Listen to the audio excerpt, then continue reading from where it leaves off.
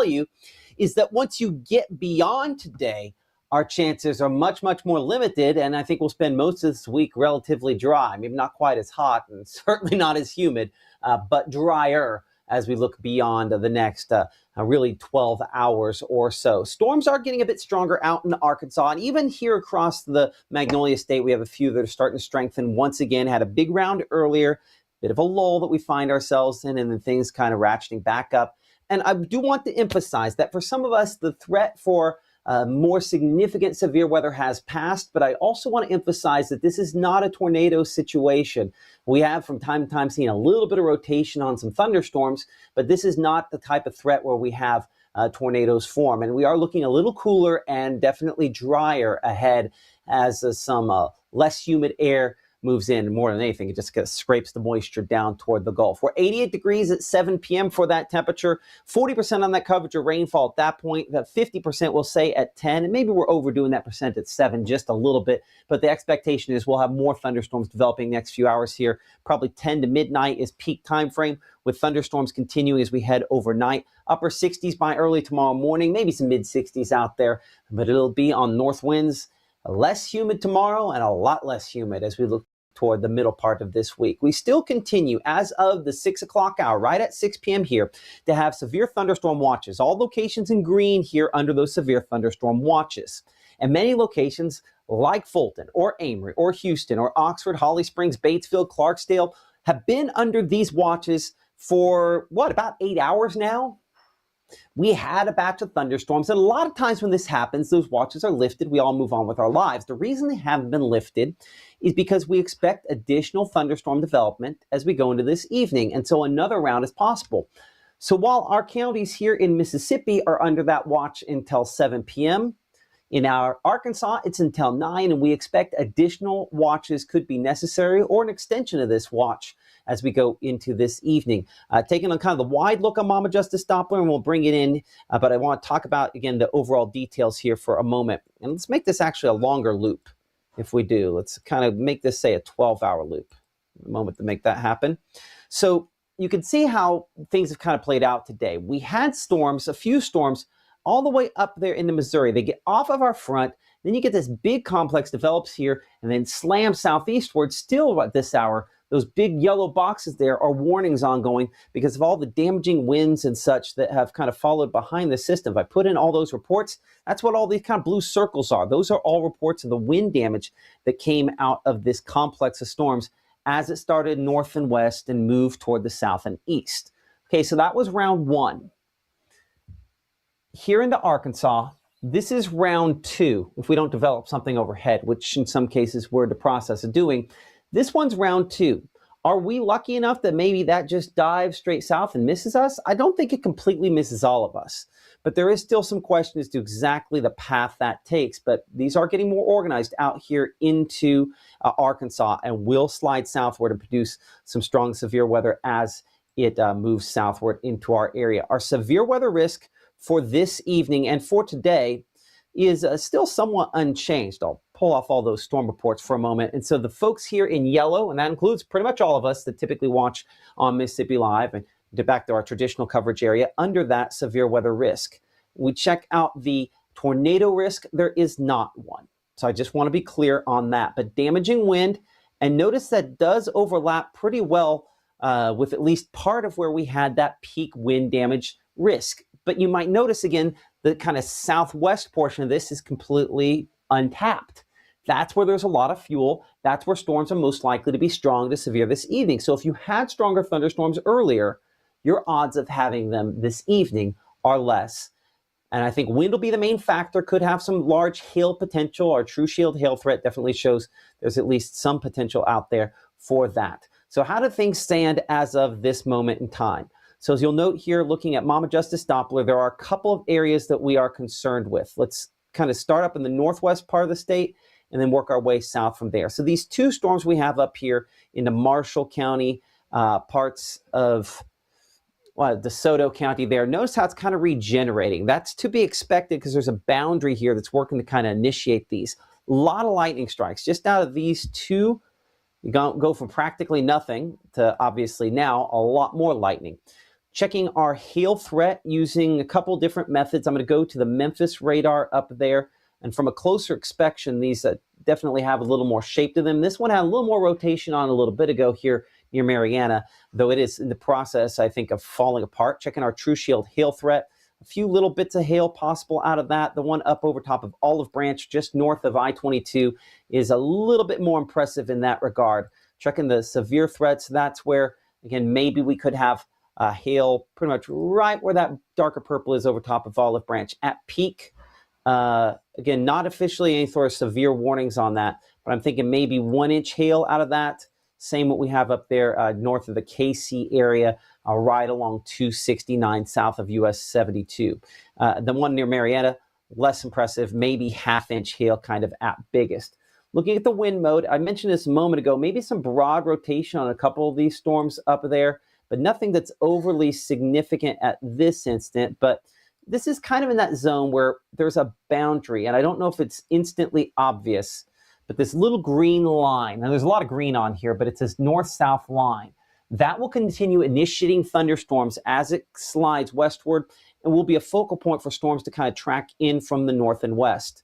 So let's go ahead and put this into motion, give you a 1 hour loop on these, and give you 2 storm tracks on each of these, and we're going to look at some other thunderstorms here in a minute. So the first one is our southernmost storm, again, going through a bit of a collapsing phase.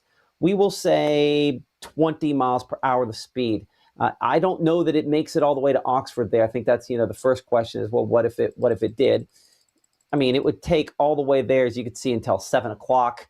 This one probably falls apart before then, but I think additional thunderstorms could develop there. As you can see, about 7 o'clock there for the Oxford area. We're looking at Laws Hill, 621, and the College Hill area, again, that's close at Oxford, about 650 or so. Putting in Blackwater, which is near, of course, Sardis Lake there, at 624. So still a little bit of time before that. New severe thunderstorm warning on this north storm here, up closer to Olive Branch. 1 inch hail and 60 mile per hour winds, the expectation on this if it were to produce severe weather. We looked at that True Shield hail threat a moment ago. Let's get a storm track on this now. Again, moving southward. Speed on this storm has not been particularly fast. We will say 15 miles per hour. So at 15, 16 miles per hour there, Byhalia, of course, we're looking at that for you at 607. Of course, over Olive Branch at this moment in time with whatever hail it's producing there. We're looking at Stonewall 616, Red Bank 622, closer to Lewisburg there 637, Holly Springs 646, Cockram there about 652, and Chulahoma by about 703. This is Doppler radar indicated strong wind gusts and hailstones that have prompted this severe thunderstorm warning there until 6:45 p.m. for the folks that I was mentioning just a moment ago there. So more on that one here in a minute.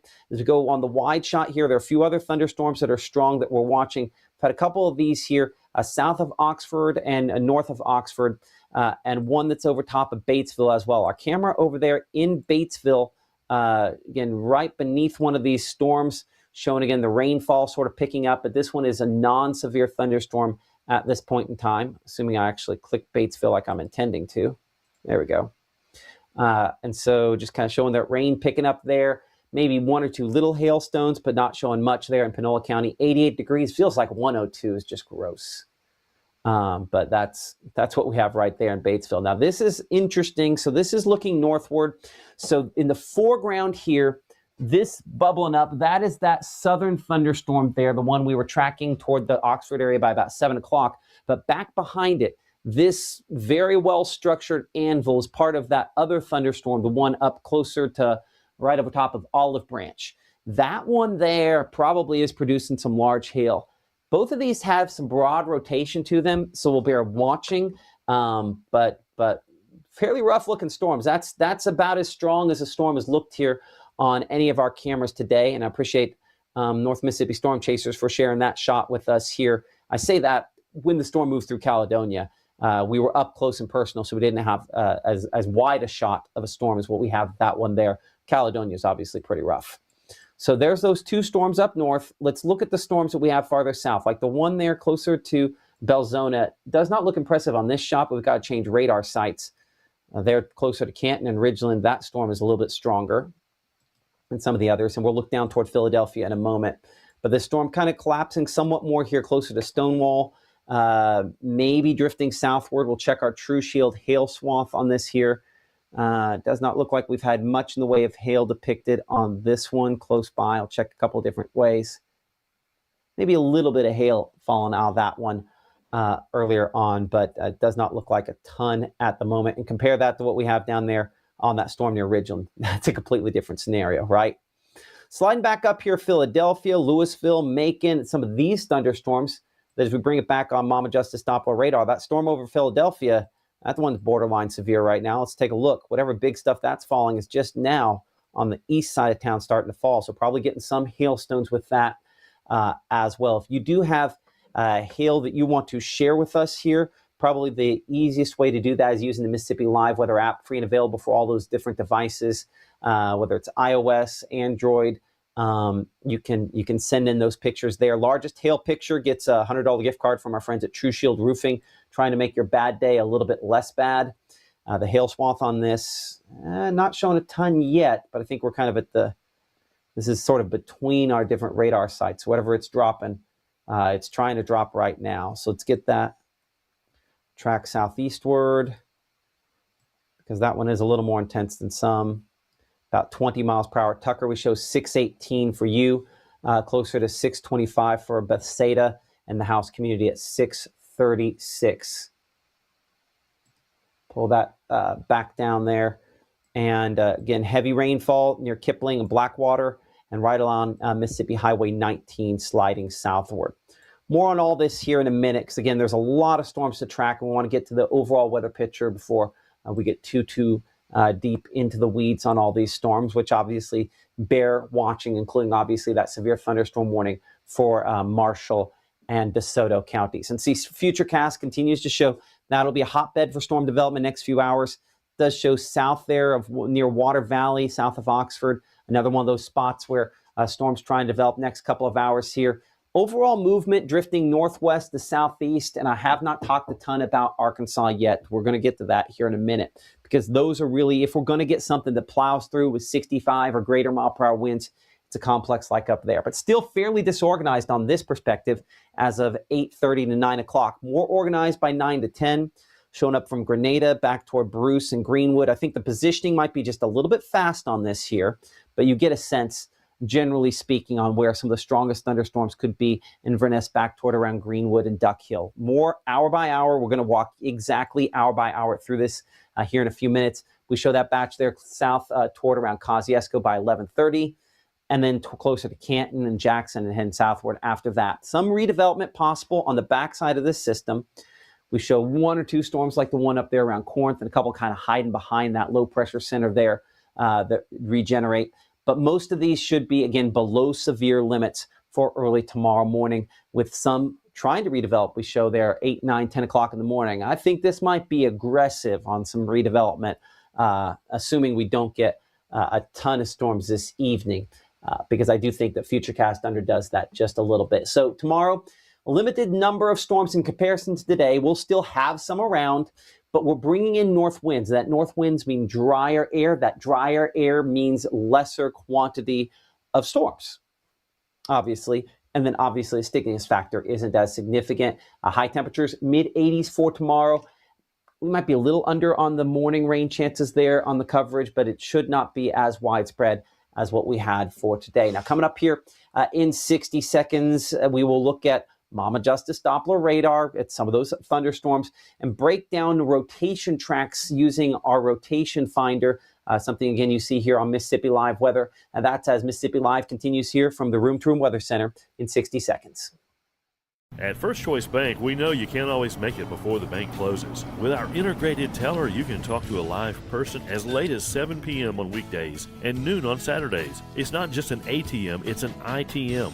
First Choice Bank, your choice for banking. It's a summer squeeze at Room to Room. We're squeezing prices with 50% off furniture and mattresses, an extra 20% off accessories, an extra 10% off rugs, plus 18 months special financing. Shopping at Room to Room is easy peasy lemon squeezy.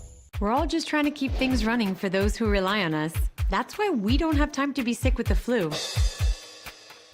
We don't have time for delays. We don't have time for spills. Next. We don't have time for setbacks. Let's be real. Getting the flu shot Helps you fight the flu. Get a flu shot for yourself and those around you, too.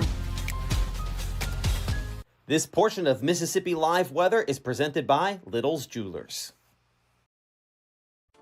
Right now, from the Room to Room Weather Center, here's Mississippi's Chief Meteorologist, Matt Lobhon.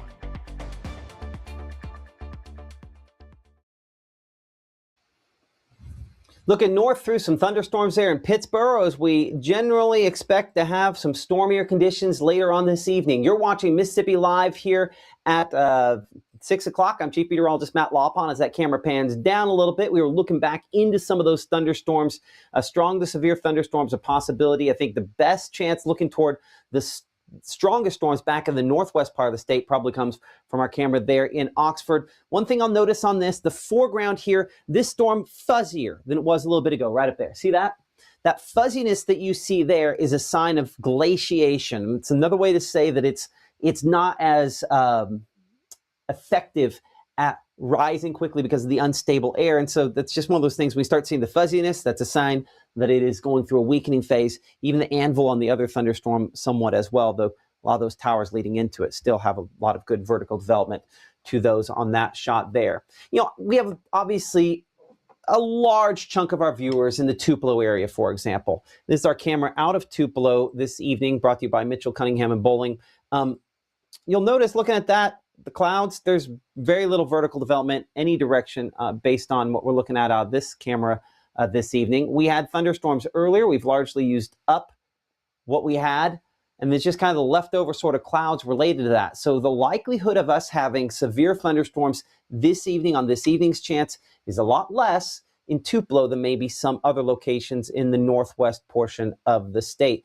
Again, that is where we do have a severe thunderstorm warning ongoing up here by Halia, near the Barton community and Olive Branch. The storm sort of building back to the west. You'll notice there's two advisories here that sort of layered on top of one another. If I pull off our list of camera locations there. One is, let's see if I can get it to pop up. It's not wanting to pop up there. But one is this flood advisory that you see there in green, sort of the green outline that's showing up. Give me a moment here to fix something behind the scenes. That flood advisory is one of those things that this kind of outlines the most, well, obviously where the flooding rainfall is. And then obviously in yellow there is our severe thunderstorm warning. It's higher level. That's why my system's only picking that one up as the one to talk about there as well. So that's in effect for Marshall and for DeSoto counties. As we change this over to the radar site out of Memphis, again, very near where it shows Olive Branch on there. As we kind of put this into motion, we'll make this a 30-minute loop here. You'll notice how there just isn't a ton of movement on this, right? There is a little rotation on this storm. It's kind of come off of our boundary right there just a little bit, but any rotation on a storm like this is going to be more to help it produce hail or maybe some gusty winds. That's typically what we see out of a scenario like this. So I even hesitate to use the word rotation in this scenario just because I don't want to imply something more than the reality of the situation. But again, some broad rotation showing up with it. So again, while that enhances the hail more than anything else, something we got to at least mention there on this. I think gusty winds, 60, 65 mile per hour winds possible out of that as well. So not a lot of movement. I would put a storm track on it, but I just don't think it's really moving enough to do that, as ridiculous as it is to say that. But this green line that extends southward there, we can assume that probably goes all the way here and connects to some of these thunderstorms near Water Valley and Bruce as well. So all of that to say, those storms and really everything west of that is where we are concerned that this batch of storms out here into Arkansas could have some real issues for us tonight. Let's pull off all of those reports and let's put this into motion. We're going to make this a 1 hour loop here. So this batch here,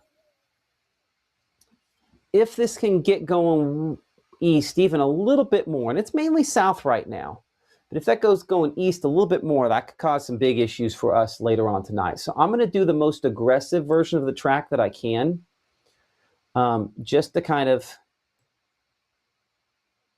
you know, worst case scenario sort of thing. So let's move it southeast and let's say 40-ish miles per hour. And let's expand that in. Let's take that 125 miles and thin down the number of locations.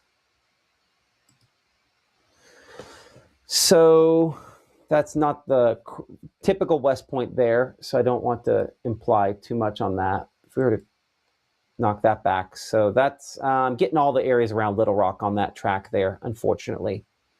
Well, but that tells you that this is heading more south than it is our direction as well. So maybe we'll get lucky on that. But we're still probably talking well after 9 to 10 o'clock tonight if that doesn't pick up a whole bunch of speed, which it very much could. The other strong thunderstorm we've been watching here going through a collapsing phase near Chulahoma along Mississippi Highway 4, kind of going through that phase. That's the one that's on the path that eventually will take it down toward Oxford. It's just going to take a little while longer before it gets that far south and toward the Oxford area. So watching it for some of those folks there. And then Batesville, that storm not really moving. The storms Water Valley and Bruce not really moving as well. But obviously it is definitely moving when you get down here south to Philadelphia and the storms down here toward Meridian. Again, Meridian outside the area, but for our Max South viewers down here in locations near Philadelphia and Herbert Street and Duffy there, that's what we're watching for you. Checking our True Shield hail swath. Some small hail, maybe even some hail up to 3/4 of an inch in size possible out of a couple of these there. So that has been one of our stories today. The damaging wind, we typically find out about after the fact. So prepare accordingly to kind of dodge the worst of what these have. And you can still see that outflow boundary, that rain-cooled air, right? You can sort of connect that up to where that would affect locations up toward Pittsburgh and then back up there toward Marshall County and DeSoto and Tate counties farther north as well. So a lot of different things that we're watching. Your big headline at this hour, severe risk does continue into the overnight time period for a lot of locations. When we look at the potential here, we're thinking, again, damaging winds. If some of these thunderstorms can get organized, a possibility. I think with each passing minute, that threat diminishes somewhat. See, Gabe has one of the cameras up there in northwest Mississippi. Before we go too deep in here, I do want to bring Gabe in for a second. What location is that? So this will be Victoria off of I-22 looking west into that Byhalia storm. Okay, so that will be a good viewpoint of that once that gets a little bit closer. Let me see. I can actually pull this up a little bit. There you can get more of those dark clouds on the horizon. So, I mean, that's a pretty hefty storm moving through there in Marshall County. Mm-hmm. And once it goes to a collapsing phase, that's when it's going to cause some issues. It's still not quite to that point yet, and a lot of heavy rainfall. Appreciate that, Gabe. Of course, watching things for us behind the scenes here in the Room to Room Weather Center in our Tupelo studios. As we check out the not just the wind threat, but there's also a hail threat to contend with as well here. It remains more limited on our True Shield hail threat, but some large hail, again, remains a possibility. But this is one of the big stories that we just cannot miss. There is not a real significant tornado risk in any form or fashion with what we have this evening. So let's walk hour by hour through Futurecast here. What it has, again, it does a good job with our storms out there into Arkansas. It does a good job showing our storms back in northwest Mississippi and some of the other thunderstorms out there. Maybe overdoing what we have out here in Shelby just a little bit. And let's check down south. I want to see if it's underdoing that as well. It's underdoing the quantity of storms down here, which could limit maybe the next batch of storms somewhat. So storms, again, by 8 o'clock, we show filling in a little bit more out here between, say, Holly Springs and Batesville and Charleston.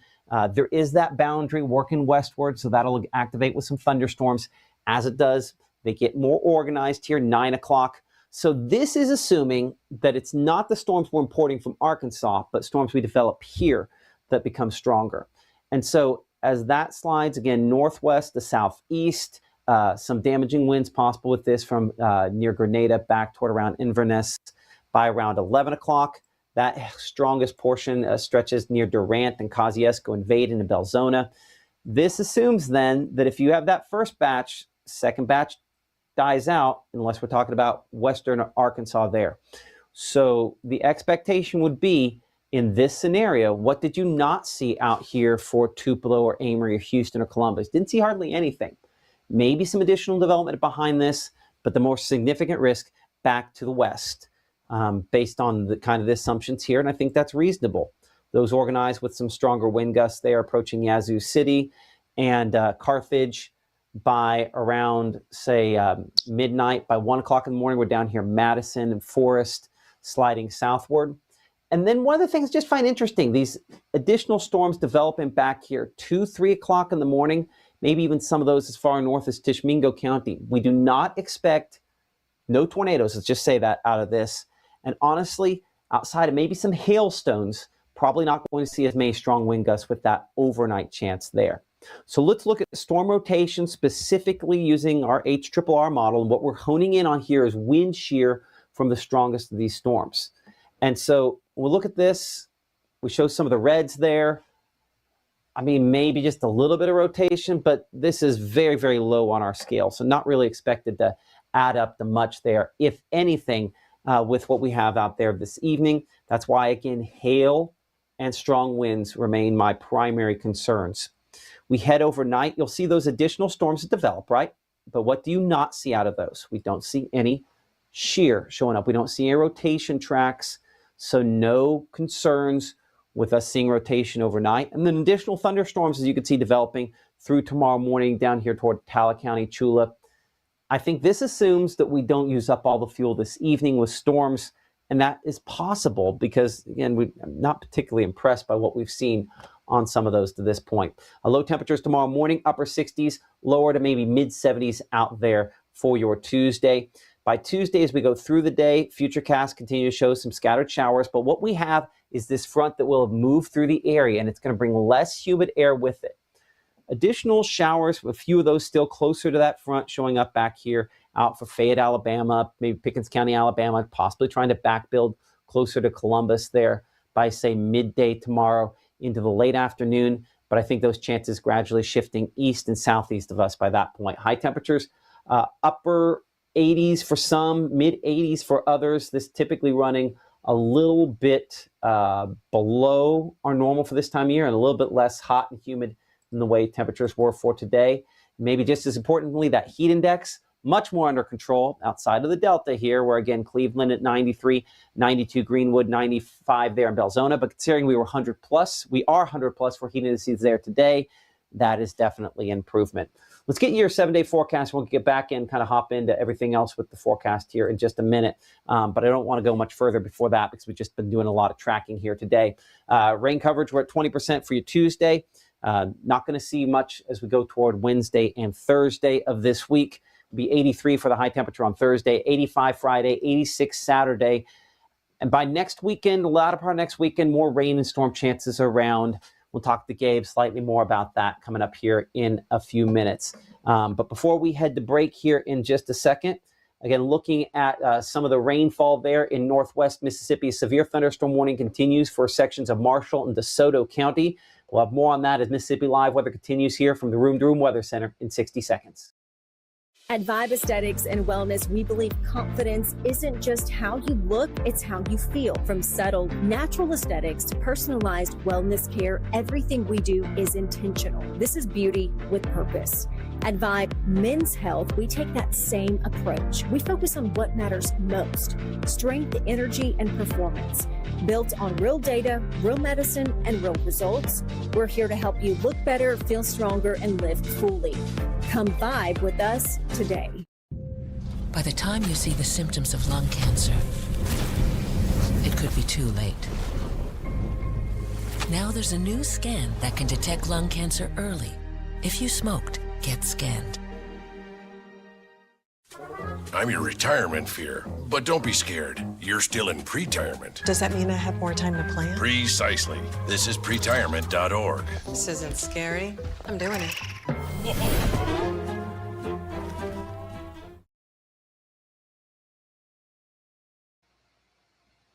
Welcome back. A severe thunderstorm warning in effect up here in DeSoto County until 6:45. DeSoto and Marshall counties under that severe thunderstorm warning. Both locations also under a flash flood warning, and I'm not going to be able to get my graphic here to turn off the severe thunderstorm watch because it's going to prioritize that. So let me click off severe for just a moment so I can get it to pop that on. So the flash flood warning here in kind of the purplish color for locations. Again, Olive Branch, Barton, Tasca, Victoria. We've just really dumped a ton of rainfall over a very short period of time for your locations there. How much? We could be talking about some rainfall accumulations here. We showed 3-hour rainfall accumulations, 1 inch to 2 inches, but this is over just a really short period of time. You know, this is pretty heavy stuff. So, and again, somewhat urban area, obviously, so that makes the flooding a little bit trickier as well. A lot of lightning strikes out of this. Looking at the hail potential on this thunderstorm here, using our True Shield hail swath, and a couple of spots where we do show some of that hail still out of this over Olive Branch back toward Barton, again, where this really has not moved much. We'll look 3D on this, which is one way in which we can kind of analyze what's going on aloft. It's not as organized as it was a little bit ago. We kind of slice back through this here. Yeah, I don't show that hail as high up as it was a little bit ago. We'll make this instead a, let's say 1 hour loop here. But going back a couple scans, you can see how that hail was a little higher up at some points there in the recent past than it is now. So still could have, again, some hail falling out of this. Hopefully that's not the case. There we are, showing a little bit slightly higher up earlier on, close to about 6:11, so about 20 minutes ago there, when there was a severe thunderstorm warning in effect at that time as well. So these storms should remain disorganized enough that the hope is here that as it goes through a collapsing phase, it reduces its severe weather potential. The problem is that collapsing phase means all that water is going to have to fall out of it, and that's going to cause issues in its own right there. So how's Corinth looking? Water Valley, Olive Branch, of course, we're talking about you for Olive Branch here. Is Northeast Mississippi getting any more? Will it stay west and south? At this point, let's answer that question first, Kim. Northeast Mississippi, as far as severe weather this evening goes, is less likely than many other spots to see the severe weather going forward tonight. The far northeast portion of the state, probably not going to see much. As you'll note here, that's the reason you've been removed from our severe thunderstorm watch. That's what these counties in green are here.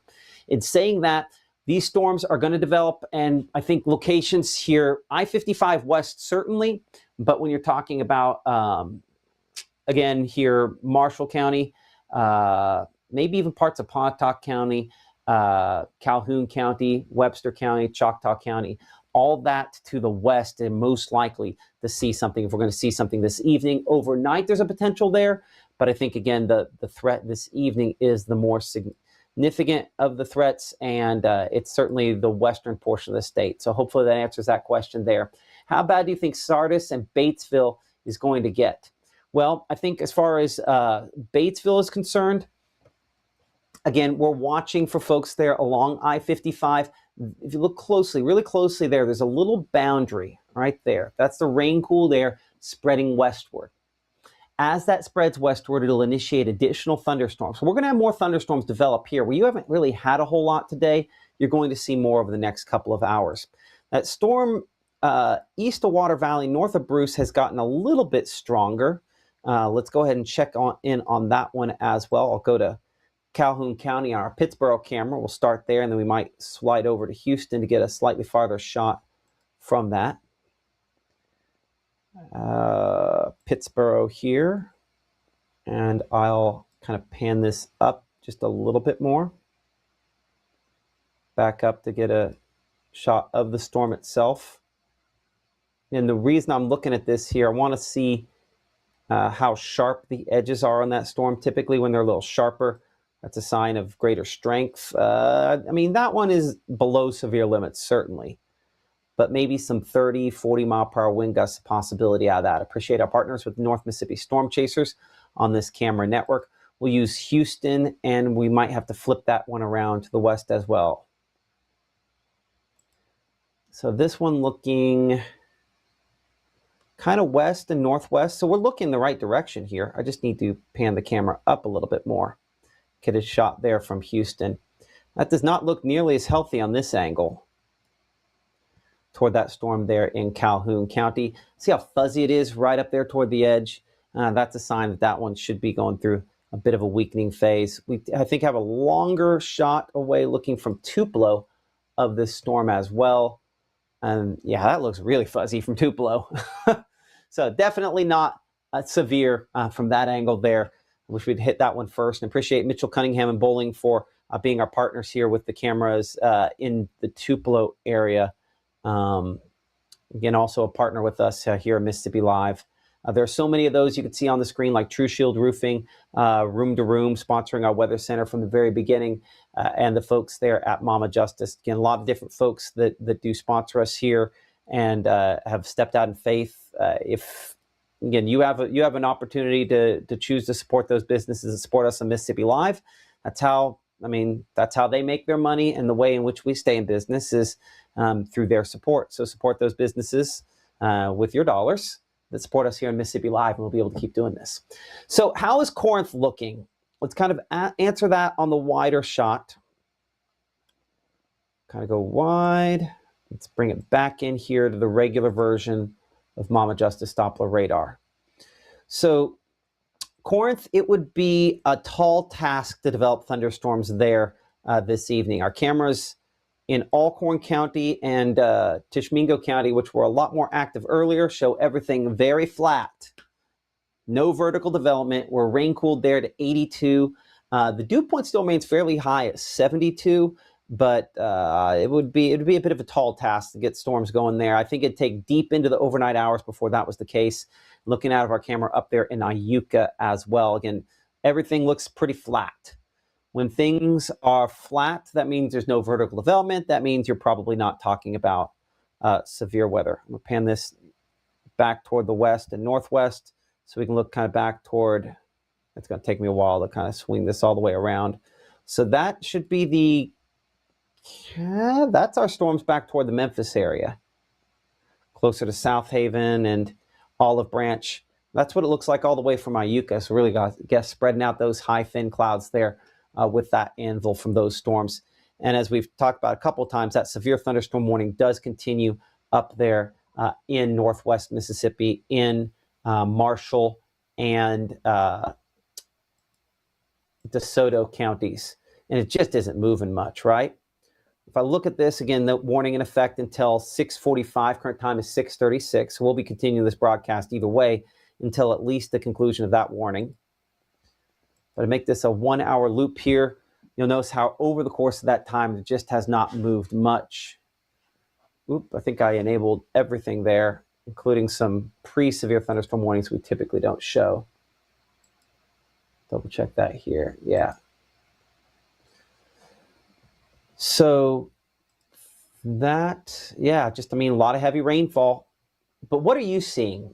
Please let us know what you are seeing there in the field. That certainly makes a difference. Probably the easiest way to do that is using the Mississippi Live Weather app. Like, subscribe, follow, and download both of these QR codes you see there for Android and for iOS devices. If you scan that with your phone, it will let you download our app. And it's important because that way you can send everything you need.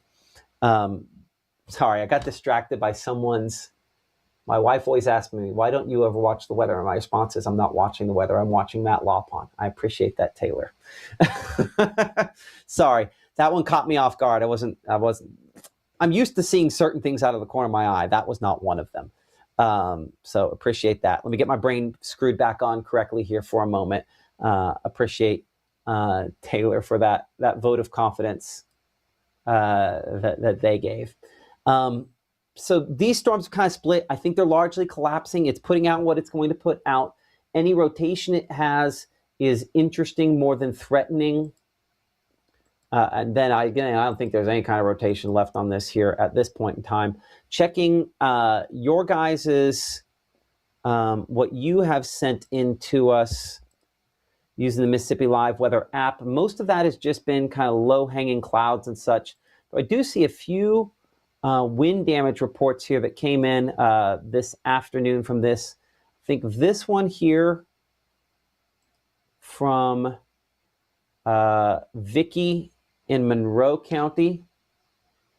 Give me a moment to pop this up here. So Have to change this over for a moment. Let's go to Vicki and Monroe County. We had a second ago.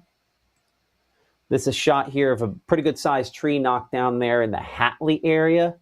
Near the Hatley area, some trees knocked down. What I also see, well, say that. Oh, I'm gonna have to change. How do we do that? We're gonna have to hit that and then hit that. There we go. And almost. Too many toys, Gabe. There we are. So there's a shot. I'm gonna pull up both these. These are from Vicki in the Hatley area of the pretty good sized tree that looks like got knocked down. Her area. It looks like that is, one angle on it. This is the other. See a lot of leaf debris on that roof there. I hope it didn't hit too badly. It looks like it broke the crepe myrtle there to the side, unfortunately, and hopefully there wasn't any significant damage. So I do see it looks like the gutter knocked back there as well. So prayers for those folks, and hopefully it's not too significant. Appreciate those sent in. A lot of dark cloud sort of pictures today near the Tin Tom Waterway and Holcut a little bit earlier on. Some of the low-hanging, scary-looking clouds. We a lot of times just call this scary-looking clouds caused by the rain-cooled air as it's moving toward the camera. I mean, you could see the little fingers extending that on that one. That one looks pretty rough, but maybe we like to say sometimes bark is greater than bite when you're talking about something like that.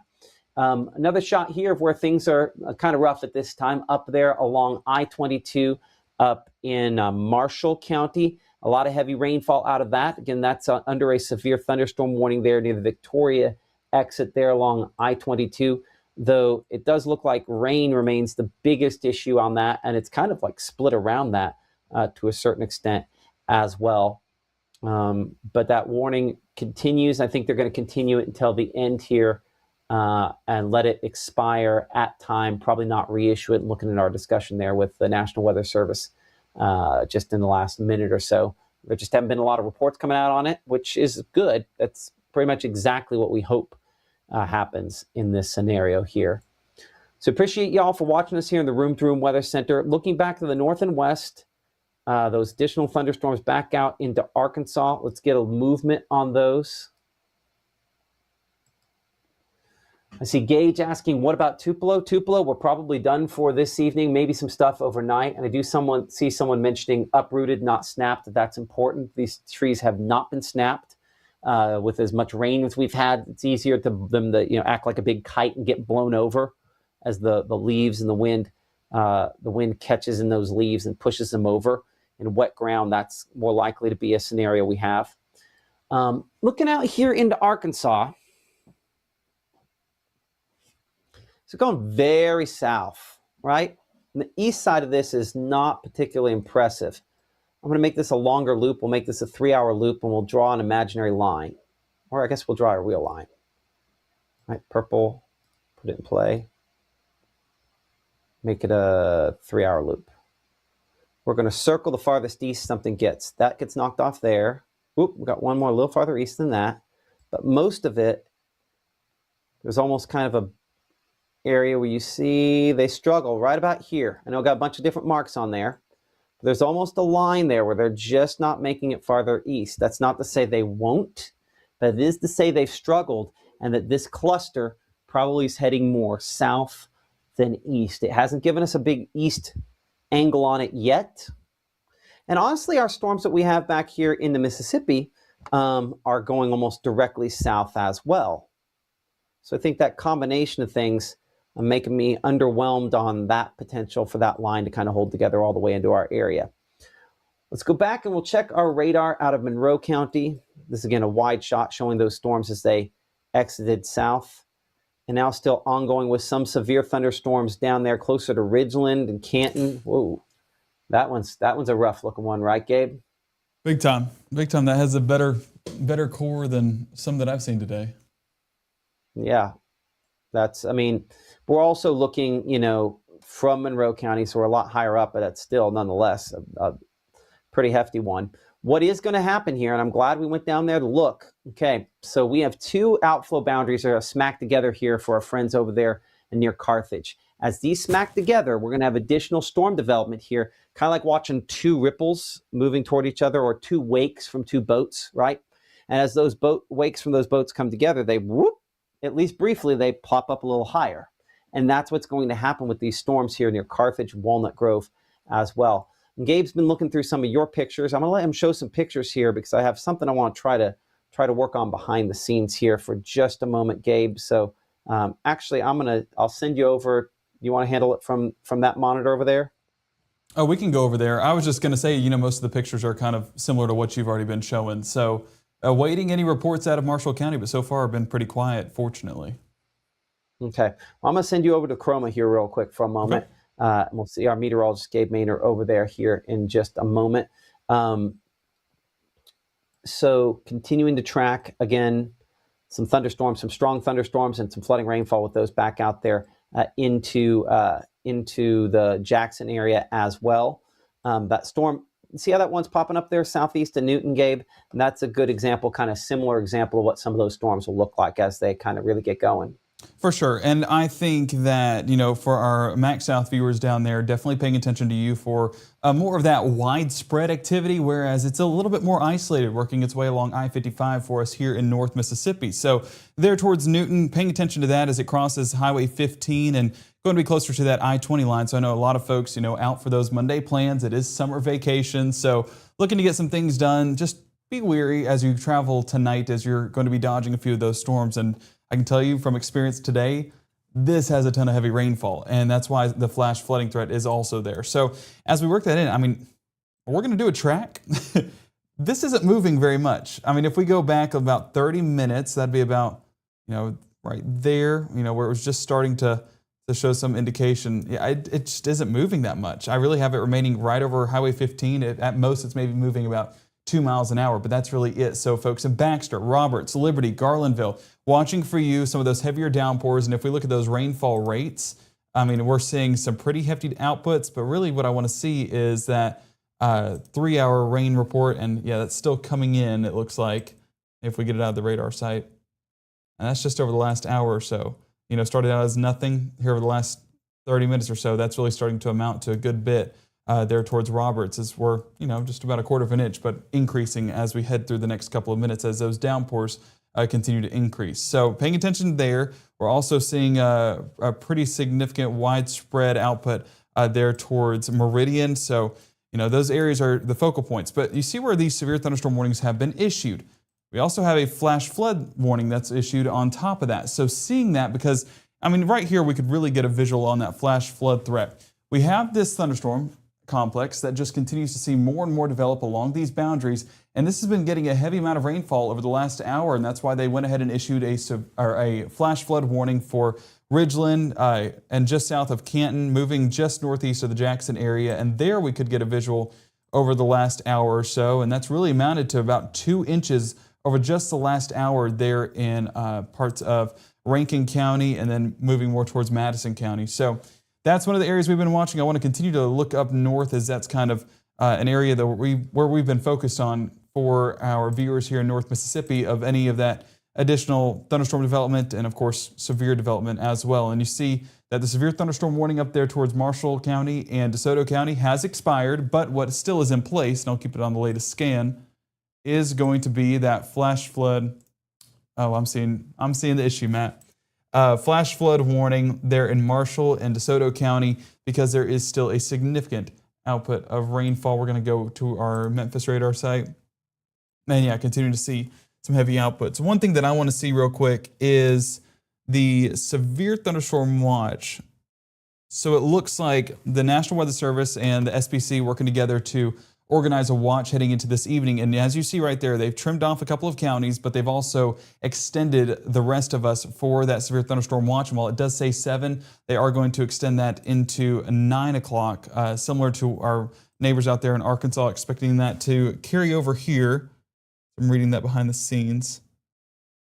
Yeah, both will expire at 9 p.m. now. So we're going to be with you guys a little bit longer, tracking these out. But that's just due to the boundary that's overhead and allowing these storms to really get going. If we go out of our Monroe County site, let's watch this storm there towards Bruce, and then we'll look at the camera there to get a visual, but that's increasing right along that boundary, and we're still getting some of those heavier outputs of rainfall. Looks like it almost does have a training setup. Let's zoom in on that one specifically and go to northern Calhoun County. And right here, Banner, getting those heavy outputs, additional outputs. Yeah, it does look like it has that southern movement there, but still an area we're watching for potentially some of that smaller hail and even some of that, even some of those gustier winds. So let's time this out. I want to make sure I have an exact measurement on the movement of these storms. It's not fast movers by any means. So there we go. And we're going to take it to that leading edge. I mean, at most 15 miles an hour. So I'm going to go about 15 along that leading edge as that continues to move further towards the south. So let's draw out that path. And as we go along the leading edge, and we're taking about 15 miles an hour. Oh, I messed up. Give me a second. There we go. Okay, continue to take that towards Bruce and towards Lloyd, and then we'll get a visual on this here in a moment, but we'll take it about 15 just to give an additional bit of a heads up. You can see that, gonna work with me? Oh my word, this track is just going to be the thorn in my side. There we go, dragging that out. Let's take it 15 miles an hour. Lloyd, 653, Bruce, 655, Ellard, 656, Shepherd, 711, Pittsboro, 711, Vardaman, 716, Derma, 732, Calhoun City, 736, and Benella by 740. I believe I'm saying that correctly. But this is going to be an area where we're watching some heavier downpours, and even just west of Banner, looks like we're trying to mix in a little bit more of that potential hail. Let me make sure. Yeah, so it will take a bit to start to get those reports, but I wouldn't be shocked at all if west of Banner we were trying to mix in some of that hail to the surface. Even if we go 3D mode real quick, we can see the movement on there and some of those purples that are showing up. Of course, those are higher DBZs, higher, a different color, a little bit of those brighter colors. But what it also indicates is heavy rainfall and potentially a bit of a strengthening of that hail core. So right there, let me get it a little bit more parallel to the ground. Well, not that parallel. There we go. And put it on that loop.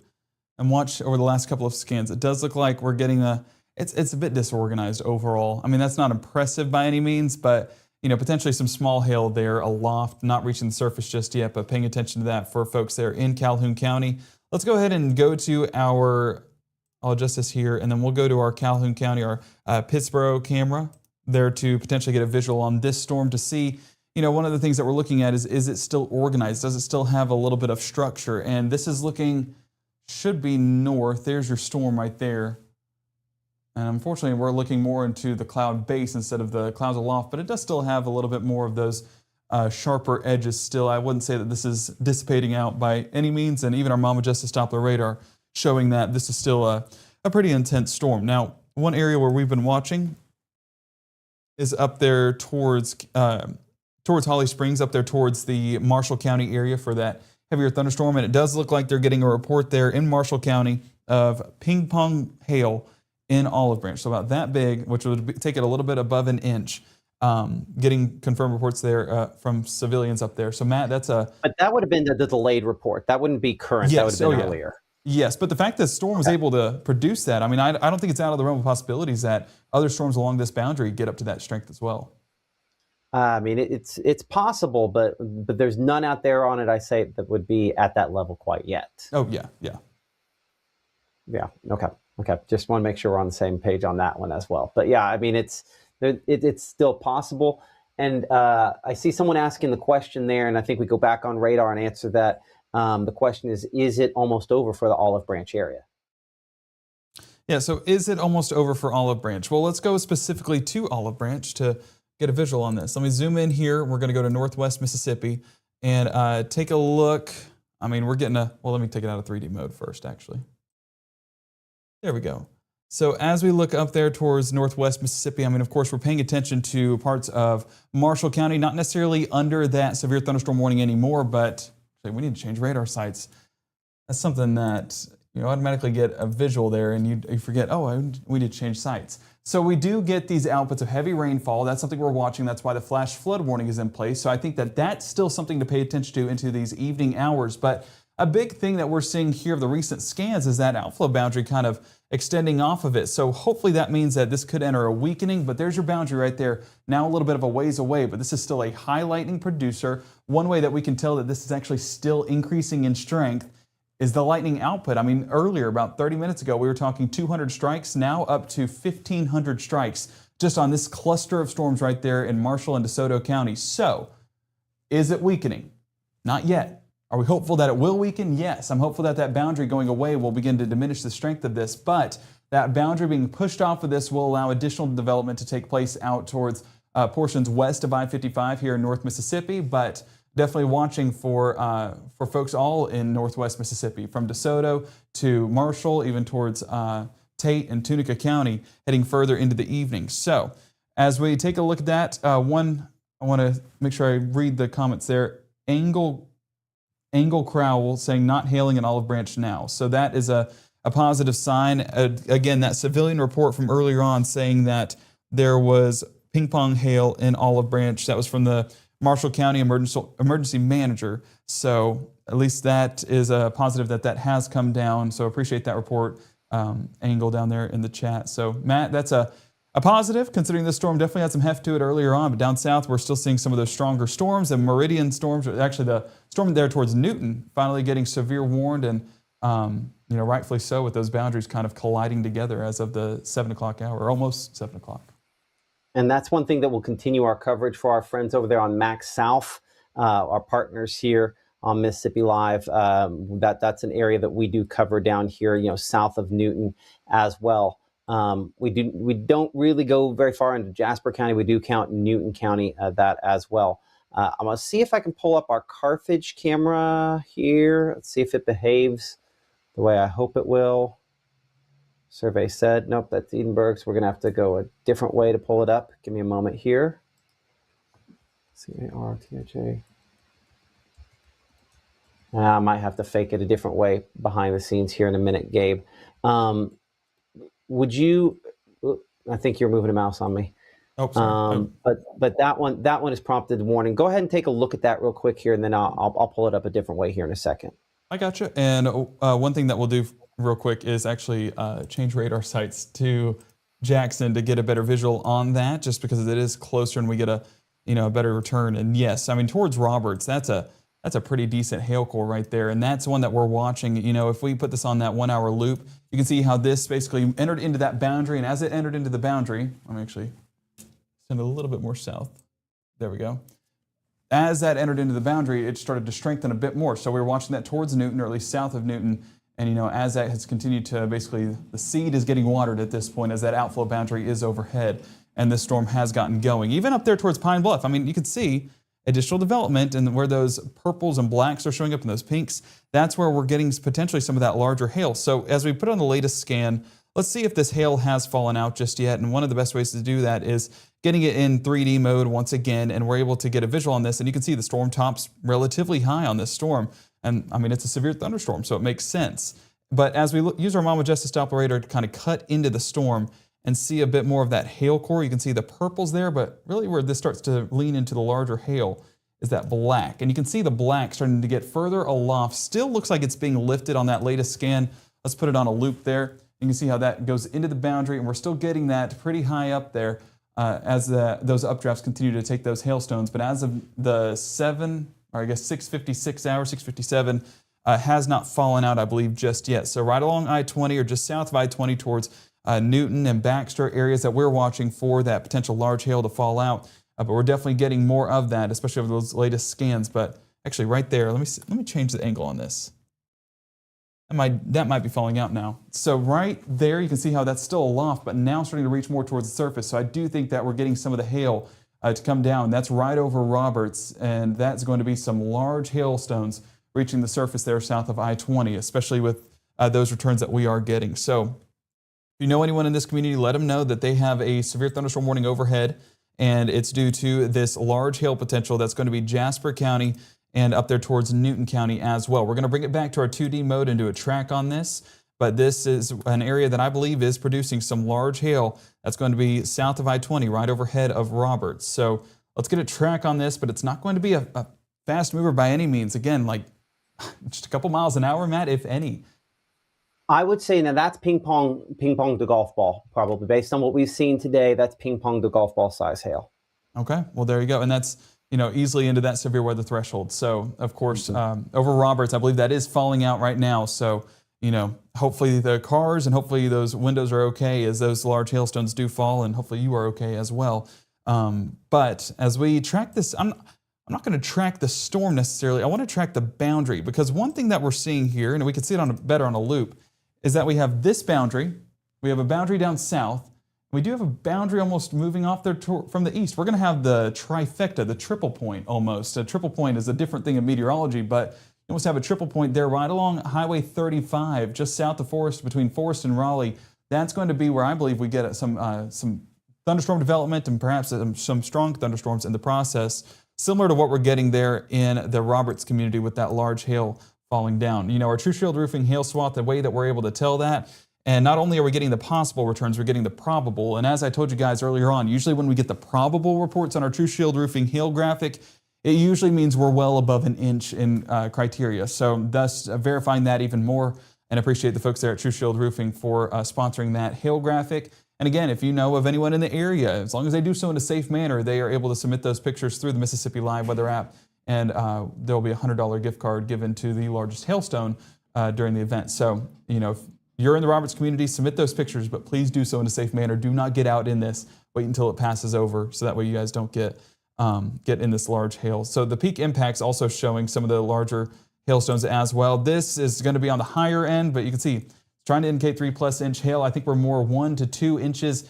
in diameter. So this is still a pretty large hail producer, and that's continuing to increase in strength over those latest scans. So as we track this out, it does look like that core continues to increase a bit, or at least we're getting more of those reports of hail mixing more towards Baxter, even up there towards Calhoun, as that gets higher up into the updrafts and kind of thrown out of the storm. So, as we track out that leading edge, I'm trying to do a track.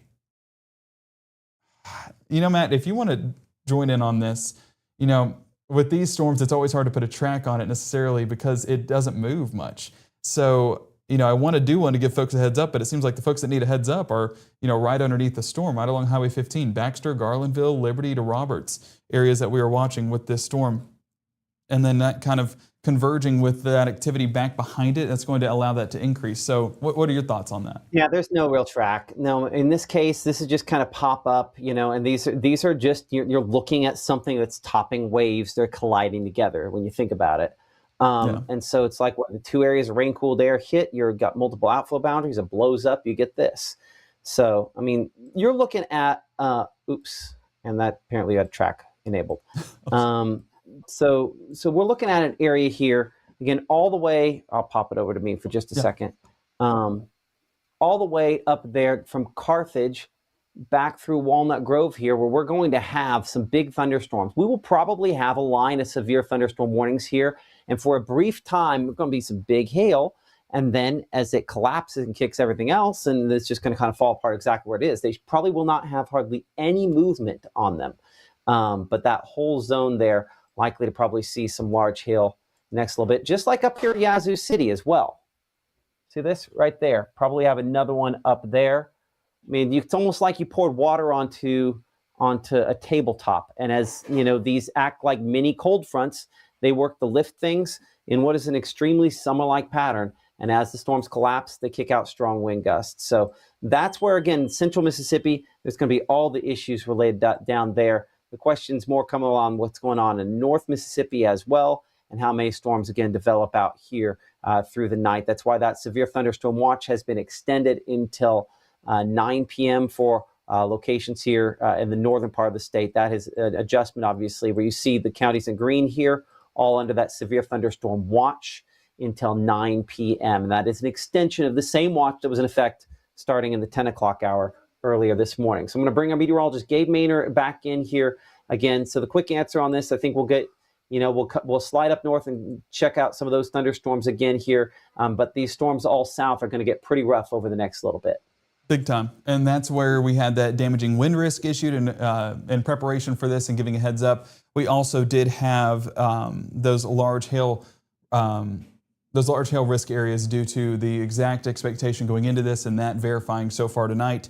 Populating in some of those reports so far. These were reports earlier on today as that first line moved on through. Again, we are in round 2 of our severe weather threat. And down south, we're starting to get more and more of those reports just north of Ridgeland We can see that several trees down near the Lost Rabbit community and along Rice Road, and even some large hail there just east of Canton, around 1 inch in diameter. But I think we're talking even bigger stones, as we can see there towards Newton, and it looks like a large part of that has fallen out, and it does look to be diminishing in strength because that boundary gets out ahead of it. And so that's one thing that we're talking about, is these increase in strength almost rapidly, and then once the boundary moves away, it doesn't have that lift anymore, at least not as much lift, and they start to fall apart. And so putting it on that 1 hour loop, you can see as that moved through the Baxter area, we got those darker returns. That's where we believe that large hail was at least forming and going up into the storm. Now, as of the latest scan, looks like that is falling out across portions west of Highway 15 and south of I-20 from Calhoun to Baxter. And another way we can see this, and I'm going to look 3D on a lot of these storms just because that's a way that we are able to cut into this storm and get a visual on what's taking place aloft. And I'll get it on the latest scan, and then we'll put a loop on this one more time. But as we drag this through, I'm going to bring it to more of those pinks and purples that show up. But we're looking for even deeper returns than that. Whenever we get that black to show up, you can see in our legend up there that that's indicative of some of the largest hailstones. And we definitely did get those brighter pinks earlier on. But as you can see, that kind of came down on those last couple of scans. That's because that's that large hail falling out. Looks like it is from Roberts to Baxter, the area that we're watching for those largest hail returns.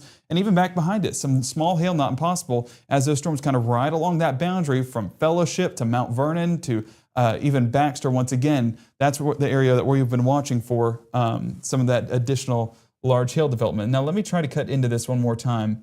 And you can see that black that's starting to show up right there, those darker purples, almost black showing up. I'm going to try to make sure that we get a visual, but you see where those kind of peak in intensity over Roberts and then now just not really showing up as much. That's because that has fallen out. So yeah, over Baxter, an area that I believe that we've gotten some of the larger hail to show up. So let's bring it back to our 2D mode real quick, and we're going to continue to assess what's taking place.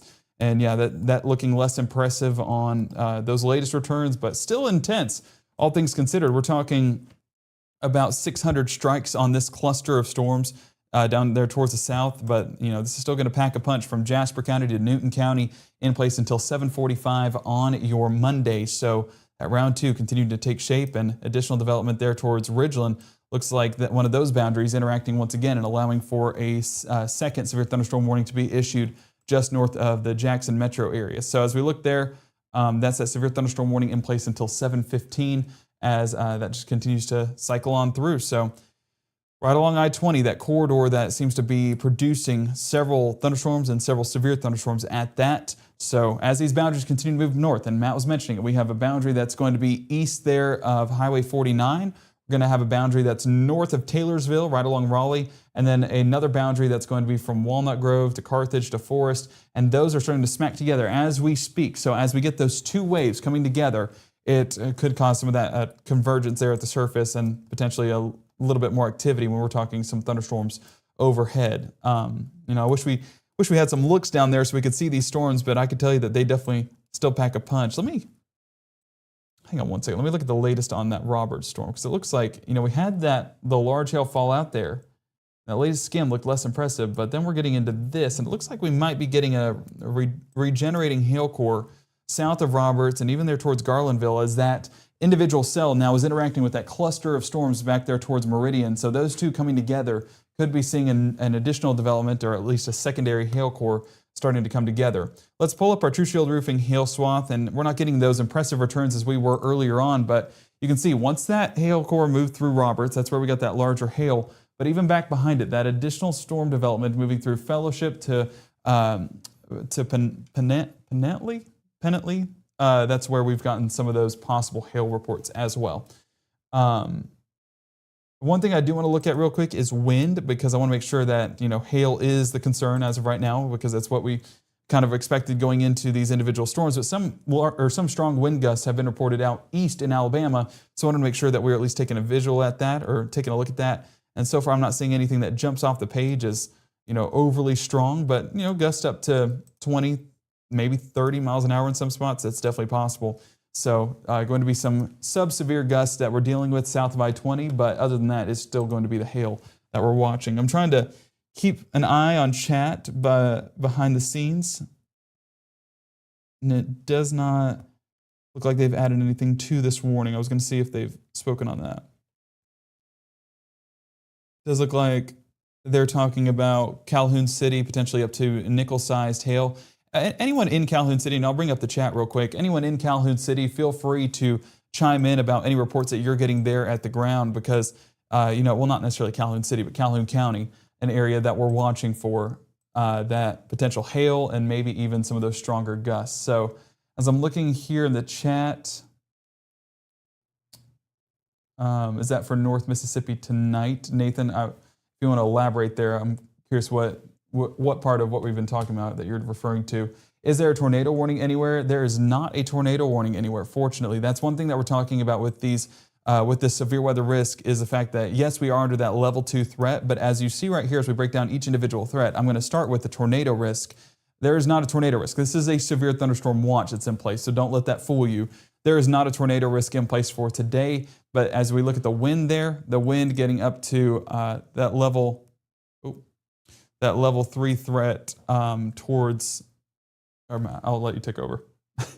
Right over the top of our area due to the stronger wind gusts, that being seen a large part earlier today, but as we've gone through the rest of our afternoon and evening, continuing to see some of those additional reports overhead. And that large hail risk, honestly, with the coverage that we're seeing, I expect a little bit more reports than just a marginal threat. So I think this, we could have argued a level 2 threat for that large hail report, especially with what we're getting right now.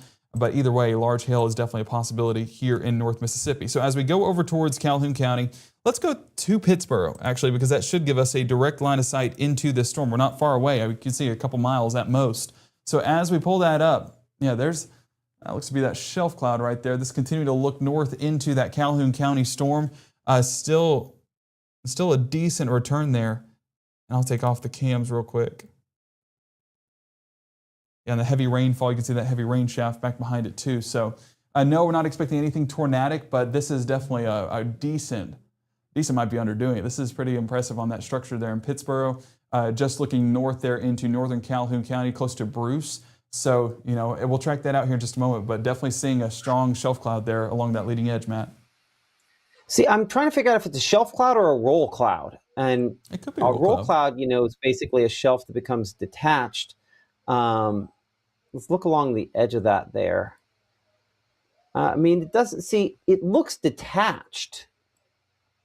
It's not a true roll cloud, but you see how it's laminar? How laminar that is there, that portion. Right there, so maybe developing a roll cloud on the rain cooled air there. A lot of again, as we look at the different types of scary looking clouds on our scary looking cloud legend, you can see how that one is. That looks like a roll cloud almost. Mm-hmm. It's like a detached shelf, and definitely some dark clouds indicating that heavier rainfall along that leading edge too, and a beautiful sunset to tie along with it. Well, see, you say that.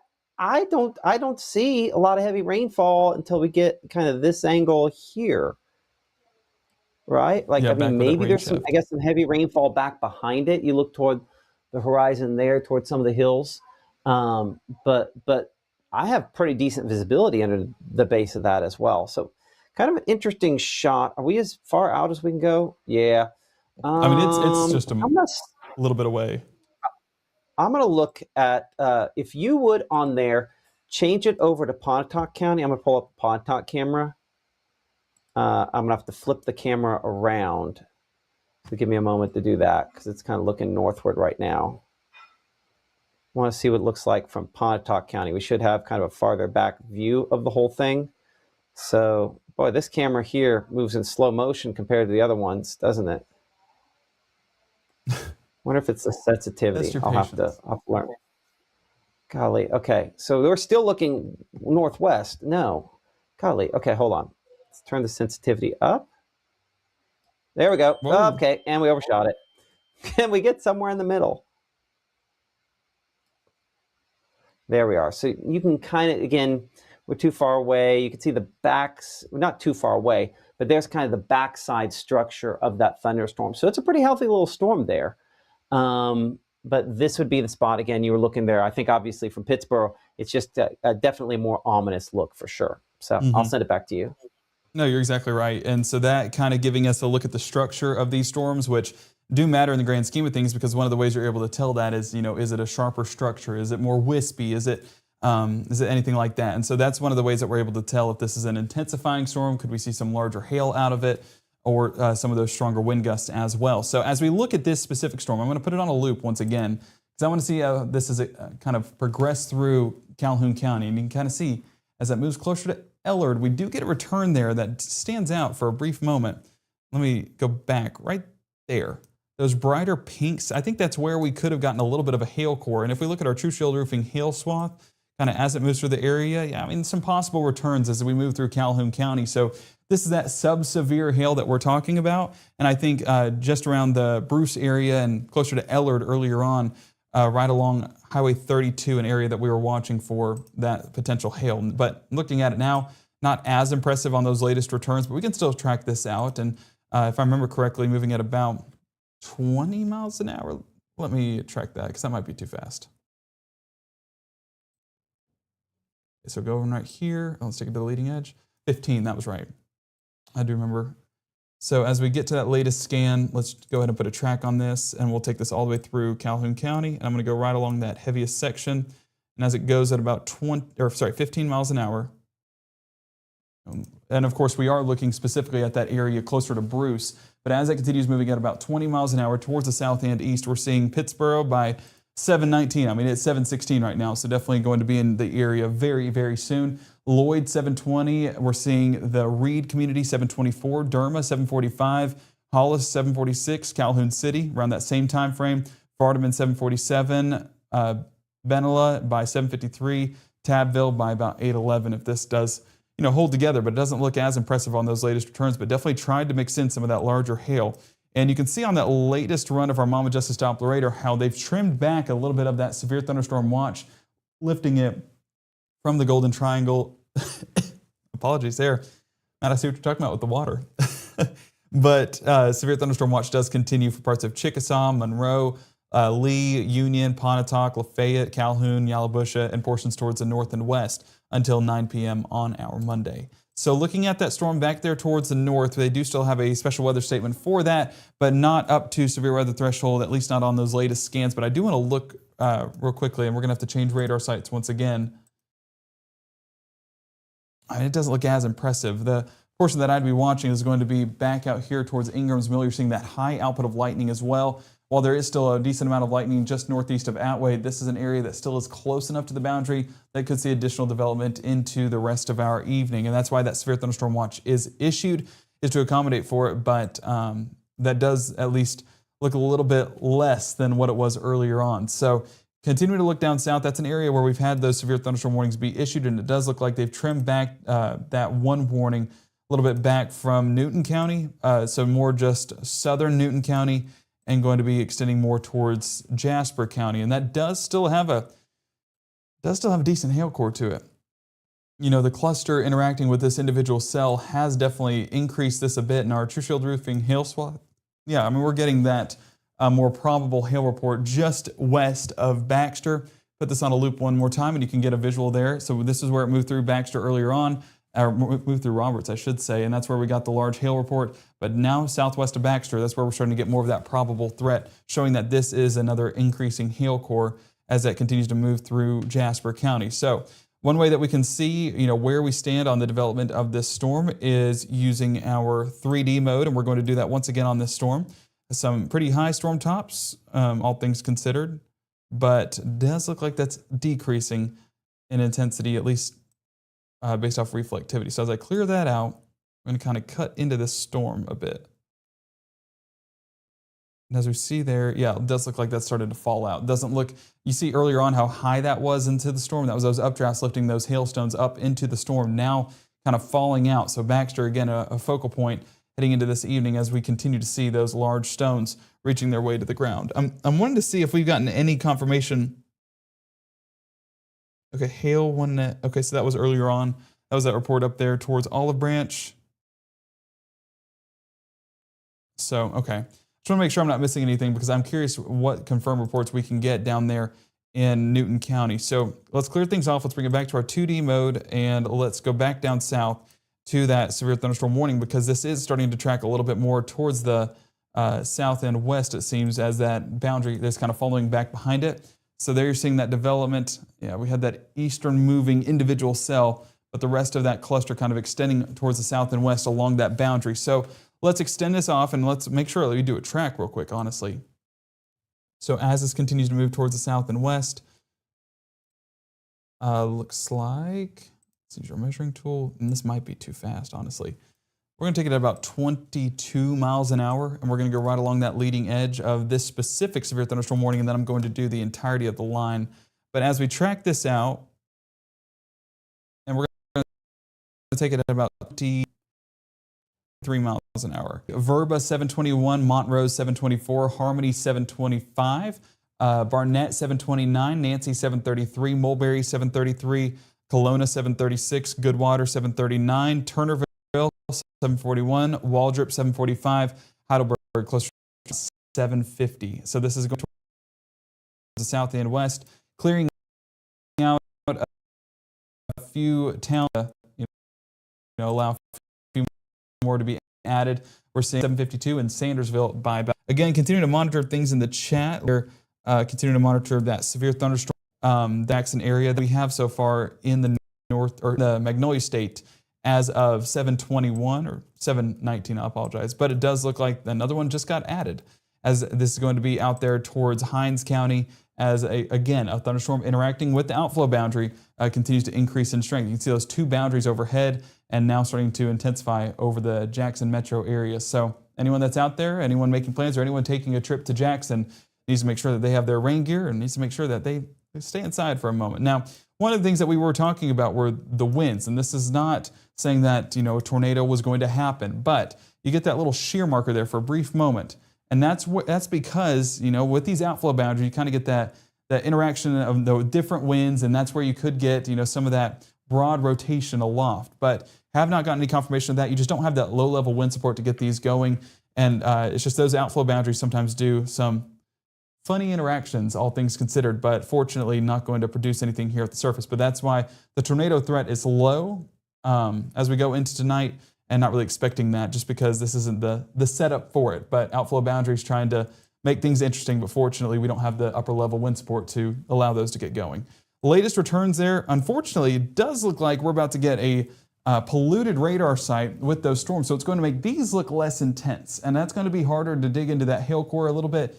But you can see how those pinks basically disappear right as that storm is moving into the Jackson metro area. So it looks like it's coming down in intensity. I'm not sold on that, because I do think that the pollution there at the radar site is going to prevent us from seeing those exact returns along that storm. But I do think that this could start to weaken as we head into the next couple of minutes, because that outflow boundary is so far out ahead.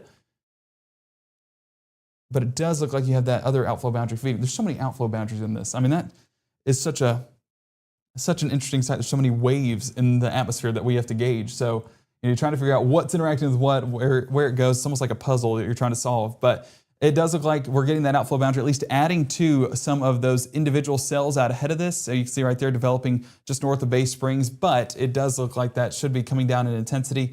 Of course, we'll get a better visual once that storm does clear off the Jackson radar site. Let's go back up north for a moment and see if we have a look there out of Pittsburgh, because I know that storm was moving overhead. Gotta love a boundary, right? An additional storm developing there just east of Water Valley. That is trying to heck a little bit of a hail core as well. The lightning on it, let me zoom in on that specific storm, because it does look like that could be increasing a bit, and thus this would be one to pay attention to as we head further into the evening. So there we go, about 70 strikes there.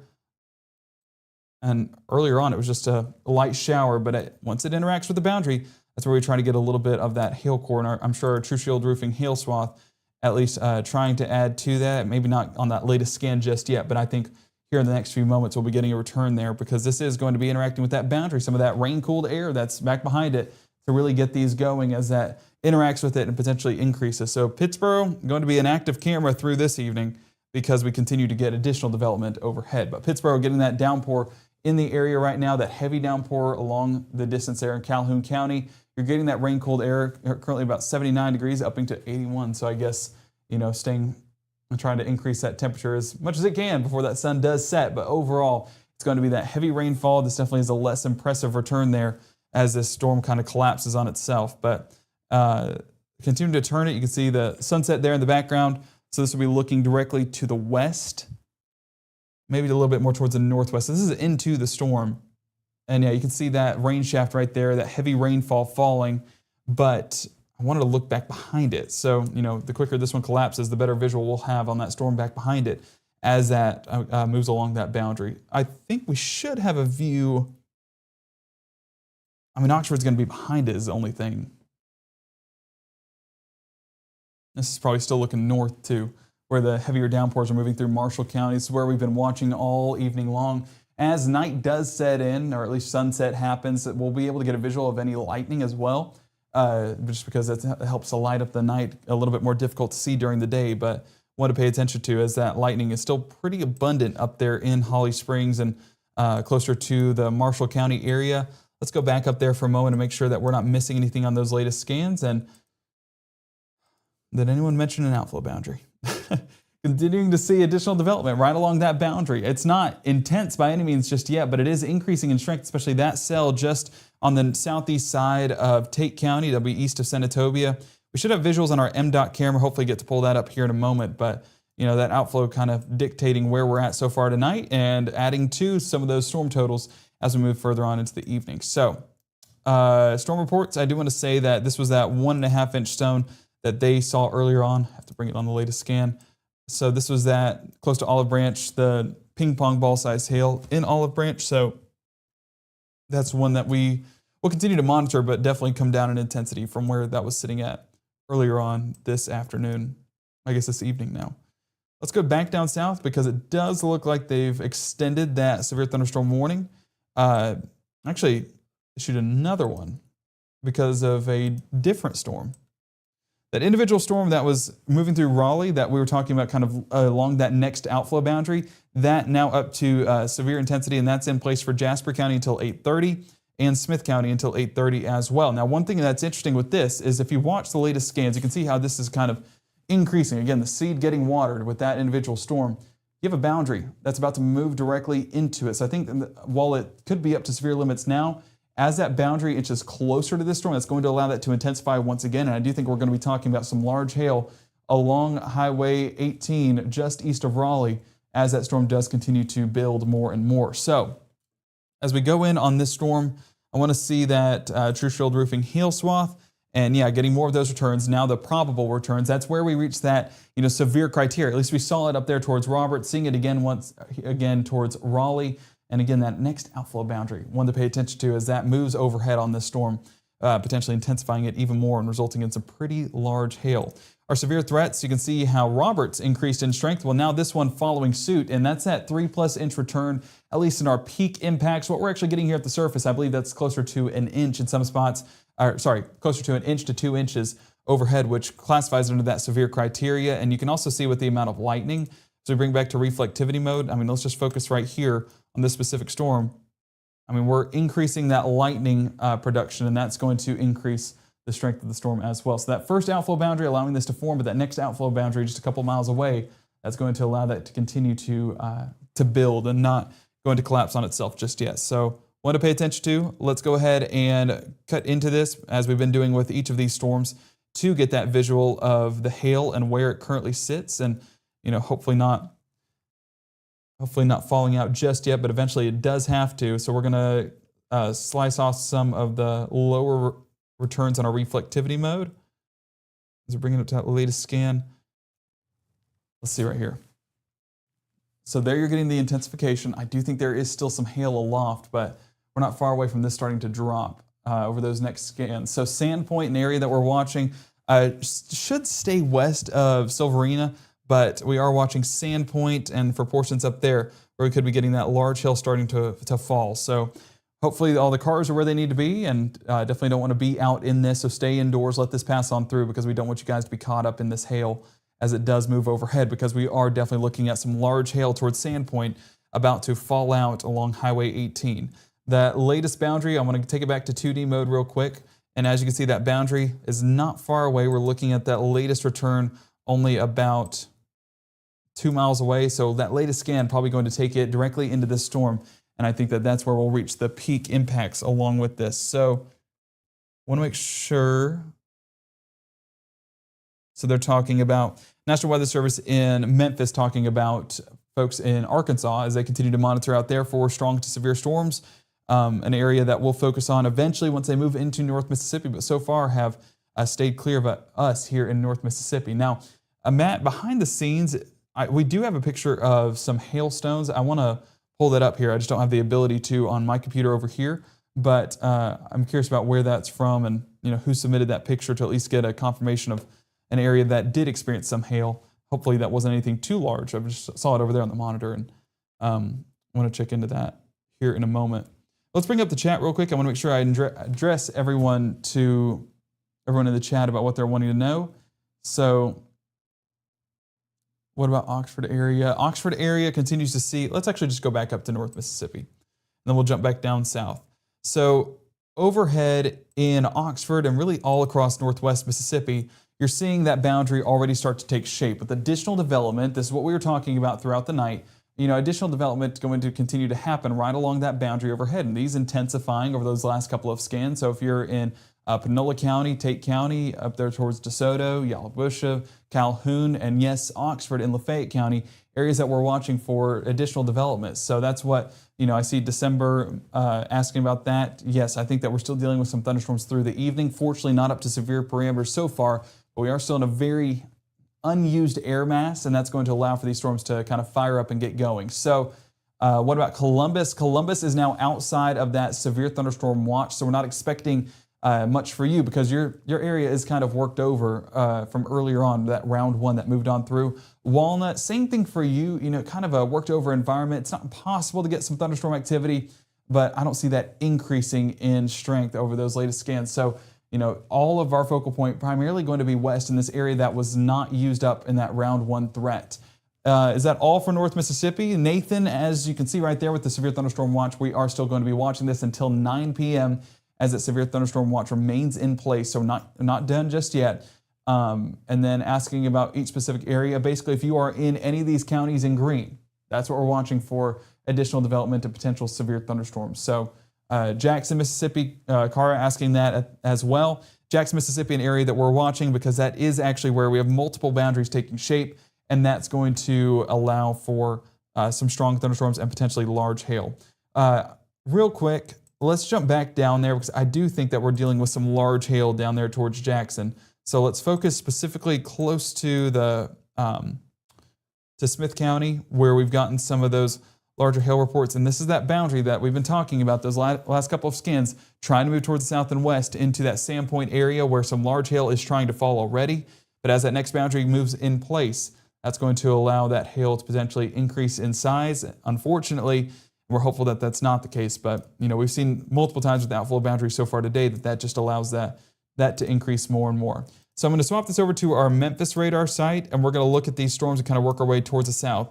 So what we have right here, we have this outflow boundary expanding off this first severe thunderstorm warning. Well, this has allowed all of this development to happen from Hernando to Coldwater, even there towards east of Senatobia. So meteorologist Maggie McCauley even dealing with those rumbles of thunder. But this boundary is allowing all of this development to take place, and that remaining sub-severe is still an area that we want to talk about because that's going to be where these storms could potentially increase to severe thresholds. We do have a camera out there in Batesville. Let's go ahead and take a look at that, and hopefully that is looking towards the north at all of these storms as they move on through. So yes, the heavier rainfall there, getting a visual there, does look like we are moving towards the north and east. So as of right now, it's tough to get a visual on the structure of this setup, but we are continuing to at least watch this for the heavy rainfall and potential hail development with that as well. What about Chickasaw County? Let's first start. What about Amory, Wren, and Aberdeen? Well, as we go back to our Mama Justice Doppler radar and go on the wide view here, let's take it all North Mississippi. Monroe County still under that severe thunderstorm watch until 9 p.m. this evening. So we're continuing to watch for you in Amory, Wren, and Aberdeen. Chickasaw County, also included within that watch, is Montgomery County, included in the chance of rain. I think chance of rain is very realistic, but if we're talking severe threshold, it wouldn't be impossible, but you're not in that focused area like folks up there towards the north and west are. Union County area, New Albany, Myrtle, and West Union, and Etta. Yes, you are still under that severe thunderstorm watch, so watching for you as well as those outflow boundaries kind of interact interact with the unstable air mass and potentially produce some additional thunderstorms overhead. So, yes, and Grenada getting some of those additional storms. I do see that, what was that? Robin asking that in the chat. I do think that we get some additional development there towards Grenada. So I think that is still an area to pay attention to. Let's actually take this full screen so we can get a visual along this boundary. And this is still looking out of our Memphis radar site. So as this continues to branch off along I-55, that's where we're getting some of that thunderstorm activity, and a few of those on the heftier side. I mean, this one just on the northeast side of Batesville, northeast Panola County, starting to get a higher influx of lightning activity. Even there east of Senatobia getting that as well. And that one just west of Highway 61, closer to I-69, or I-69, that one is one to pay attention to, because you see how it was already showing some of those intense returns. Well, once you mix in that boundary, those are increasing the storm once again and increasing the strength. So we could be seeing some hail starting to be produced there towards the Norfolk, Walls, and Marionette community right along I-69. So let's do a track on this one as it moves towards the south and east. But let's first, before we do that, get a look at the latest track on this, because we have not done a track in a minute. I want to make sure that we have the latest on that timing, and it does not look fast. In fact, if I go here to here, that's only about 10 miles an hour. That's a half hour. So we're probably looking at, 18 to 20 miles an hour as those do continue to extend towards the south and east. This one in particular towards the south and east. So let's take this. I'm only going to go 15 miles an hour. So we're seeing Dean's Corner, 737, Eudora, 746, 47, Bank, 751, Hernando, 8 o'clock on your Monday evening, Robinson Gin, 807, Love Community, 821, Alphabet, 830, again, for your Monday evening plans. Buena Vista Lakes does look like we're trying to get a little bit of a hail core there. Let me see if I am missing anything in the chat.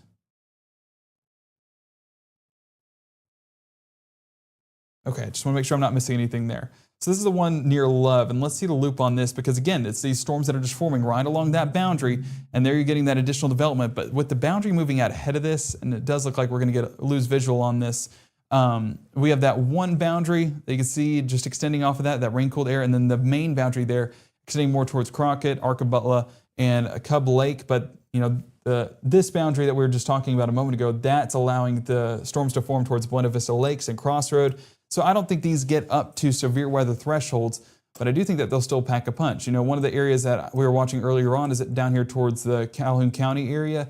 If we bring it over to our Monroe County radar site, it returns earlier on, but it does look like it's just back building. So we're going to transition one concern to another. Areas of rainfall areas that are getting rainfall are going to see some pretty decent amounts. You get this storm that moves through northwest Calhoun County, the original storm that we were tracking. Well, then a boundary forms. We get another storm to move on through.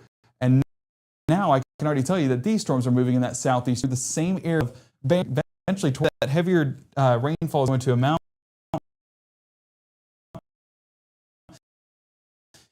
And toward north this area, this and higher amounts of rainfall potentially resulting in some flash flooding. And that does potentially Oxford, Taylor, Water Valley, areas that we're watching, Senatobia, potentially for you, as that does move on through. Again, this is looking at our Monroe County sites. That's why these look a little bit more impressive. It's because we're looking higher aloft. But if we change it over to our Memphis radar site, you can see that it does follow that same trend. Right over that Calhoun County area, that boundary just continue to add storm after storm after storm. And then even up here towards northeast Panola County, starting to get that as well. We have a storm, and then a storm following it, and then another one back behind it. So I think flash flooding is going to be an increased concern heading through this evening because of the training setup that we have.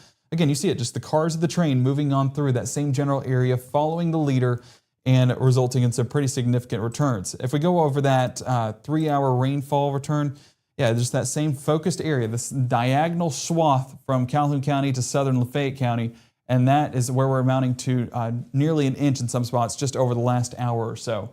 And as we look up here towards our Memphis radar site, there we go. That's where we've gotten some significant returns resulting in that flash flood warning towards Marshall and DeSoto County. So we've already seen this take shape, and we're hopeful that the reports again remain none. But just to let you guys know, to be on the safe side, it is something to monitor heading through the rest of this evening. So I want to look back towards Arkansas because these storms eventually do try to make their way into North Mississippi. So I want to make sure that we're watching this just in case. One up there towards Jonesboro, trying to move in our direction. I do think that moves into Northwest Mississippi, but hopefully, all of these boundaries will use up that energy that's in place and potentially keep us from those severe storms. But definitely seeing a high output of lightning and one to watch as we head further into our evening. Let's go back down here to our Jackson radar site, and one that I want to pay attention to is this one towards Sandpoint, because we saw that initial development overhead. That next boundary is in place right now, so if it's going to increase in strength, it would be right now over Sandpoint. So we're paying attention to you for any of that potential redevelopment, but definitely have seen some large hail attached to it already. So this has been a pretty active night along I-20. Bring up the chat one more time and answer some questions. Nettleton under that severe thunderstorm watch as well. You guys are kind of, folks in Nettleton, I always said it's Monroe County, I've always said it's Lee County, but you guys are kind of on that county line. Either way, you still fall under that severe thunderstorm watch in place until 9 o'clock, so we'll continue to watch that for you. Oxford, definitely watching that for you as those storms continue to move overhead. Corinth is going to be just outside of that severe thunderstorm watch. Fortunately, you guys had a ton of activity earlier on today. In fact, you did have some hail reports showing up as well. So that's an area that's kind of used up when we're talking energy, and that should keep our severe weather potential very, very low. As we look on the latest scans on our Mama Justice Doppler radar, that development continues to go right along that boundary. So again, some flash flooding threats are continuing to be in place through the evening right along I-55. So if you have any plans this evening and you're traveling along I-55, go ahead and get those windshield wipers ready. You will need to get those going as those heavy downpours move overhead.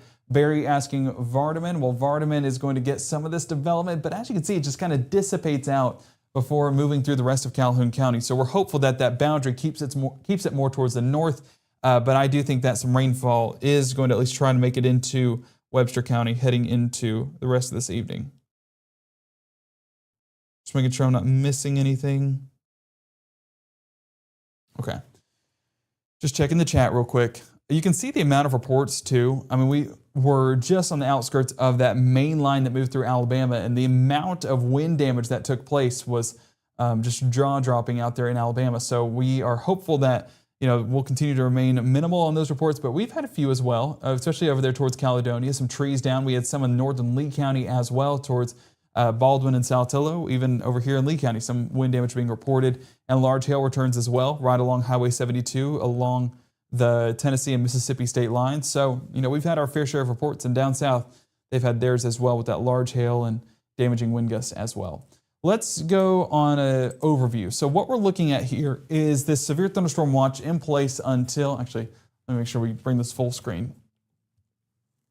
So it is going to be this severe thunderstorm watch in place until 9 p.m., and that's for all of these counties listed in green. So if anyone is in the chat wondering, what about my area? Well, if your area is in the green, then we're definitely watching for you and that severe development into this evening and potentially into those overnight hours. If you're in the areas that are really along the Alabama-Mississippi state line, we're not expecting severe weather for you because it's an area that's worked over. And I would argue that even Monroe and Lee County kind of worked over as well. So I'm not sold on that severe weather potential, but National Weather Service and Storm Prediction Center electing to keep them in that severe thunderstorm watch.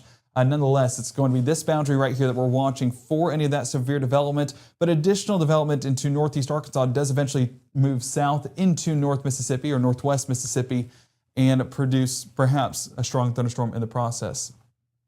But as we look at the latest on our Mama Justice Doppler radar, we have no warnings except for a flash flood warning towards DeSoto and Marshall County.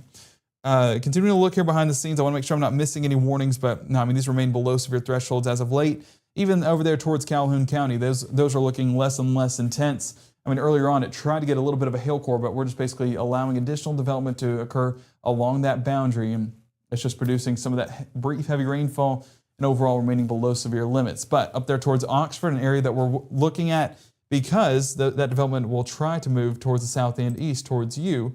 We're going to look out of our Memphis radar site, and yeah, right along that boundary, you can see this diagonal orientation on these storms that will continue to move in that southeast direction, thus result in some more of that intense rainfall and potentially some flooding rainfall as a result. So this boundary, you can see it right there, a little bit visual. I mean, not as visual as of late, just because it's further away from the radar site, but that's where we're expecting more of those storms to take place and unfortunately add to those rainfall totals. But these do remain below severe limits. If we pull up that peak impacts, that will tell us a little bit more about these storms. So not impossible to get a large hailstone here and there, but not impressive just yet. But these are continuing to increase in strength at least a little bit over those last couple of scans. So definitely watching for some of that hail. But this is also indicative of heavier rainfall. And as it does kind of have that same orientation there, does look like we're going to be getting some significant amounts. Once again, northeast Panola County towards Tate County and DeSoto County, moving further into our evening. You know, current time is 7:45-ish. We're just a minute away. This is continuing to be an area to watch for as that small hail remains possible. The wind is not as impressive. You know, on those latest scans, we're seeing that they are moving along this line, those reds that are showing up. The brighter reds are right there earlier on. You can see those brighter reds move overhead just south of Byhalia. That was where it reached that, you know, stronger threshold. And, you know, we're watching for that potential reissuing of a severe thunder collapse on itself. And as it's gone further through the night, we've not seen those impressive wind returns again. We're hopeful that that does not happen again as we move through the east. Hail swaths. This is an area where, you know, if we watch those last couple of scans, this is where we're getting some of the larger returns on our peak impacts. And I don't think it's impossible to get some of these hailstones reaching the ground. One of the ways that we're able to do that is look at it 3D. But before we go look at it 3D, we are looking at this out of our Memphis radar site. Oh, did I just lose connection? I think I might have just lost connection. That right there towards Senatobia. So let's use our query tool here. Let's go over there to... Yes, that falls under the probable category. And I think that's where we enter that severe threshold for these storms. So looking at the latest on those scans, let's go ahead and loop this real quick. So as that moves on in, we're seeing those brighter returns, at least stronger returns. It isn't just one pixel there, but definitely does stand out. So let's put it back on reflectivity, and I'm going to clear this out so that way we don't have, you know, that number showing up on screen. East of Senatobia, interacting with that boundary, yeah, we're getting some of those purples showing up more and more. So this is definitely trying to increase in strength. So that's where that large hail has been a possibility. That's where those severe thunderstorms have been possible. And we are continuing to watch that heading further into the night. Let's make sure. There we go. So new severe thunderstorm warning being issued for parts of Tate County and moving closer to the Oxford area. So folks in the chat, they're asking about Oxford, dealing with that for you as that moves further towards the south and east. So watching that as we head further into the evening, but definitely going to be one to pay attention to as that large hail continues to show up for the rest of our evening. Looks like I did get logged out here. So let me see.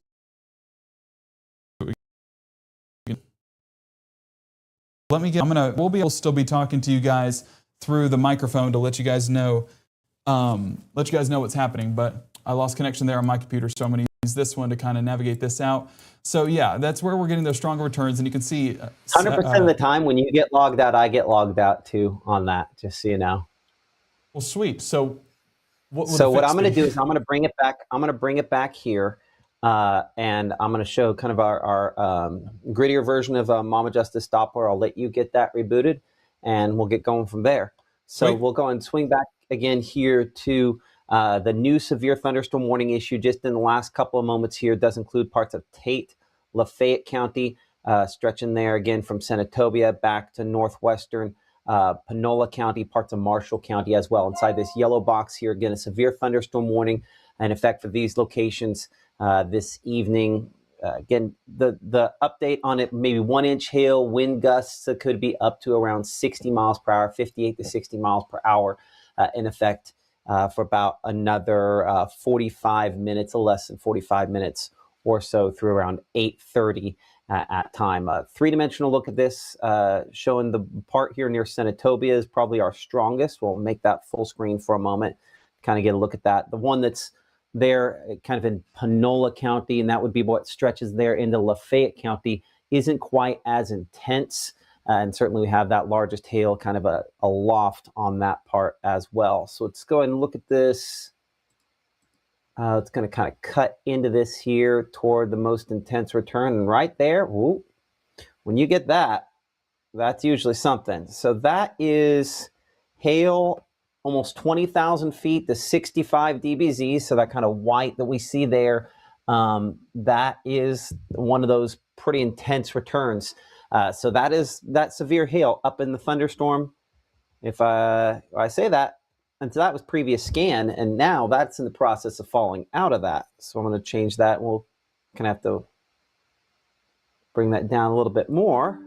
And I'm also looking from Monroe County out of this here. Yep. So whatever that big hail is about to start, falling out of that on the lowest scans. We show that now just east of Senatobia, where that's probably the most intense there as well. So get a movement on that. And these have not moved much. They're largely stationary. That's one of the factors that we're contending with here on my kind of longer loop. They're just pretty stationary, really just dropping a ton of rainfall wherever they're at. And this is a good example of that at this point in time. Gabe, you go ahead and let me know when Lynx is logged back in there behind the scenes. And we'll go ahead and, give me a thumbs up and we'll toss to you on that here in a minute. Does look like some hail reports coming in. And we'll check in with Gabe with that once we get that other connection. But, for folks down here in Oxford, and I know the kids aren't necessarily in class here in Oxford at this time. So it's kind of get Aylesville, where again, a little bigger hail back that direction, then back out here to Les Branza there. This is Sardis Lake. That's kind of right below that there, where we have some of that. But I would say our bigger closer to Senatobia as we're looking in. My wife, Lake Stevens. Some storms around, but none over top of them yet. But they're probably about to be a little bit of heavy rainfall, maybe some hail on that one there as well. I'm gonna look at some of these pictures that Gabe is bringing in, because Gabe, those look a little bit impressive behind you, aren't they? The most impressive hailstones that we've had so far today, and we definitely have some contenders for our True Shield Roofing hail report. These coming in out winners. Of do what? Or the likely winners, unless they're eclipsed, right? Yeah, true. I mean, we're definitely watching those storms down there towards Tate County, moving into Lafayette County, and seeing what they can do. But this has been the most intense storms that we've seen today in regards to the hail reports, and these being submitted all across Olive Branch. We have multiple pictures. But my favorite one is the fact that we have a picture that has a measurement on it. And this was submitted by Carly. You can see that it does get up to 1.5 inches, and that's definitely above that severe weather parameter or severe weather threshold. But that also classifies of that ping pong ball report that we had earlier on today. What was that location? This was Olive Branch. Olive Branch. Okay. I just want to make sure that the Weather Service knows that those are in the app there. So I'll make sure to pass them along. Go for it. Yeah, and I think that's where they got most of the reports from, was actually the Mississippi Live Weather app. As you can see, we got multiple reports, even some in the yard there. And, it's hard to see the exact size whenever we just see them in the yard, but you can see just the difference in, the pea-sized hail compared to the massive stones that we were dealing with up there in DeSoto County. So that was an area that we were watching for, an area where we got those confirmed reports, and you guys doing a great job through the Mississippi Live Weather app. I mean, I was looking, again, I told you guys at the screen earlier on that I could see these reports, but the National Weather Service was able to see it in real time with us, and that's why they were able to go ahead and put those reports out. And more reports coming in. This was also, I believe, in the, let me make sure behind the scenes, yeah, Olive Branch. That was from James, and then this is from James right here, and that's about a quarter in size, which is about an inch in size. And I want to make sure I have the right credit here. This was Mandy, once again, in Olive Branch. So one thing I will say is if you're submitting those hail reports, make sure to have a measurement with it, or at least something to compare it to. So we're doing a great job here with the quarter, comparing the hail to the quarter, but also just having a straight ruler beside it also really helps in size. So I would say if we're talking a winner overall right now, this one definitely stands out because it does have that measurement beside it, and it is one of the highest reported stones out of the Olive Branch area so far this evening. So paying attention there, but Matt, of course, you are watching the rest of those storms moving through Tate County that do have some large hail attached to it and potentially some damaging hail in the process, unfortunately. Yeah, possibly could have some of that. We're hoping that's not the case, but certainly a possibility out of some of those. Appreciate that. Again, a new severe thunderstorm warning, as Gabe mentioned within the last few minutes here, issued for some sections there, Lafayette, as well as Tate and Panola and Marshall counties. Again, latest scans here on Mama Justice Doppler. We'll kind of bring it into the latest time period here. Again, right over top of Sardis Lake. You can kind of see the outline of Sardis Lake there as well. In effect until 8:30. Checking our True Shield hail swath on that. Still kind of getting those a little more organized. Not showing a ton of hail on this, but unfortunately, some of that comes after the fact. When we look at the different severe threats, also probably some strong wind gusts as they go through a collapsing phase eventually there. And you can see those heavier thunderstorms do extend all the way back up here into DeSoto County, Tunica County, as well as northwestern Tate County. So there's some more that are going to be kind of flowing from northwest to southeast through our area related this year. I'd appreciate our folks there for reporting those, and for all of you for sharing those reports wherever you're at. Easiest way to do that is, again, using the Mississippi Live Weather app, free and available for all of those various devices you see below me there. We know we have those folks that watch us on YouTube, on Facebook, on X, but so many of you guys watch us on the apps. And so thank you so much for downloading it. That's the way in which, if you want to submit those large hail reports to be our True Shield hail winner, largest hailstone gets a $100 gift card from True Shield Roofing. Again, trying to make a bad situation less bad, the way in which that plays out there.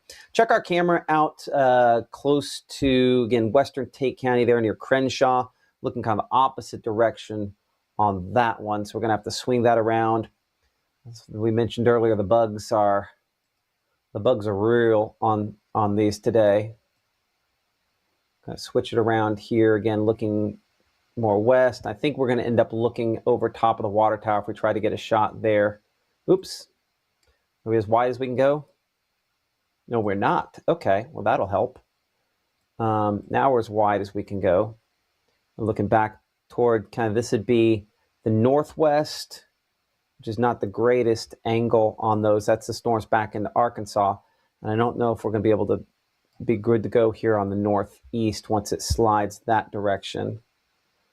Yeah, unfortunately, the water tower is perfectly positioned, but we'll be looking the right direction for it here in just a minute. 84 degrees there in the Crenshaw area as of our last update. We'll slide down to Clarksdale. Maybe we'll have a slightly better angle there as well. I'm slowly learning the direction each of these are blocked. Unfortunately, that sometimes takes some time to figure that out. But if I kind of minimize that camera shot there for a moment, some beautiful crepuscular rays coming over top of that camera there in the Clarksdale area. 87 in Clarksdale right now. Feels like 104. 87 feels like 104. I'm telling you, I would struggle, but I know that's Delta life. God bless y'all. It is sticky out there, and that's helping these thunderstorms to feed into those where that's going there. So now we're looking again east, and we'll hopefully have a shot there as those storms eventually pass. So it looks like in most cases here, northeast is the side we have blocked. Not that I think is going to be shocking for anybody. Maybe we've got Cleveland. What do you think? Third time's the charm here? I think we should have a good shot from Batesville if worse comes to worse on this as well. Just want to see if we can get Cleveland. That's looking a long ways towards some of the same thunderstorms there in Cleveland. Again, current time is now 7:57, almost 8 o'clock. Whoop, man, I apologize to everybody. I'm just, all these have different levels of sensitivity, but that little clip of white that you see there, that is turn that sensitivity down a little bit more. That is the top of one of those thunderstorms there. Again, looking there in the Cleveland area, that's probably our severe storm. Looking back to the north and west, we'll go and clear off these the overlay there on the bottom for a moment. So from Cleveland, 90, the temperature feels like 100 degrees, and that's what one of those thunderstorms look like from farther away. Bringing it a lot closer up here towards some of those thunderstorms as we go into Panola County and the Batesville area, kind of looking beneath one of those heavier storms in Batesville. This kind of looking This is north, and I need to make this look a little bit more northeast. Boy, in a perfect scenario, I would have just arrows and not a joystick. But looking beneath this, again, some dark clouds. This is probably our hail and gusty winds that'll kind of work its way that direction. Oxford would be just behind that tower there, looking back toward the east. But there's kind of the storm as it works its way generally toward Oxford. And, you know, Oxford, Lafayette County there under a severe thunderstorm warning as well on our camera there in Oxford. Kind of looking beneath that at just some of the low-hanging stuff. Again, 81 degrees there in Oxford. Feels like 86. Dew point of 75, so still pretty sticky there. This looking westward out of our Oxford camera. And then that's looking kind of in the heart of the heavy rainfall. As this pans, looks like our camera here is going to take its time panning. I'll have to double check that here in a minute. We'll take that off that camera. We'll come back in. We'll see if it updates for us as well. Looks like that's running a little bit behind. So to reset things here, I'm Chief Meteorologist Matt Lawpon. You're watching Mississippi Live. We're 24/7, a streaming service based out of the Tupelo, Mississippi area, covering North Mississippi, really the northern half of the state of Mississippi, with the potential for active and severe weather. We're here and we track these storms from start to finish. One storm here we have near Grenada that's kind of popped up, getting a little bit heavier in the last few minutes. We're going to check this out from a couple different sides, looking all the way from the north of the Memphis area. And this one might be our next bogey that's borderline severe here. Again, let's look for the hail on that. Hail potential increasing on this. This is likely to track, again, on the southwest side of Grenada here, more in the direction of Duck Hill potentially. This might actually have a little bit of movement to it. The other storms really have not moved much. Yeah, I might head south of Duck Hill, actually, more toward Eskridge there in Sawyer. Maybe Winona. In fact, I think I see our boundary. Yep, so we're going to see additional development down toward Winona with this. So while Winona, we have not had much in your area today, this is probably the next one kind of heading toward you. We'll see additional development before this. And I've got a lot of locations that show up immediately in the path of this. Let's make it a longer track, because at 15 miles per hour, it might end up going just a little bit faster than that. Let's adjust that southward. Let's make that a little wider. There we go. So Winona, again, if it doesn't, and there are storms developing ahead of that, but I kind of chuckle because that's just moving so slowly right now. And it's dropping there in southern Grenada County, northern Carroll County, whatever it's kind of dropping right now, whatever it's kind of got to it. Look at our peak severe threats. This does show maybe 1.5 inches hail on the biggest size there possible out of this. So I think this is probably ends up being our next severe thunderstorm warning, if one is necessary, because that one's, we'll see if Jackson decides to issue that. That's folks at National Weather Service, Jackson's different forecast office.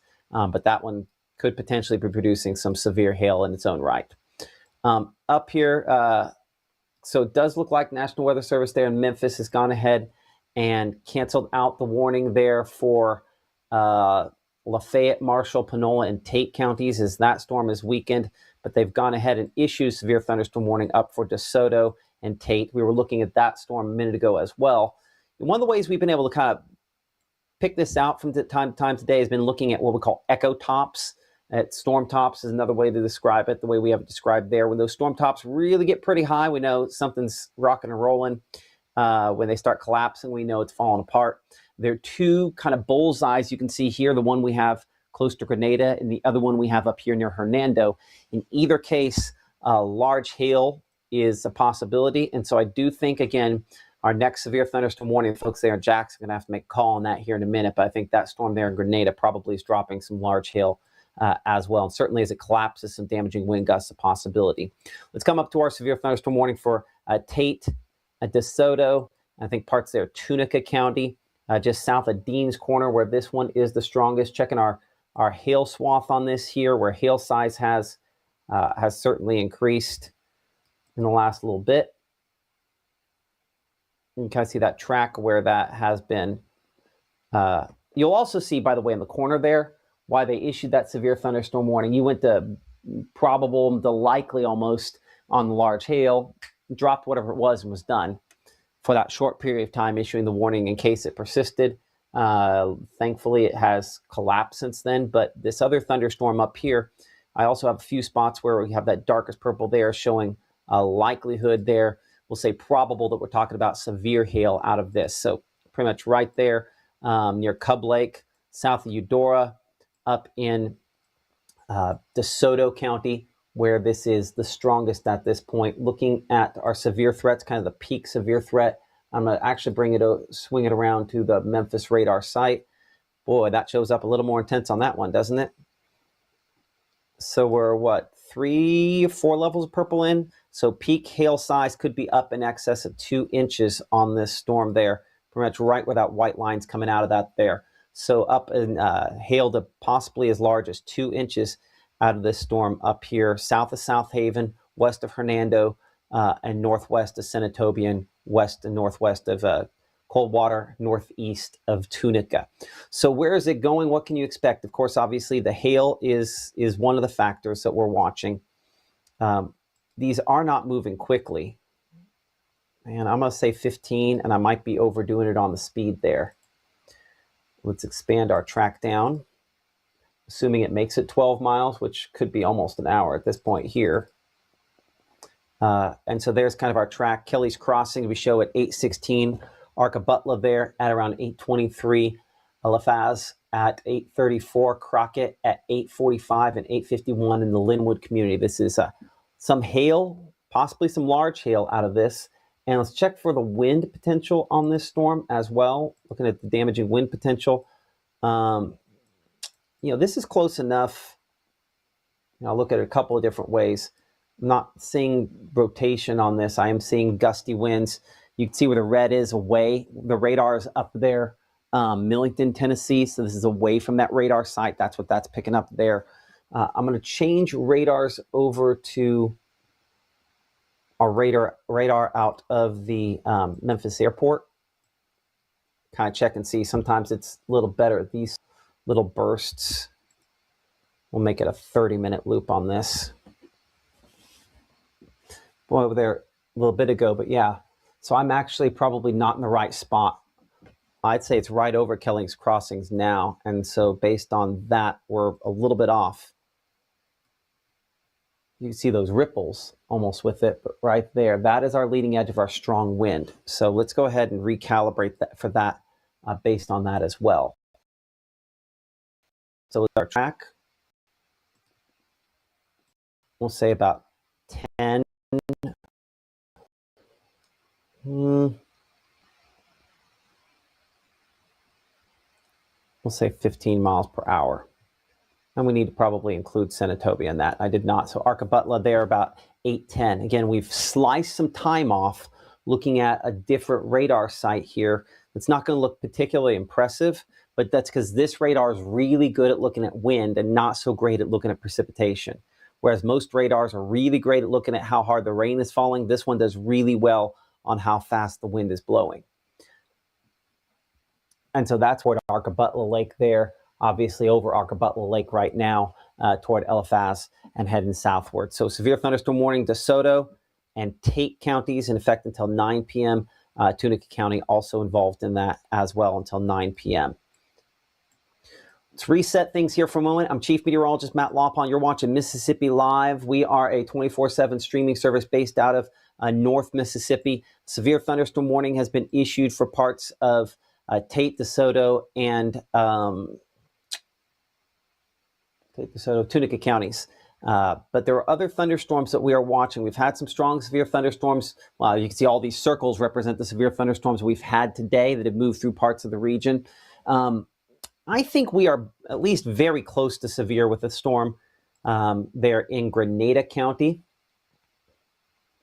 And again, crossing in the northern Carroll County. That looks about as intense as much of what we have seen today. It's a long, long ways away from the radar site there. But in saying that, I'm looking from Monroe County, and I have the way that these two, the red and the green, are right next to each other there. That's what looks like a downburst sort of signature. And from as far away as we are, I should be able to check that from Memphis might even see that. It does, sort of. And Jackson should have a great view at that. See, that's not going to be a guarantee on that. So it's probably kicking out some stronger wind gusts. That's typically what a little downburst looks like there. So hopefully not the case, but certainly a possibility. So let's get a track on this. Again, looking at that hail swath there, some hail showing up on that. We'll move this south and east. If you do have something to report on these, damage, something along those lines, please use the Mississippi Live Weather app to share that with us. Duration, there we are. And so we're going there, what, about 45 minutes or so to the Winona area, at 40 minutes or so there right to Winona, about 8:50. Moving toward you. McClary there at 8:54. This probably fully collapses before it makes it to Winona. Typically in this situation, that's what would happen. So that's going to be my expectation. Hopefully that's the case, but I think additional development possible on a boundary that kind of sits there over Winona. Here's a shot there in Winona looking through some of these showers and storms. Temperature and wind look like they're not showing up on the latest reporting station there. I'm going to kind of pan this over to the right, looking into that storm. Again, we're looking northwest, now north. Again, looks kind of rough out there with that. Still a pretty decent distance away. It does look like we have a shower that's very close to town that might be kind of erupting our view. But that is our borderline severe storm there, kind of moving in from the northwest into the Winona area. So we should have a good shot of it. One thing that I can very clearly see from this here, though, is that there's not going to be tornadoes out of this, and I don't have really, again, any lower level rotation or anything like that that's showing up with this. Our meteorologist, Gabe Maynard, there in the studio with us this evening. Gabe, I think we'll send you over to the chroma key here for a moment to track on this thunderstorm and some of the other storms that we have here across North Mississippi. Well, Matt, I appreciate that. And yes, you are exactly right. You know, a lot of these storms just kind of reaching its most intense stage so far this evening. We talked about that round two. Well, we are officially in round two as the severe thunderstorms begin to fire off there in northwest Mississippi. So this, looking out of Winona, you know, you're almost getting that nighttime setting in. So that eerie look there with the purple, the rain shaft there with heavier downpours. And yes, west of Duck Hill definitely standing out for some of that, not only heavy rainfall, not only large output of lightning, but also some of that large hail coming down as well. So that going to be west of Duck Hill, you can see McCarley 834, Sawyer 842, and then Winona by about 850 if this were to hold together. But as we look at our hail swath here, I want to make sure that we address that here as we head into the next couple of minutes. So yeah, I mean, you're getting that possible hail report there from Nason to Jefferson, just west of I-55, but parallel there as it's moving into parts of Carroll County and then eventually into Montgomery County. So watching there, and again, we just put that storm track there, but you can see how this intensified and now starting to dump that hail. Those brighter returns earlier on, now not seeing as bright of returns, indicating that, you know, those updrafts have kind of allowed it to collapse, allowed it all to dump out, and then produce some of that hail all the way to the surface. So as we continue to look up north along this line, along this boundary, we do still have that severe thunderstorm warning in place for parts of DeSoto County, and even up there, trying to see if it clips. Yeah, DeSoto County, if it gets down there towards Tate County, and should remain east of Tunica County, that's going to be where you're getting the large hail. And we're able to see that on our hail swath as well with some of those possible reports, but pretty widespread there. So that core pretty intense as that's moving through the area. Now we do have, let's see, where would be the best view on this? And we have a view out of Batesville, probably going to be able to view some of that heavy downpour. Crenshaw maybe? If that's able to pull up real quick. I would go Batesville or Oxford. I was working on Oxford behind the scenes. You might go Oxford. Okay, I'll go Oxford. That sounds good to me. Appreciate you doing that, Matt. So as we look out of Oxford, definitely getting that heavier rainfall.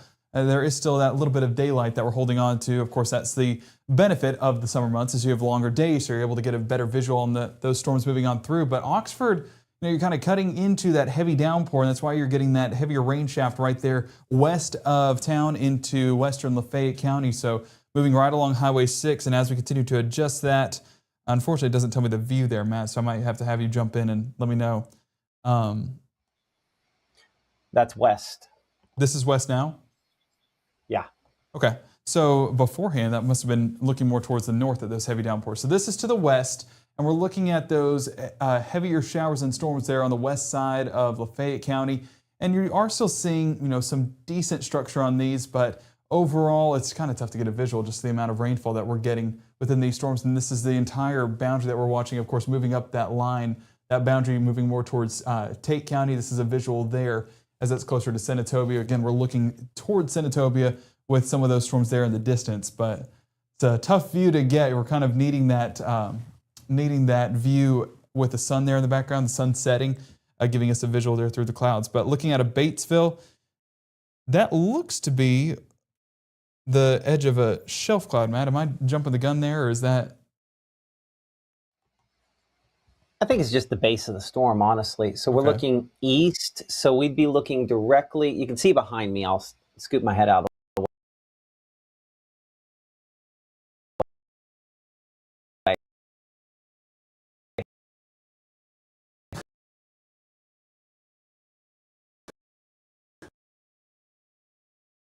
I'm going to get farther out of the way. So you can see a fill right there, directly east into the back of that. The storm. It's kind of all over the storm, I thought. I just needed a second opinion there, so appreciate that. I do want to zoom things out because I want to see, are we able to put Batesville north to get a view on that?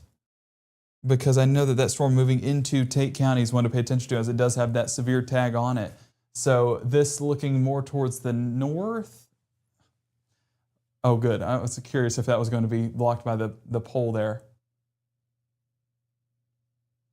Okay, so this is looking more towards the north. Now you almost get that little bit of a green hue there. That might be indicative of some of the hail, but that's going to be definitely the heavier downpour of rain.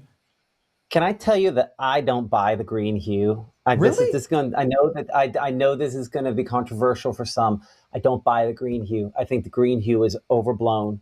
I could be wrong on that, but I think it's overblown, personally. Well, I see it. There was one storm that someone sent in a picture of over there in Hamilton, Alabama, and I know that storm because we drove through it, so we were able to experience the hail in real time. And someone sent a picture later, and it had the green hue there at the base, and it was definitely. It showed the hail core. That's one of the things we learned in school too. I know. I think the likelihood of seeing it out of something that's not significant is lower, right? I think you get it for high end hail, and I think I think sometimes we expect it on something lower end. Yeah. That's again my controversial topic of the day.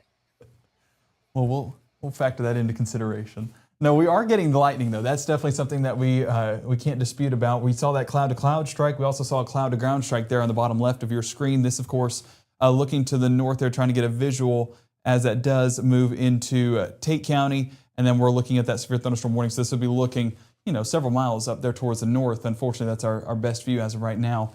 But, the hail core, I will say, I've seen better cores with some of the storms through today. But that's not saying it's impossible to get some of those large hail returns all the way to the surface, or maybe even to a half-inch hail return. So as we look at that path, it's moving at about 16, is that an hour loop? I believe that's 16 miles an hour. So this isn't a fast mover by any means. But the thing with these storms that jumps out at me is the fact that they are following that training pattern that we've been talking about all throughout the evening. And so, areas that have gotten heavy rainfall going to be getting additional heavy rainfall through the area. So as we look at that path, you can see that Arkabutla 823, Eliphaz by about 830, Crockett 838, Linwood 843, Senatobia 849, Cypress Corner 853, Parks Place 904, McGee by about 905, and Kings Corner closer to about 907. And this is specifically looking at that hail core. Not to say you can't get some of those heavier sections of rainfall towards Love or right along I-55 north of Senatobia and closer to now Hernando. And you're going to get that lightning too. We're up to about 679 strikes up there towards Tate County. So it's going to be an active night, that's for sure, especially as that sun does set and that lightning becomes a little bit more visual. But you compare these cells. Look at the output of lightning there towards Tate County compared to what we're getting towards Tyro or what we're getting east of Batesville. that's a higher output. So that makes this storm be the one of focus because it has all the energy attached to it compared to down there towards Water Valley, Batesville, Kings Corner, or Senatobia. So definitely one that we will continue to watch for heading further into the night. Putting it on that 1 hour loop, or at least the 30-minute loop, you can see how that moves off there towards the south and east. Earlier on, we did have that severe thunderstorm warning towards Senatobia. That since expiring, and because it just has kind of collapsed in on itself. But the one up there towards Tate County has not collapsed just yet, and definitely one to continue to watch for. Now, we were looking down there towards Duck Hill, Matt. If we want to look further towards the Winona, for folks over there in Winona, giving them a heads up, not looking nearly as impressive as that has kind of collapsed, like you mentioned a moment ago. Earlier on, had that large hail at least trying to be produced there, and definitely not getting as significant of those returns. Maybe out of our Monroe County site, offering a better visual there, but it tried for a moment. One thing I want to point out here, I'm going to stop it here in a second, is the lightning strikes over Grenada Lake, right? That storm's going the opposite way, and then boom. See that one? That one, it's right over the lake there, where it says, right where it says Kirkman's Landing. That'd be 8:16-ish, a couple minutes ago. Is that a positive strike? There isn't a drop. There isn't a drop. I do believe it's a positive strike, which happened farther away. There's not a drop of rainfall within 10 miles of there, and yet there are 3 strikes. So that's why we often say when the thunder roars, go indoors, or lots of little statements like that. But the idea being that sound is more difficult to make it to your ears than you able to see the flash. And so if you're close enough to hear the thunder, you're close enough to be struck by lightning. Mm-hmm. So need to be getting to that safe place, or at least getting inside and off of the lake. Boy, I always think of the different things I have to tell the husbands of the world, like, sorry, there's lightning, you gotta get off the lake. But that's just one I happen to notice there, just how far away that some of those strikes were. And that's just a testament to you're going to have them going farther distances. You mentioned positive strikes. Those tend to be of the highest amperage, meaning most likely to be killer strikes, and tend to go farther away. But yeah, that's a pretty fair distance north. Hopefully everyone is okay, because you're right. It's summer vacation. Folks just looking to, take advantage of their time off and enjoy some time with family, and that could be out at Grenada Lake. And we need to be on the safe side. So that's for sure. If you hear the thunder, definitely don't need to be out in it. And something we've been preaching all through the afternoon is, you have dry days ahead. Take advantage of it throughout the rest of this week. But today, just be monitoring the weather and be on the safe side. So looking at the rest of the area, yes, we are getting additional development right along Highway 82 and even south of 82 towards southern Atala County, watching there. But where the storms are really firing off is down there towards the Jackson area, really going to be east of Jackson, the Sandpoint area. I feel like I've been mentioning that town a lot tonight. But we're not only getting that additional development, but it does look like a training setup as well. We're getting that heavier rainfall still over that same general area. And this is that interaction of boundaries that have allowed heavy downpours to remain in the area for an extended period of time. So severe thunderstorm warning in place. Yes, we need to take that into consideration, but I wouldn't be shocked at all if there was some flash flooding concerns heading further into the night. That severe thunderstorm warning in place until 8:30 on your Monday. And still the reason why is because of that large hail. Haven't seen as high of wind returns as what our neighbors out east into Alabama have seen, but some of that large hail, definitely something to monitor heading further into the evening. With that hail, I believe it was in excess of an inch in some spots over there towards Sandpoint earlier on today, and they're getting some of the probable returns. That's going to be those darker indications there towards Sandpoint. That was whenever we were talking about it earlier on this evening. Since then, been more possible, but definitely that large hail is still something to take into consideration. But the training setup, that's where the flash flooding concerns are there. Using that Corey tool to kind of show how much rainfall we've gotten, about 2.9 inches. And that's not, I know it says past 3 hours, it's really over the last hour over the Sandpoint area right there towards Smith County. So I do believe that there is going to be some flooding potential towards Sandpoint, over there towards Raleigh, even Silverine. I might be saying that incorrectly, probably am saying that incorrectly, but you know what I'm talking about, right there along Highway 18. So latest on that rainfall rate, we're talking 4 to 7 inches. In some spots where those purples show up, that's more than 7 inches, and that amounts to a lot of rainfall because it is there for an extended period of time, that heavier rainfall. So, of course, talking about that flash flooding threat, that's something that we can continue to watch heading into the night on top of the severe thunderstorm threat. Yeah, anytime you get rainfall rates that are 6 or 7 inches an hour, that's pretty hefty stuff. So, I mean, that's going to cause some flash flooding. No flash flood warning in effect at this point here, but of course, folks can share those pictures with us using the Mississippi Live Weather app, free and available for all those different devices. I think, looking across the state, or at least the northern part of the state as a whole, we're going to look a couple different ways here. Over the last 24 hours, rainfall totals. I mean, as you mentioned, that's within an hour there for some of those rainfall totals there in Smith County. Farther north, the amounts have not been as significant, but with the exception of that storm up there close to Byhalia and Olive Branch that we were on, that clearly was causing some issues up there. And that's looking all the way from Monroe County with that. You get up to the Memphis airport, a little more precise, but certainly still, I mean, we're more than 3 inches, I think, in some spots there for estimations. Yeah, 3.5 inches of rain. So it's been a lot, and still some gusty winds, I think, out of this storm as well. I don't know that we have as much hail, and I will say it does not look like the lightning is as overpowering. The fact, you go back a little bit, I couldn't even see hardly the storm itself. I can at least kind of see through the storm here, which is a sign that maybe we're weakening still a little bit. Hopefully is the case, but severe thunderstorm warning nonetheless continues. Right, Gabe? Yeah, until 8:30, and of course we are going to stay here and monitor this live with you guys while the severe thunderstorm warning is issued. But even if there is still some concern, we'll stay and monitor this as needed. But definitely seeing this on the downward trend, but hopefully that continues to take shape. But definitely seeing 800 strikes, it's still a significant storm, still a very electric storm. So we're going to continue to watch it heading all the way up until that 8:30 hour, but hopefully that continues its downward trend. But as we look right there, Strayhorn, we're 829, Coldwater 830, Crockett 834, Linwood 838, Good 844, Senatobia 849. So our meteorologist Maggie McCauley and her family needing to monitor that. And as we look there towards Newtown 855, Parks Place 902, Longtown 904, Crossroad 907, Luxahoma by 909, McGee 909, and then we're seeing more towards the Como community.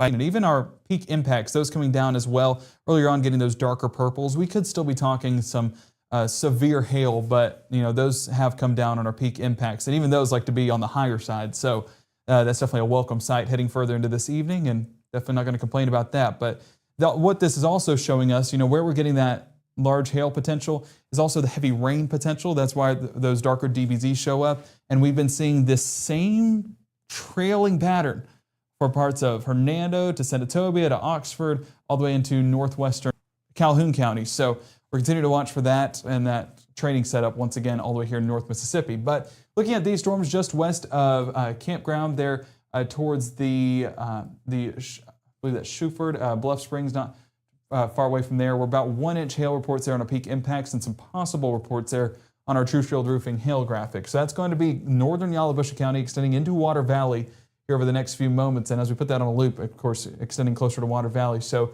our friends there in Water Valley, I know that we have viewers out there that are watching tonight. Make sure to send in those reports and anything that you guys do get, even if it's just rainfall. Letting us know that it's just rainfall helps us whenever we're assessing these storms and helps the National Weather Service as well. So heading into that 8:30 hour, we're kind of wrapping up that severe thunderstorm warning towards the north and west. But hopefully that is the last severe thunderstorm warning that we are going to be issued. So addressing the chat, I want to make sure I give some folks some reassurance where it's due.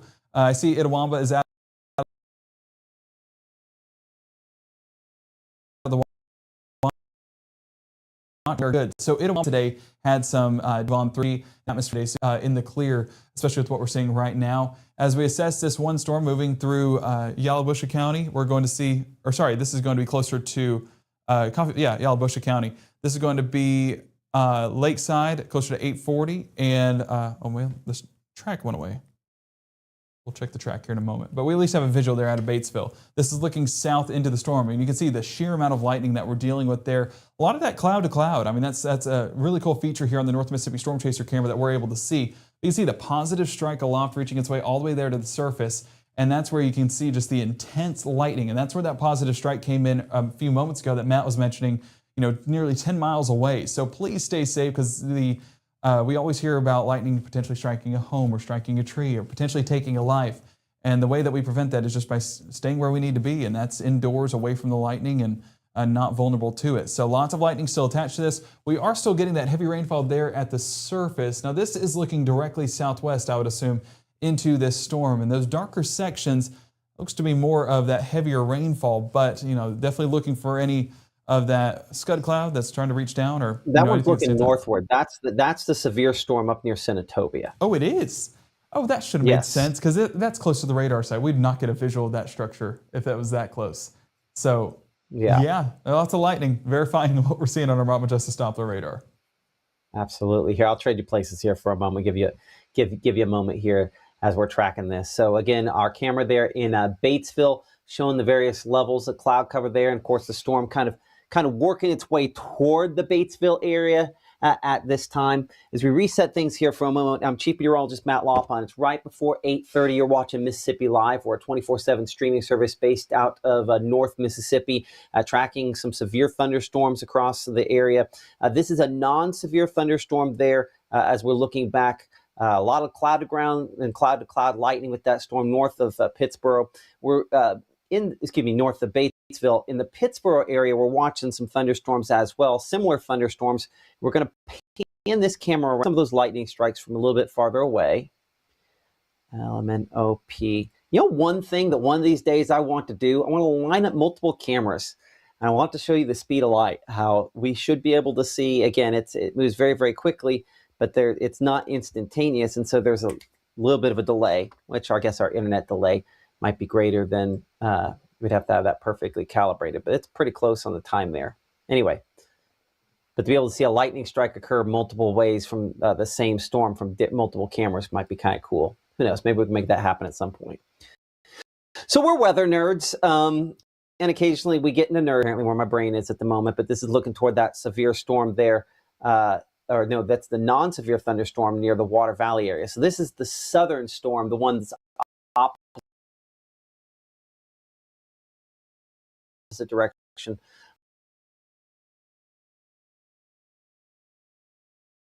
I was talking about a moment ago. I did have questions. I'm going to pan our camera over to the left here. Was asking about Grenada County. This is looking warm. This one, lightning with it as well. I'll go back to the right so we can get a little bit of structure. I was a little bit ago and shooting north direction out of that. Our storms get that. Just asking, is this going to produce severe weather? I honestly think it's on the downswing now. It's not unreasonable that it kicked out some hail and some strong gusty winds. Have not had a lot of reports of that coming in. Admittedly, I'm monitoring about 17 screens here, so I need to pull up our app report screen here and double check that. Most of what we have here, again, this was a shot. That's shelf cloud from Olive Branch. If you'd like to share your pictures with us, we'd appreciate that. And certainly it helps us out using the Mississippi Live Weather app, a good way that you can do that. But on Mama Justice Storm, made a lot of lightning with that, kind of back building. We expect additional development here, just like we've had backed out toward Indianola and toward Greenwood. These are kind of filling in projections. If you watched us earlier, had these storms kind of developing and becoming more plentiful about this time. So projections doing a pretty good job on that in areas where we just haven't had a lot of storm development. So this will fill in. And if expectations hold true, this could produce some damaging winds once these get closer to Chula, maybe Kosciuszko and Yazoo City. And yes, I know we have some storms over Kosciuszko now, but if this cluster fills in the way projections have had, that would be one that we would have to watch closely. So let's get kind of an overall track. Again, there are going to be massive holes in this line where people don't see anything, but I'm just going to give just a general track. So I'm looking more, not in the short term here, but kind of the longer term. Let's assume it picks up some speed. If it goes severe, it will, or they get stronger, they will pick up some speed. And let's extend that out 60 miles, let's say, and change the size of the city involved here a little bit. And then Gabe, I'm going to toss it to you because I've got the cough. But again, these are non-severe thunderstorms at this point, but this whole grouping of storms, again, there are some that are closer to Winona now, but those are going to slide southward in the next couple of hours. And so I'm looking actually more the longer term time period on some of these storms here. So Winona after 9 o'clock for you, but more Vaden at 9:30, or Lexington about 9:37 there, Anguilla there. about 9:33. You're some of the folks, Chula ahead, that were watching Silver City as well, as those eventually pick up a little bit more pace there. Gabe, I'm going to send it back over to you in the chroma key because I'm about to start coughing here. So you take it away. Yeah, I appreciate that, Matt. I know it's been a long day tracking all these storms. You know, we had a round one earlier today starting late this morning, and that definitely packed a punch. A lot of those severe weather reports over there in northeast Mississippi actually coming from that round one threat. And now as we enter round two, it's just basically a battle of the boundaries. And we've been seeing that throughout the evening with those severe thunderstorm reports up there towards northwest Mississippi. In fact, the largest hailstone so far, and what we believe to be for the entirety of the event, coming out of Olive Branch in this second round, up to 1.5 inches being reported up there from our Mississippi Live weather viewers. So appreciate all of our weather watchers, you guys doing a phenomenal job, and we continue to focus on that area as additional development moves in. Now this is looking out of our Monroe County side at that Water Valley storm, and you can see how this has continued to intensify. In fact, it looks like we've had a few storms just kind of mix into that batch that we've had in northwest Yalobusha County, and you can see those storm tops kind of increasing there for a moment. It does look like the latest scan has come down a bit, and what that might be is that hail core falling out, with at least some of that small hail at least trying to reach there to the surface. So as we see those storm tops there, still getting a decent height on those, along with a plentiful amount of lightning, up to, I believe that the entirety of the 1,500 strikes actually mixing in up there as well. Yeah, okay, so we're 160 there in Water Valley as that moves just on the west side of town. So yeah, definitely watch as it moves towards the south end. Hail core looks to. Well, I would say it's likely, you mentioned a second ago how it popped up there and kind of collapsed. West side of Water Valley there, Enid Lake, obviously, where that is probably going to kick up some gusty winds with that as well. So as it goes through that kind of collapsing phase, it's non-severe, but there's still going to be some sporadic wind damage here because this is ice storm central. Again, yeah, everybody's going to get real tired of me blaming everything on the ice storm. It is what it is. You know, because this is ice storm zone, this might not fully get to technical severe terms. It's going to be enough. We're going to cause some sporadic power outages here because of that. I know Gabe's great at pulling up those power outages. I'll have you do that here in a minute. But let's get a storm track on that.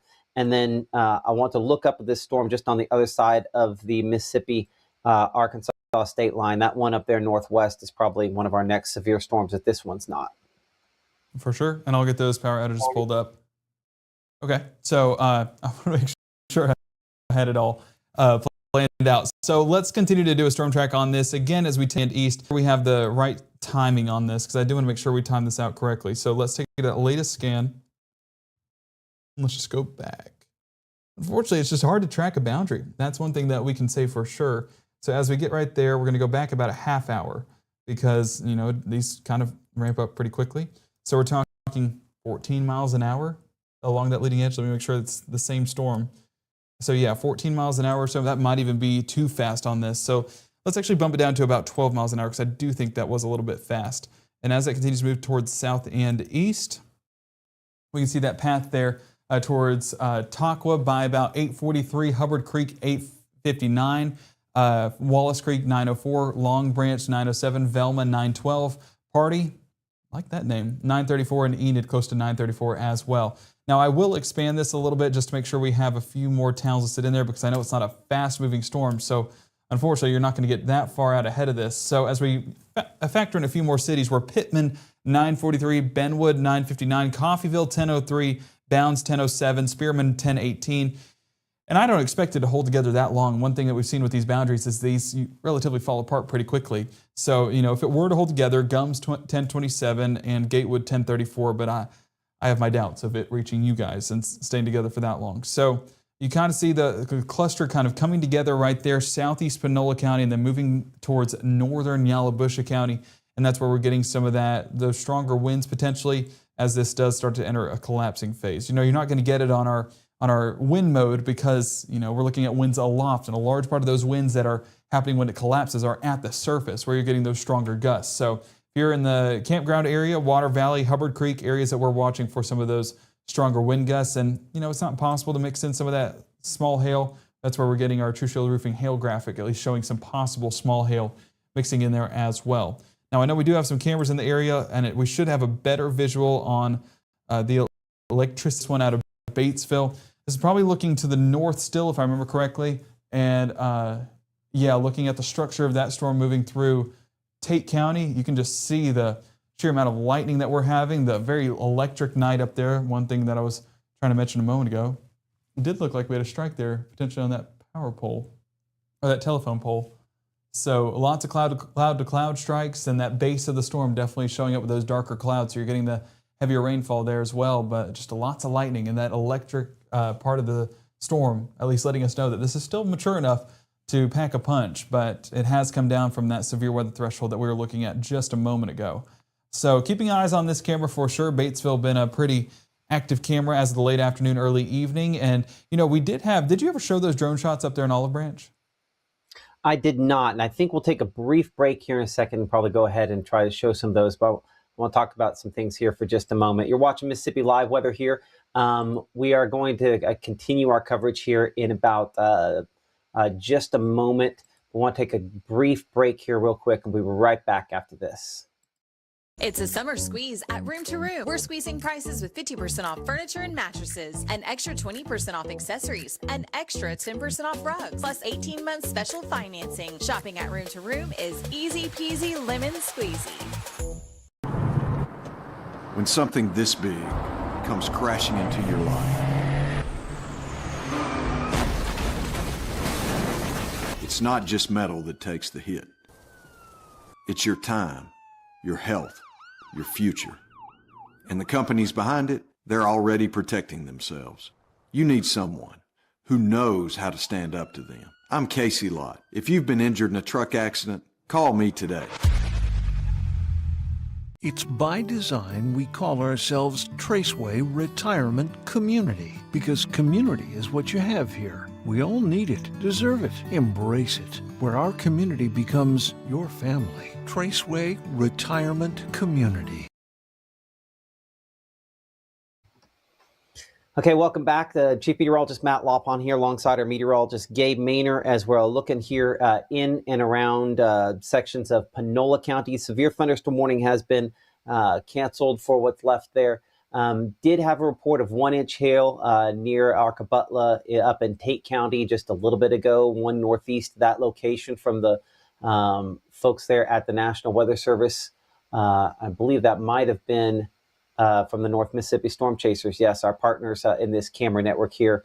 Looks like they're going to probably go with the spot that we were watching right before the commercial break there across the Mississippi-Arkansas state line on a severe thunderstorm warning on that storm there, which does look like near the Hughes community. Again, that will be moving more toward Tunica there, that we could be seeing some large hail out of that as well.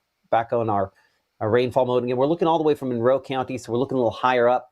But that definitely looks like, again, some of those black returns, that is strong enough that it could potentially be producing some hail with that one as well, that could potentially approach severe limits. So that's kind of been the story again today. We've had the sporadic hail, we've had spotty wind damage, a lot of lightning, and Gabe behind the scenes is working on some of the power outages to get an idea on that. We checked just the general overall map here across North Mississippi. Outage numbers up in DeSoto County, where we have the most significant numbers here so far, showing up about 1,000 folks, 100 there in Tate County, Marshall, Lafayette, and Yalobusha County, all about 100 also there in Choctaw County, but 500 there in Lamar County from earlier storms, as well as Fayette County as well, and then more and more significant amounts closer to the Birmingham area. It gives you an idea of how significant these strong winds were and how lucky we were to not be a little bit worse. You get out here east of Birmingham, and you see where all those were. We could have been in a lot more rough situation, so thankfully not the case, but a lot of power outages there into Alabama with this. Multiple counties, more than 10,000 people with power outages.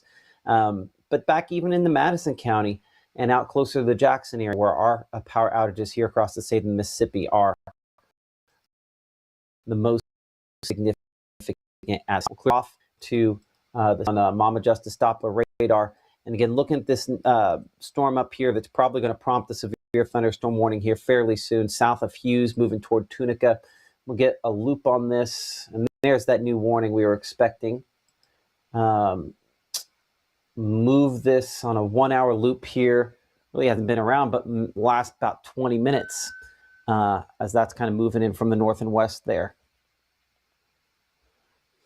So again, tracking toward Tunica, tracking toward US 61.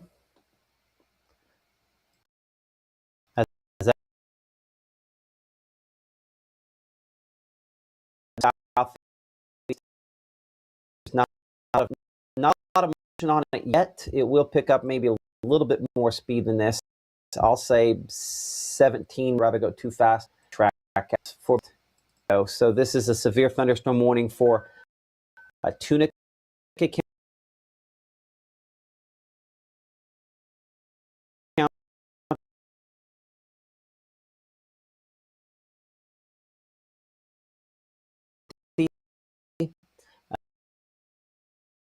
In effect, involving the city of Tunica there until 9:30. Doppler radar on far northwest. These storms actually move from with again what we are metered hail situation as the behind and but where the numbers are.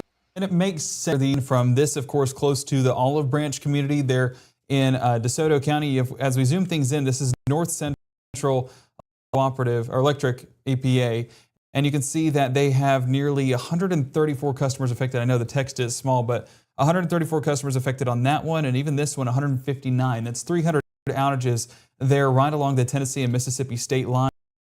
So folks up there in that got the large, strong winds, got the high amount of lightning, definitely seeing the large amount of outages attached to it. Even as we move closer to the Sweet Peas Table restaurants, the FedEx ground, we're talking 1,018 outages. So that's a pretty significant amount. That's going to be southwest of Highway 78 there in the DeSoto County area. So, folks up there that are looking to get things done on a Monday night in the nation, well, unfortunately having to pair along some of those power outages. Take a little bit of time to restore and get back online. We look at our 4-county outage map, and you can see that we have 149 outages just south there of Ackerman. That's where we had some of those stronger storms move through the area, and you can see 149 verified outages. This is going to be east of Ware, south of Ackerman, moving closer to between Ackerman and McMillan. So paying attention to that area with some significant outages, even a couple of outages there in Noxubee County being seen. And as we look at our Entergy outage map,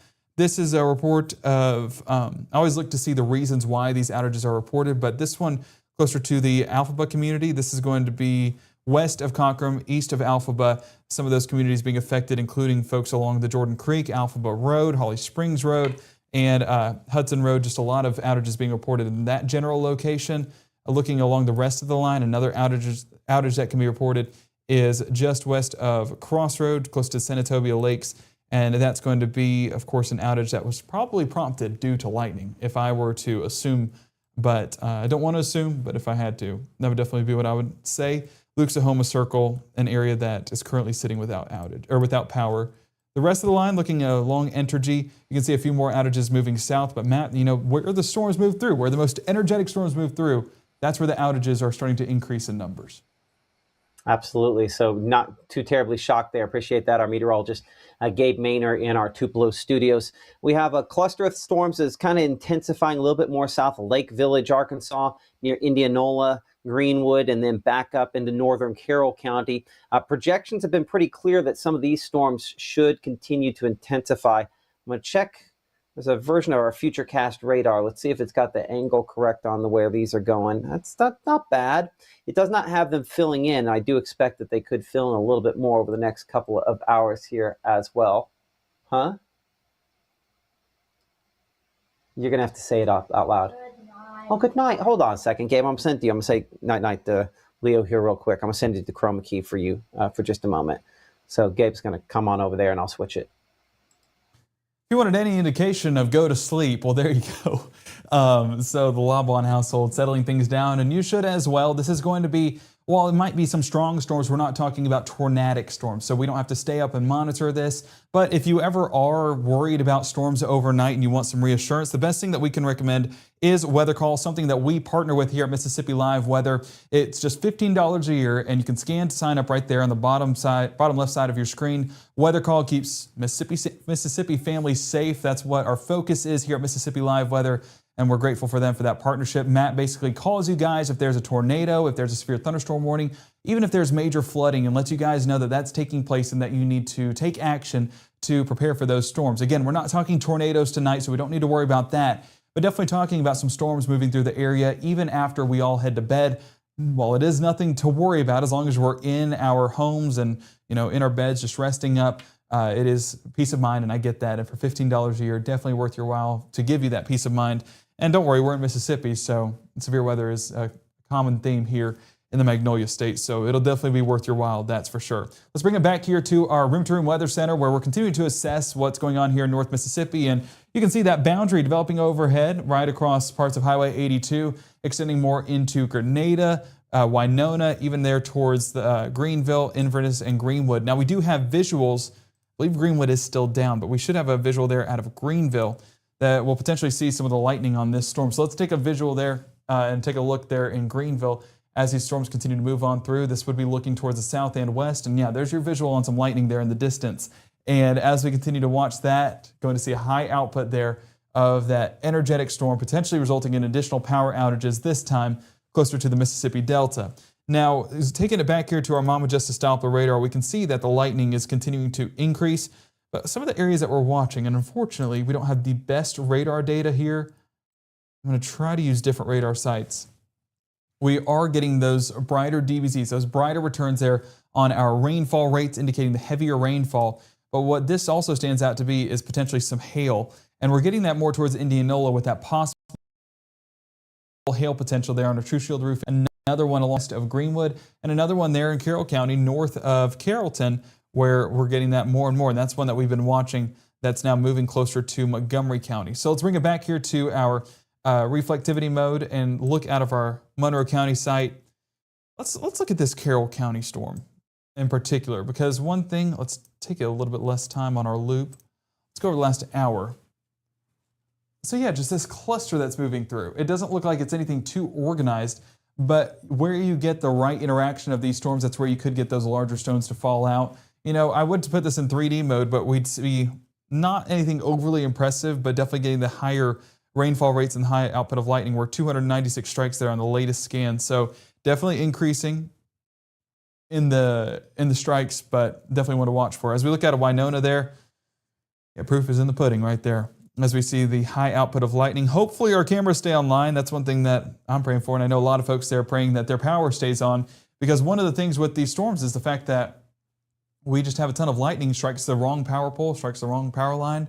Well, then unfortunately we'd be without power. So we're definitely in a battle there to keep our power there in Montgomery County as these lightning strikes move on through. Thought it gave, thought that was the moment. But you're also getting that heavier rainfall there at the base. So this is going to be a heavy rain producer, lots of lightning there in the distance, and this could also produce some of that large hail. But as of right now, I'm not getting confirmed reports there. Anyone that is in the area that wants to report any of those hailstones, let us know, because I don't know how much longer we're going to have a visual there in Montgomery County.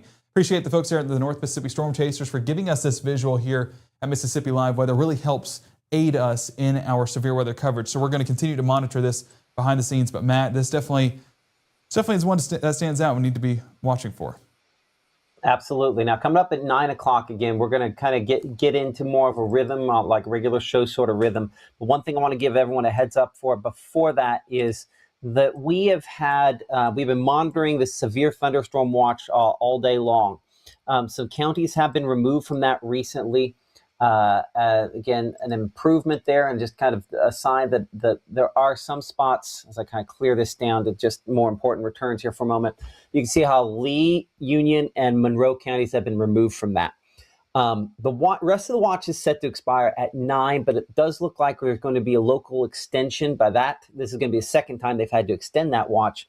The folks that you see involved in that watch now, everything Chickasaw, Pontotoc County, back to the west, that's now in effect until 11 p.m. So they've kind of pushed on another 2 hours, which is what they did at 7 o'clock, kicking it to 9, and now at 9, kicking it to 11.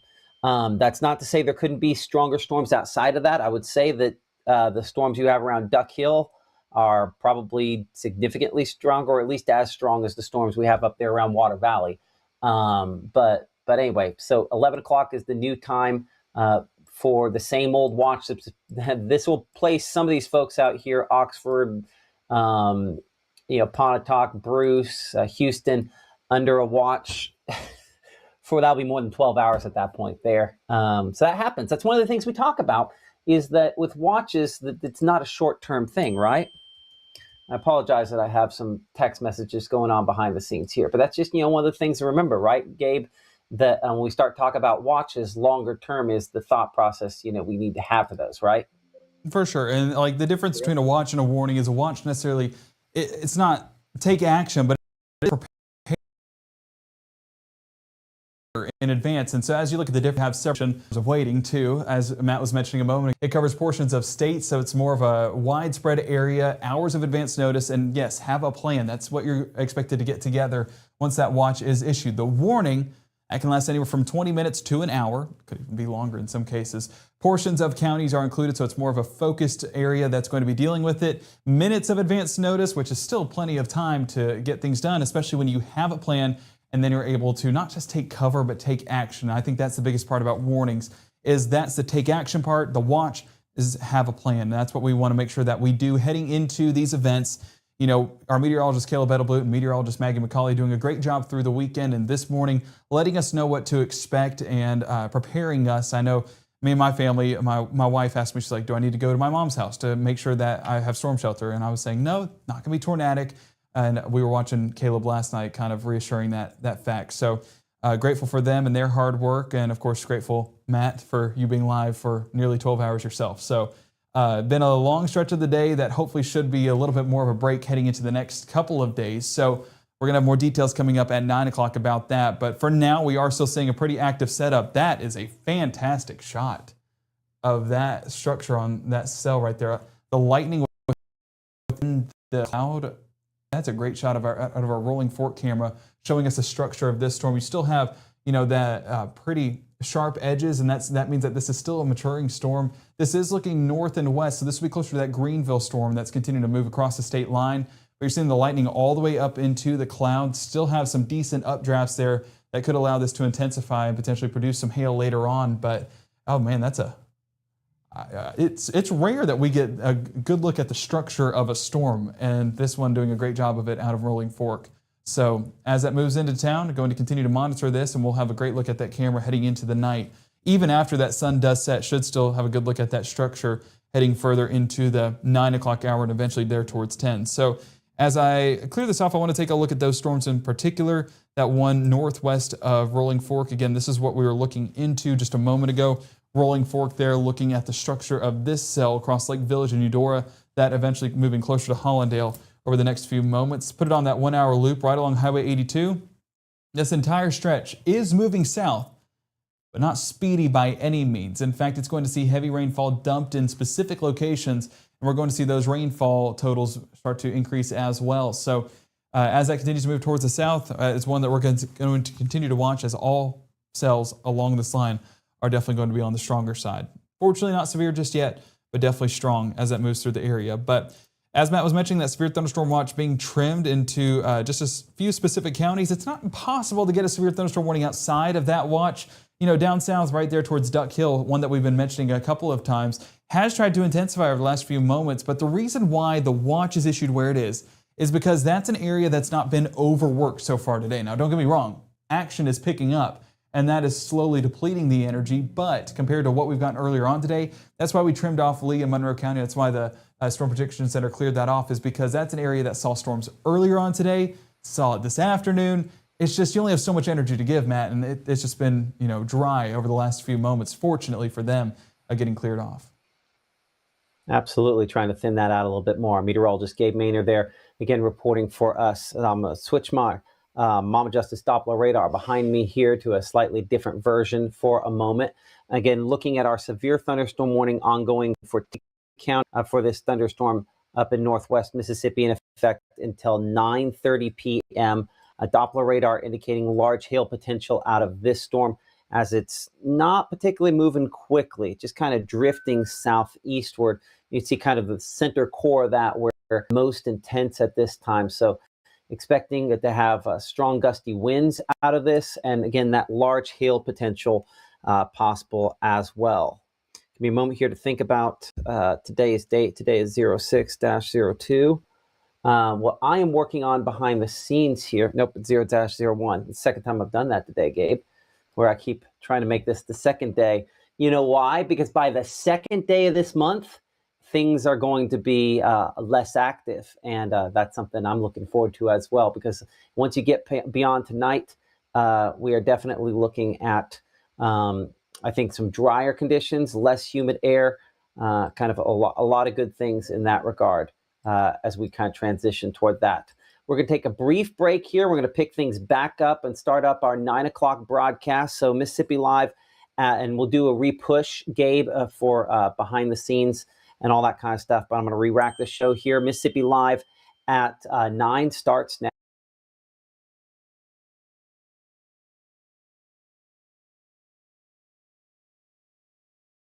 At Vibe Aesthetics and Wellness, we believe confidence isn't just how you look, it's how you feel. From subtle, natural aesthetics to personalized wellness care, everything we do is intentional. This is beauty with purpose. At Vibe Men's Health, we take that same approach. We focus on what matters most: strength, energy, and performance.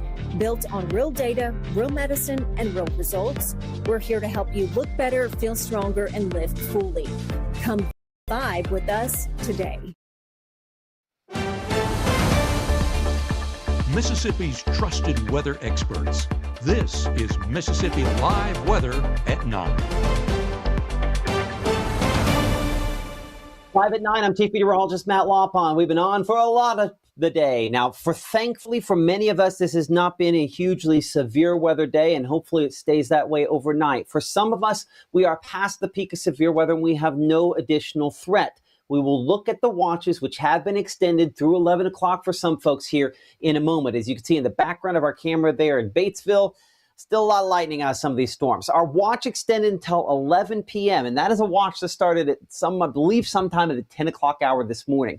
Extended from 7 to 9, now from 9 to 11. Now, some locations have not been extended. We'll talk about that here in a minute. Some hail, some wind, and clearly the lightning and power outages to go along with those are possible overnight. But here's the deal. If you're one of those folks that stays up with us and says, I'm not going to bed until Matt says go to bed, go to bed. Because while we could have some wind damage out of this, and again, depending on how sensitive you are to that, that is a concern. This is unlikely to be high-end wind damage. This is not a scenario where we're talking 75, 80 mile per hour winds. That's off of the table. So tornado-like winds out of severe thunderstorms, off of the table. Now, could we have some sporadic wind damage? Yes. But I would say if you're one of those folks that stays up, you're nervous, this is a go to sleep for all locations, even though we do have some where the severe weather potential does still exist. And it's because it exists there that before we go any further, we're going to talk for a moment here about weather call. It's an alert system that lets you know, hey, severe weather's coming toward me. I need to get to shelter, right? And there are a couple different flavors of it. All flavors get tornado warnings and confirmed tornado calls. So the most likely to injure and kill you, you're going to get no matter what. Now, there are a couple different flavors on the severe weather end there. There's a baseline where it only calls you when it's really, really bad stuff. The idea being if you get a weather call, it's because something really bad's happening. And then there's a flavor that's below that, which is, hey, any type of severe thunderstorm warning. And we've been talking about today. And again, that's the distinction we're making here a moment, that I'm going to tell you about severe weather tonight and still tell you can go to bed. Well, I've got some flashes here, so hopefully I don't have power issues here at the house, because I see that flashing around over there as well. So some surges and maybe some wind gusts here. Either way, it will call you if you're in the danger zone. That's weather call. Let's come back here. Let's look at our hour by hour for the next few hours. And again, rain coverage at about... is it flashing in there for you too? We typically don't get surges here at the house, which is what's interesting on that. Anyway, storms now, less storms overnight, less storms tomorrow, though we will still have some potentially that pop in. Here is that watch I referenced off the top. We're looking at the counties in green, where we could potentially see severe weather into the night. That's where we're under that severe thunderstorm watch until 11 p.m. at this point in time. We've been watching this kind of frontal boundary moving in from the north and west. This is kind of our final chance here. And along that boundary is where those storms are the most likely, again, moving in from tonight. Once we get behind it, some sporadic reports possible, but we're not likely to see severe weather out of those. It's most likely ahead of this in what we call the warm sector, that we're most likely to see some issues there. Futurecast showing that we'll continue to have some showers and thunderstorms next couple of hours here. Again, working the way southward, kind of congealing into sort of a line. I think positioning might be slightly off on that because we do on Mama Justice Doppler have a line that's already starting to develop. That should fill in and head southward with strong gusty winds, some hail, and then some redevelopment thunderstorms back behind. And we'll walk hour by hour through all this coming up here in a few minutes. But the latest here, again, showing some of those thunderstorms continuing deep into the overnight time period, and then possibly redeveloping a few by early tomorrow, but not as many as what we had today, though, even through midday, showing a few thunderstorms out there. So starting off dry, we'll have, that's not true, but starting off with limited amounts, slightly greater by midday, but then by tomorrow evening, look at that, low 70s there. We have drier air moving in, and it's going to be a lot less humid for the middle part of this week. So coming up here in 60 seconds, we're going to break down again our severe thunderstorms that we do have out there. Far northwest Mississippi, we do have one warning we have been tracking up there, Hollywood, Robbinsville, Tunica. We're watching for you as Mississippi Live Weather continues here from the Room to Room Weather Center in 60 seconds. I have been going to Tupelo Smiles my whole life. When I was a kid, I was unhappy about some uneven coloring on my teeth after getting my braces off, which at the time there really wasn't a fix. I was recently made aware of a solution that would totally fix it, which is exactly what we did. They not only heard my concerns, but they never stopped looking to solve my problem, and that's why I love Tupelo Smiles.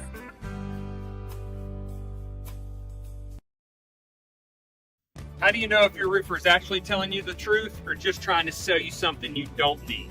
I'm Chris with Absolute Restoration. When we come out, we don't tell you what's wrong. We show you with photos, videos, and documentation. You'll see exactly what we see so you can make your own decision.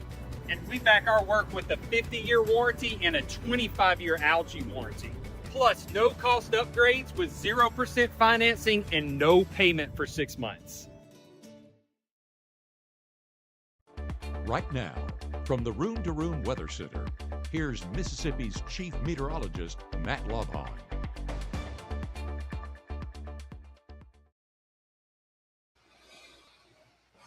I'm Chief Meteorologist Matt Lovhawn. Our Gabe Maynard back in our Tupelo studios here, watching your reports coming in using the Mississippi Live Weather app. A severe thunderstorm warning continuing up here for Tunica County in effect until 9:30 this evening. A lot of lightning out of this. You can see 1,200 strikes in the last hour on this shot here. Of course, that also includes the previously strong and severe thunderstorm up around Arkabutla that had as it moved near the Arkabutla community and Arkabutla Lake just a little bit ago.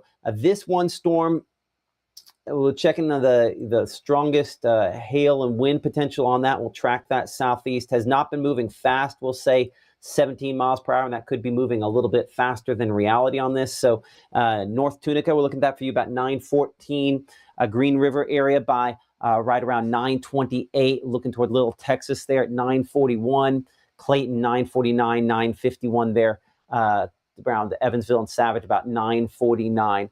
This is Doppler radar indicated strong wind, plenty of lightning, so there will be some power disruptions associated with that as it moves toward the south and east. I need your help, though, by the way.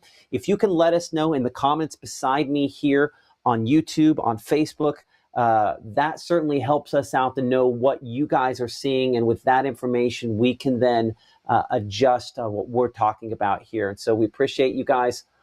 So many of you that do kind of stick with us on all of our various channels here, letting us know what you are seeing. Thank you so much for sharing that information. We do watch that in our chats behind the scenes as well.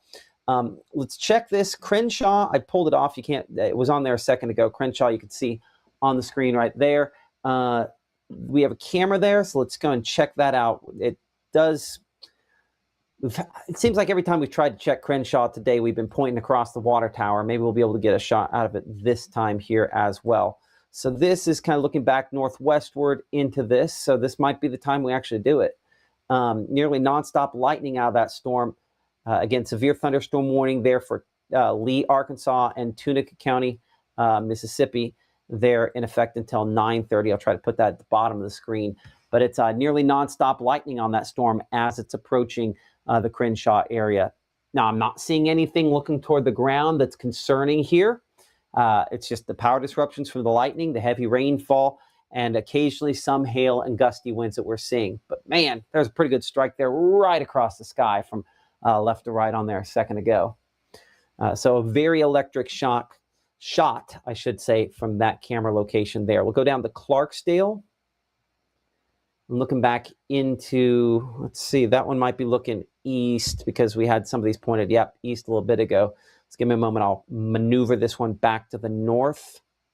So we should have a better point of view on this. It'll take just a moment for that to kind of pan that direction. Say that, let's make sure that point. There we go. I know for a fact it should start moving here in a second. There we go. I'm going to speed that up a little more. Apologize, you have to wait for me to get this kind of pointed around. There we go. Unfortunately, I had to look kind of through the tower there, but you can see just from a farther distance away, it's a lot of lightning on that storm there. 85 degrees feels like still at this hour, 102 degrees in Clarksdale. Sliding south to Shelby there. And again, near Shelby and all these locations near the Mississippi-Arkansas state line where some of these storms are the strongest. We've had some pretty good cloud-to-cloud strikes on these thunderstorms as well. As I'll pan this to the right just a little bit. Looking there again, northwest. And we'll see if I can get a shot to the north. Yeah, again, those are right at the edge of the screen there. Some of the lightning bolts coming up there, up in the clouds from that one. 84 degrees, feels like 95 in Shelby. So there's still plenty of fuel hanging around there in the Delta. One of the reasons why stronger thunderstorms remain possible in this green zone here, where we're most likely to see some severe thunderstorms. A lot of stuff on the screen. Man, I apologize. Let's go ahead and clear this down a little bit more. Let's go ahead and knock out all the bugs from our Mama Justice Doppler. That's what all that lightest green is. And so it's these green counties that we're looking at here. These are the spots where you're under this severe thunderstorm watch, have been since the 10 o'clock hour this morning, and unfortunately continue to be through the 11 o'clock hour this evening, where we could potentially have some issues there. As we come back in here and look a little closer at the storms of Water Valley, those storms down and diminishing at this point. You can see here, just looking at the number of lightning strikes over the last half hour, we show about 200 lightning strikes, still a lot, but not as significant as some other spots. And if you go back, say, 45 minutes ago, that number, is on the downswing from where it was a little bit ago, as far as that's concerned. Now, a greater number on this storm down here in the Carroll County. This one, as it's just a little bit west of Winona, very, very electric. And honestly, looking at that last hour loop, looks like that's actually kind of expanding more westward. So kind of odd motion on these storms today. That one expanding kind of southwestward. So let's get a track on that, southwestward speed on that. Oh, man, I can go a little faster on that. I'm going to say 23, and that might be a little bit too slow. We'll expand the number of locations that this is looking at here. Again, Doppler radar indicating some gusty winds. I don't know that we're quite the severe levels on this. But Wiltshire, we showed 935 for you.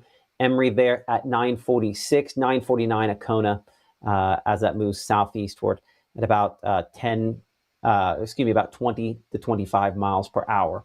Check in our True Shield hail swath on this. Again, that has come up a bit more. You'll notice that it's a different angle. It has to do with the cell mergers that we've had here. As those cells kind of merge together, that's why I think it's kind of forcing it. I might be a little too far west, southwest on that track. Let's adjust that. Let's catch that just in case. I saw that one core heading southwest. Nope. And let's fan that out just a little bit more. That's probably the issue we need. because I'm implying more specificity than we have. So it's heading kind of generally southward, southwestward there, where that one is going. So we clear that off, go wider shot here across North Mississippi. You can see the counties that were canceled out of our severe thunderstorm watch. And that means Tupelo, again, New Albany, up here around Boonville, Corinth, Amory, Aberdeen, Fulton, Iuka, Ripley. We can all go to sleep out here. Ashland as well. We're in go to sleep mode. There are additional thunderstorms west. Those should all stay west of you into this evening and tonight. In fact, if we look at the kind of the overall threat and where things stand, that severe risk area is most certainly primarily back to the north and west out here, Little Rock to Memphis. You'll notice that level 3 damaging wind threat has not materialized out of this secondary round of storms, thankfully. Storm Prediction Center going ahead and dropping that up here in the northern tier of counties here across the state. Looking at the hail potential, still going to have some of that, but again, more locations eliminated there. Still watching Carroll County on some of that, but less and less likely to see that overnight. And maybe the big headline, this is why I said a minute ago we can go to sleep, is because when we're looking at this here, it's again the tornado risk diminishing. Hey, Gabe, behind the scenes, we'll look at some power outages here in a minute. I have somebody in the chat talking about if I can flip the power back on in Saltillo for them. I guess when I was getting my surges a minute ago, that's where there are some issues. So we'll check Tom Bigby. We'll check out all the various power cooperatives there to check out and see what some of them have had. I'll look on kind of the wider shot here for a moment on the power outages. We don't really show any power outages there, and so this does tend to linger a little bit. Or does lag reality just a little bit there. So we will get a better number on that, on power outages here in a couple minutes. So let's look at Futurecast. Let's walk slowly through this here. And before we get too deep in, I wanted to show again, we have some features here. This front, this low pressure center, those are some of the factors that are working to kind of come together to produce the active weather for tonight. Behind this is drier air. Once this moves through the drier air, leaves us with less issues related to active and severe weather. So I'm going to pull that front off of that here for a moment so that we can leave it to where it's only the precipitation on there, and that hopefully makes it a little easier to see. So this cluster of storms we have back in northwest Mississippi, okay on the way it's resolved it, not doing a great job. It doesn't grab the storms that we have out here from Greenville back toward Grenada quite as well. I'm going to verify that those still look as heavy as they did a little bit ago. What I'm doing right now is I'm trying to look here at radar, and I'm trying to see if I agree with what my projections are showing, and I do and I don't. The storms up here filled in west of Memphis, and up here again north of West Helena, up there north of Tunica. Those have filled in a bit more up that direction. So the model is not perfect on where it's kind of positioning some of this information yet. So that's a sign that, again, the model doing a so-so job at best on resolving, does not grab these southern storms really at all. So we'll keep that in mind as we kind of look at its output here. Again, it's assuming that this atmosphere is not really turned over that much data. It does have that line kind of fill in toward 11 o'clock. That hasn't really filled into this point. And this version of Futurecast is less impressed with the storms that we have out here in the Delta, but still has some ongoing, 1:30, 2 o'clock in the morning. I think this is probably overdone a little bit. Clarksdale to Shelby here, I think probably could be a little farther south than what's depicting that there. But there will be some heavy thunderstorms, some arguably strong thunderstorms overnight. No tornado threat. No tornado threat. Just want to make sure we're crystal clear on that. Okay, so going beyond that, 4, 5, 6 o'clock in the morning, we do have additional thunderstorms. See how they just kind of pop up, and the HRRR has been very consistent on trying to have these thunderstorms kind of redevelop around dawn tomorrow morning. While I'm not particularly impressed in my confidence level on that, I am impressed with our meteorologist, Maggie McCauley, who will be here tracking any issues that we might have tomorrow morning starting at 6:30 a.m. on Mississippi Live Weather this morning. You can find her every weekday, 6:37, 7:30 a.m. here in the Room to Room Weather Center for updates related to storms. I think tomorrow's the last day this week, or at least the last day for a few, that we're going to have some storm issues to deal with. So check Maggie out again, 6:37 and 7:30 a.m. For the latest updates and any issues we have related to that there. But certainly Futurecast says a few storms remain a possibility. Looking at storm rotation specifically, I don't really have much depicted on here. Even with these storms kind of redeveloping, even with odd movement back out here in the Delta, we don't see any of these shear tracks, at least none of significance, to develop with those thunderstorms there, nor do we really with any of these that are farther east. So takeaway being, even though we have some stuff redeveloping, it's interesting to see that redevelops all the way through midday. I want to get Gabe's take on that here. I think it's reasonable that we are not going to have any rotation on any of those. I'm going to bring Gabe in here for a second. That's a lot of storms on her, and I'm not saying it's doing a great job, but that's a lot of storms on her for tomorrow, right? Yeah. I mean, it's trying to, hint at keeping the boundaries around and keeping additional development around. But yeah, I agree with you. We're not talking about anything tornadic. I think at most we're getting some brief heavy rainfall, maybe a small hailstone, but I don't think that really pushing that threshold as we move into tomorrow. And honestly, it's going to be such a drier atmosphere overhead that it'll kind of be an uphill battle, especially the latter half of the day. That's a lot of rain. A lot of storms. It's interesting. Well, and by the way, struggled this time of year. I see SBC put out. I see SBC. Go ahead. I'm gonna let you talk about that for a second. I want to read the new mezzo. Okay. Well, basically, models struggle this time of year with projections on thunderstorms, and because there's boundaries, and the boundaries can either overdo or underdo an event. And so as we go into tomorrow, some of these storms that do develop, they very well could strike a boundary that could develop additional chances. But I mean, I agree. I think that we're overdoing the amount of rainfall heading into tomorrow. I kept it at around 20% coverage moving into Tuesday, and that's kind of where the team was this morning. Maggie agreeing on 20%, Caleb through the weekend, models were saying about 20%. So, I agree with where things stand heading into this event. But yeah, I mean, there's your 20%, but it just looks like, a little bit of a boundary trying to form there and potentially giving us that heavy rainfall. But I don't think it produces anything similar to what we had today. And I think coverage definitely does come down, but it could be impactful for a few select locations moving through the morning hours, even maybe early afternoon, but kind of drying up beyond that point. Okay. And I will say, again, I'm reading this discussion here related to our latest watches here for a moment. If you have your clicker, I'm going to let you pick this up on the wall and take the next couple graphics here. I want to make sure I have full understanding what they're looking at there. That work? Yeah. Okay. Yeah. So I'm going to send you over the wall. Okay. So going through this with the storm rotation and into our, low temperatures transition the graphic, fine with me because there isn't really much rotation to track.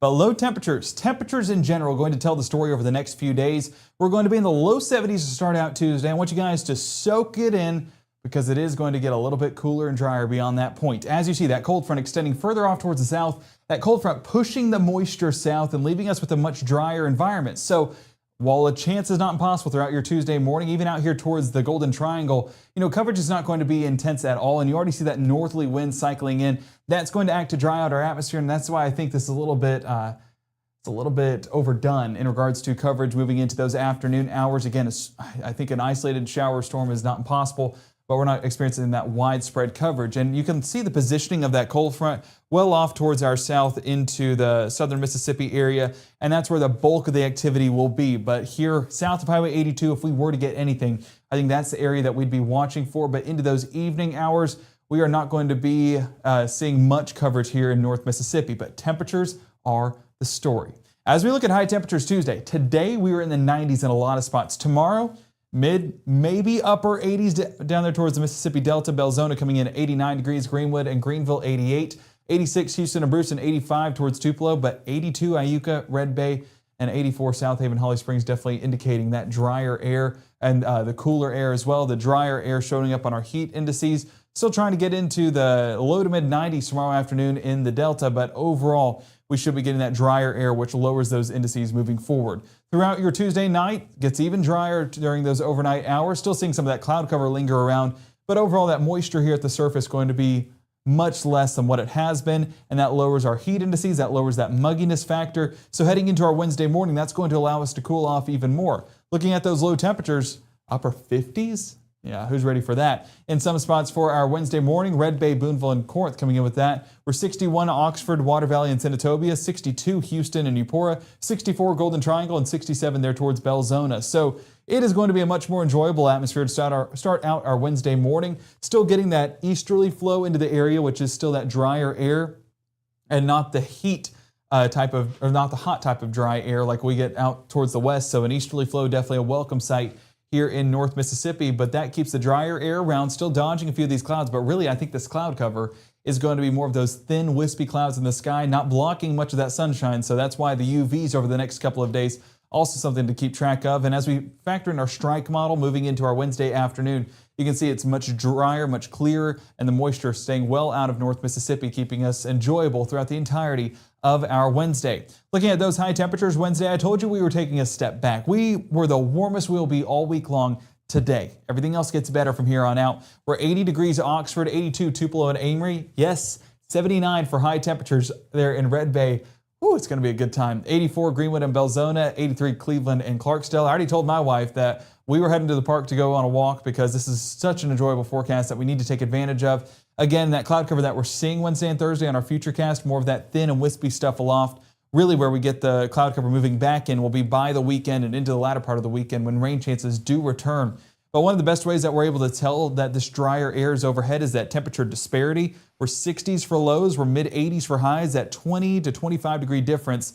A little bit better whenever we're talking 15 to 20 degree difference there when rain chances are in the forecast. So Matt, that's talking about drier air, that's talking about cooler air. What a week to be here in North Mississippi. Nice to see a transition more toward that, especially over what the last week or so has been. We love doing our job, but we also love it when it's nice and sunny and clear and everyone can enjoy the outdoors a little bit more. Big time, and I know that we'll be taking full advantage of it. You know, we got the cover for crews, so we're going to be out there enjoying some time outside for sure. I get that. I appreciate that. Our meteorologist Gabe Maynard reporting for us. Thank you so much here as we bring it back in and check out our Mama Justice Doppler radar here. Severe thunderstorm warning for Tunica County has been allowed to expire. Expiring that one early here in the last couple of moments. I think it's set to expire at 9:30, but just in advance of that, they're going to go ahead and let that one go. The expectation is that storms will continue to try to move in from the north and west, and most will probably be below severe limits.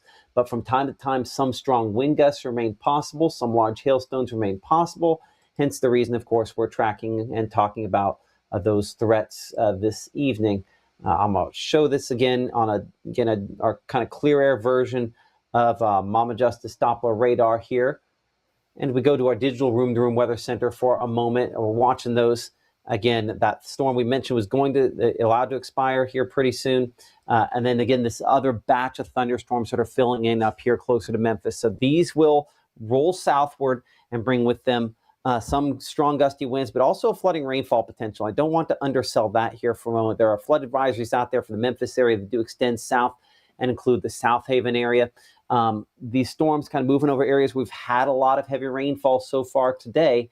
And so the potential for flooding rainfall continues. This is, I say, 24-hour rainfall totals, but just easily could be 3-hour rainfall totals because over the last 3 to 6 hours, it's been really hefty amounts where you see some of the yellows on there, 3 to 4 inches of rain that have fallen from these storms. So a lot of water there. And from time to time, still could have a few of these produce some severe weather. But as we wrap up our 9 o'clock broadcast here, I'm going to kind of go wide for a moment. Let's address a few things. First off, my little tablet here working. I don't know if it's pointed at the right monitor for a second, but I think it's time for us to, put it as big and bold as we can. That we need to be doing the go to sleep thing. So give me a second here. Got this nifty tablet I got. I don't ever hardly use it. So let's see. Let's do blue. Let's go to sleep. Because we know that some folks here will only do that when I put that on. So let's just be clear here. While we're still talking, We're going to wrap this broadcast, hopefully at 9:30, which will take us off the air, I think, for basically the first time. We might have gone off between 5 and 6. I don't remember for sure. But either way, that'll take us off the air for one of the first times here at 9:30. We'll do some power outage updates before we do that, and then hopefully nothing weird happens after that. But go to sleep here, everybody in the eastern part of Mississippi. And while we're still watching this out here for you in Winona and Grenada and Charleston and back again up toward Tunica, there will be additional thunderstorms out here. We are not talking about a tornado threat, so I just as easily could have expanded beyond those locations. I want to bring Gabe in to look at some of those power outages that he has been watching behind the scenes.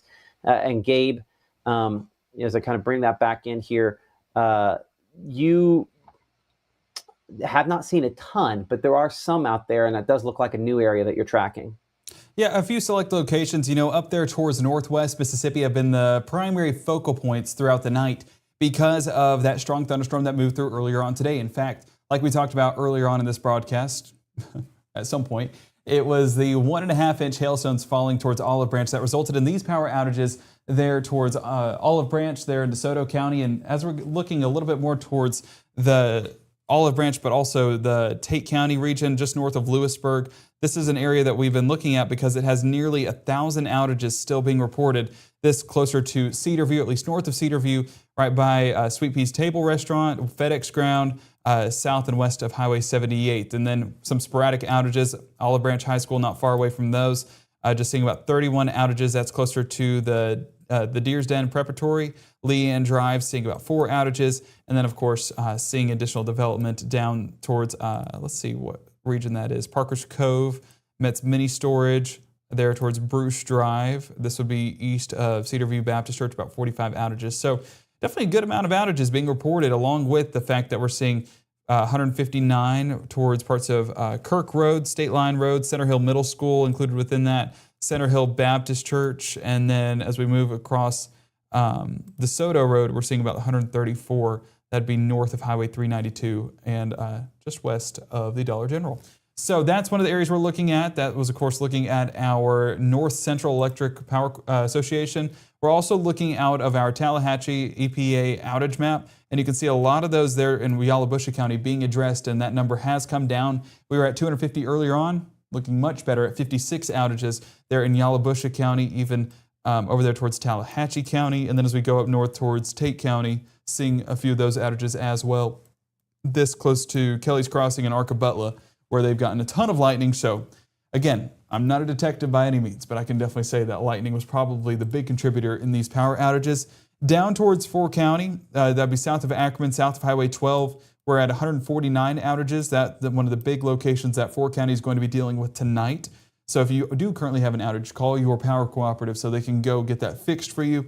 But those numbers continue to be on the higher side. And then as we get out here towards, this would be towards the Alphaba community, we are seeing about, let's get that exact number, 23 customers without power, as well as over here towards the west side of town where we have 592 customers. That's this entire area listed in red.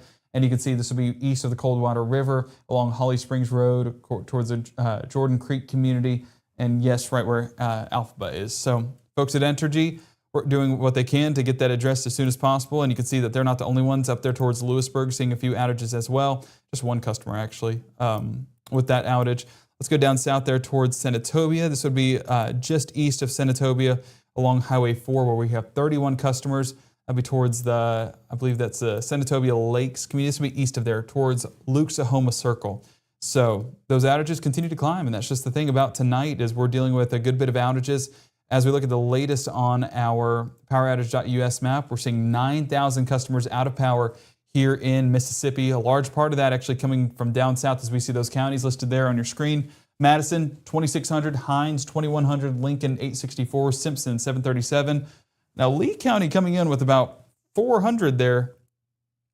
Let's check that out. That'd be Tom Bigby. So we're going to do this in real time. So as we look at Tom Bigby Electric, let's go to the outage map. Well,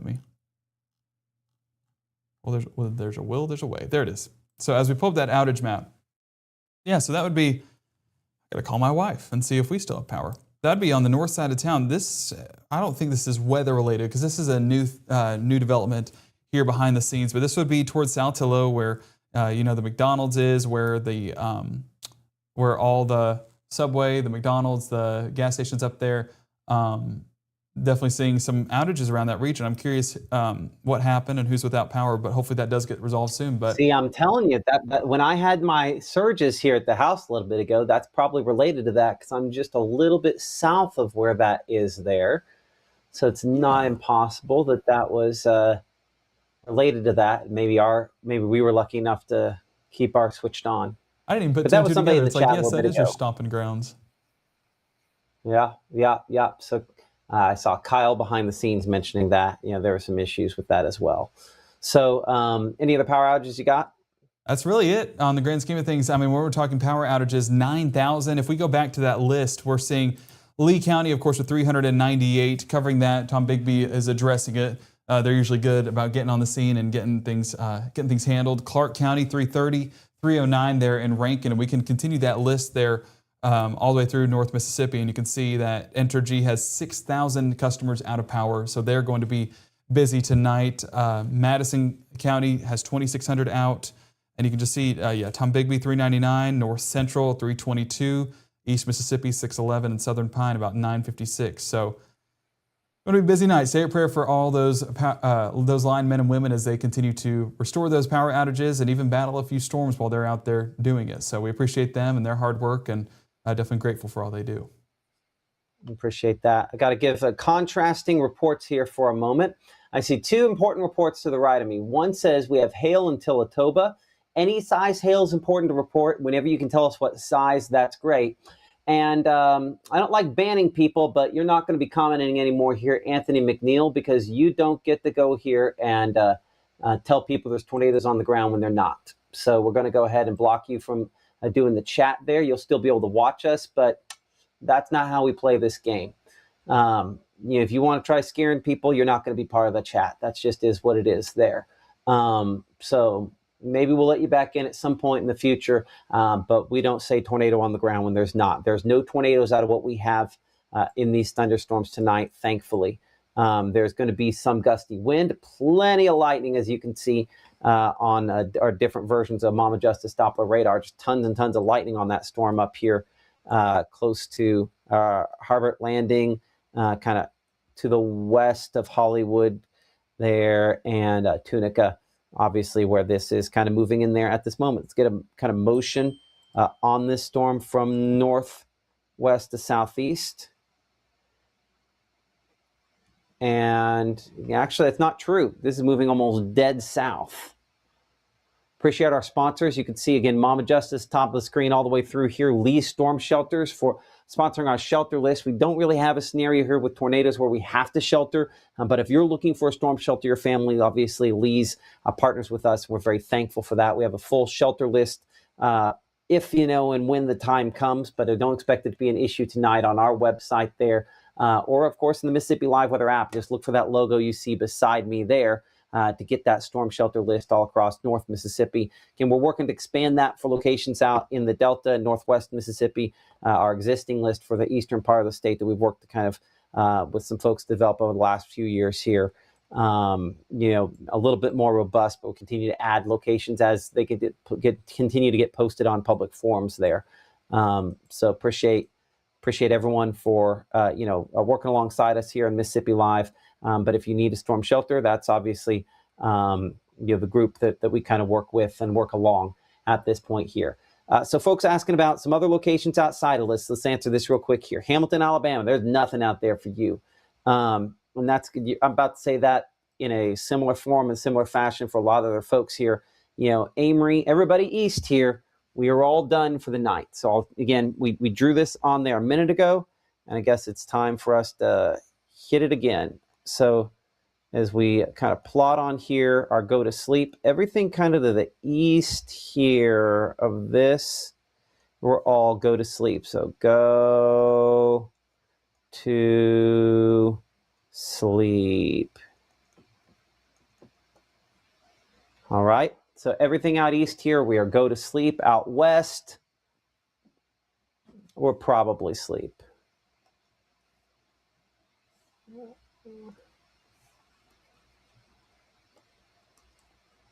Meh, go to sleep. That's my technical definition on it.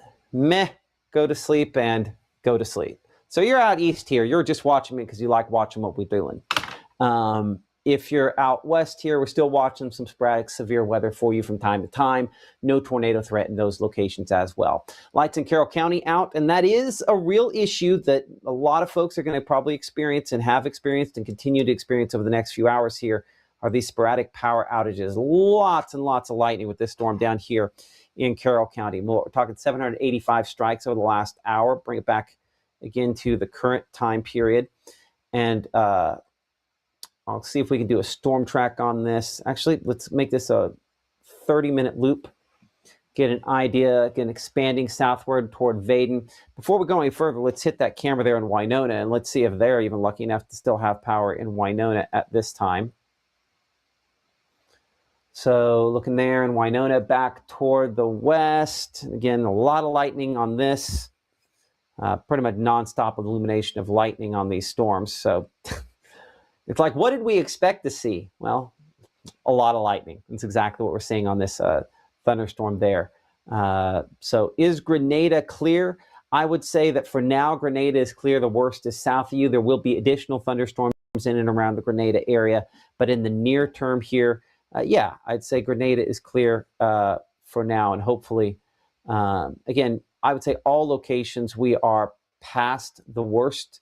Well, some spots haven't seen any storms yet, so it's overestimating to say past the worst. But we will say that there is no tornado threat for any folks who are watching us here on Mississippi Live. So with that in mind, let's go ahead and kind of on this shot here in Greenville, we'll be watching closely for you coming up during our 10 o'clock broadcast. I'm going to wind down this broadcast here for a moment as well. Golly, I hate to fully kick everyone to the curb, especially when we're coming up on 10 o'clock here in about 15 minutes. But I need to kind of get some stuff here behind the scenes, probably up and going with that as well. I'll see if Gabe wants to keep talking here for a minute. Our mornings are all expired at this time, so I'll bring Gabe in for just a moment, get his opinion. He's been driving all over God's creation today. What do you think, Mr. Mann? You want to talk about this? You want us to take a pause and come back at 10? Oh, I mean, I just hate for everyone to leave and then us be right back live at 10. I know that we do have some housekeeping things that we need to get done behind the scenes, but I mean, we're only 18 minutes away, or well, my clock's wrong, 20 minutes away. So we can keep going. Well, okay. If we're going to keep going, I'm going to need to get in and do some stuff on radar. So do we have, you want to go over some of the pictures that we've had there? You've had it behind you like 6 times and I haven't let you kind of show it. You want to go through that? Yeah, we can kind of recap through the event and what our weather watchers have been able to show off to us. So, just it started bright and early this morning here in North Mississippi. Our Chief Meteorologist Matt Lawpon tracking out those storms, and that was kind of the first batch, the first round that we were talking about. And as you see right here, some of the pictures that were submitted, you can see the dark clouds there in the distance and plenty of heavy rainfall. My wife and I, Annalise and I, and little Cruz, we went over to see my parents in Birmingham, and we were actually driving through this at the time, and we were hopeful that we could beat it out, but unfortunately, Mother Nature prevailed, and we had to drive through a pretty hefty thunderstorm, but we made it. I guess that was Cruz's first storm chase. So we went through Marion County, had to deal with some of that not large hail, but it was about half-inch hail, and that view from Belmont was how a lot of us were viewing this afternoon across the area, and we did get some additional development of just those SLCs, the dark clouds, the scary looking clouds. Of course, this one looking a little bit more menacing, but of course that's some scud clouds showing up. We didn't get anything close to tornadoes today, fortunately. And you just get the waves that ripples in the sky showing the turbulent atmosphere that we were in. And this was that first round that we were talking about. And so we got a lot of these pictures. And a big thank you to our weather watchers, Alexis submitting that. We had Tim submit a picture, a few pictures actually. And then I want to make sure I give shout out this. Yes, Tabitha there submitting that photo as well. But yeah, you just get these like tentacles, these fingers reaching out from the sky. That's what we call scud cloud. And those reaching down from the sky looking a bit menacing. That's what we saw earlier on. And we got additional pictures there being submitted. And we even saw a few driving in. And it was just like, what's that? I was like, no, nothing to worry about. Don't worry. But that view in Alcorn County seeing some scud cloud develop as well. And unfortunately, the picture taker not being shown there. And then we got the severe thunderstorm warning starting to fire up. This one submitted in Corinth, and you get the dark clouds, even getting the heavy rainfall, already seeing that along the sides of the roadways. And this was submitted by Jude up there this was up there towards Guntown, looking at the severe thunderstorm warning. And I believe this is Jude once again when the special weather statement was issued. And you can, again, just see the dark clouds moving in with the heavy rainfall. Then we just got the busy roadways this afternoon, but it did look like, let me make sure I have this right. Fire caused by power line that got struck by lightning in Belmont. Yeah, that right there, that's a power line where it got struck, and you can see the fire there in the grass. So we talk about lightning being a big issue. Well, this is just one more reason why up there in Belmont having to dodge those strikes as well as dodge those storms. So appreciate that, Abby, submitting that picture in Belmont. So busy up there as well. That up there, let me make sure I have the location on this.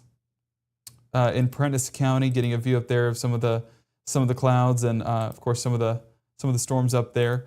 And as we continue through the afternoon, we actually did get some of those hail reports. And this was a smaller hailstone. You can see the finger if you use your knuckle there. It's about the size, a little over that knuckle, so probably about ½ inch. And again, if you ever submit pictures to us here at Mississippi Live Weather, please have something to measure these. Whether that's a coin, a commonly known object.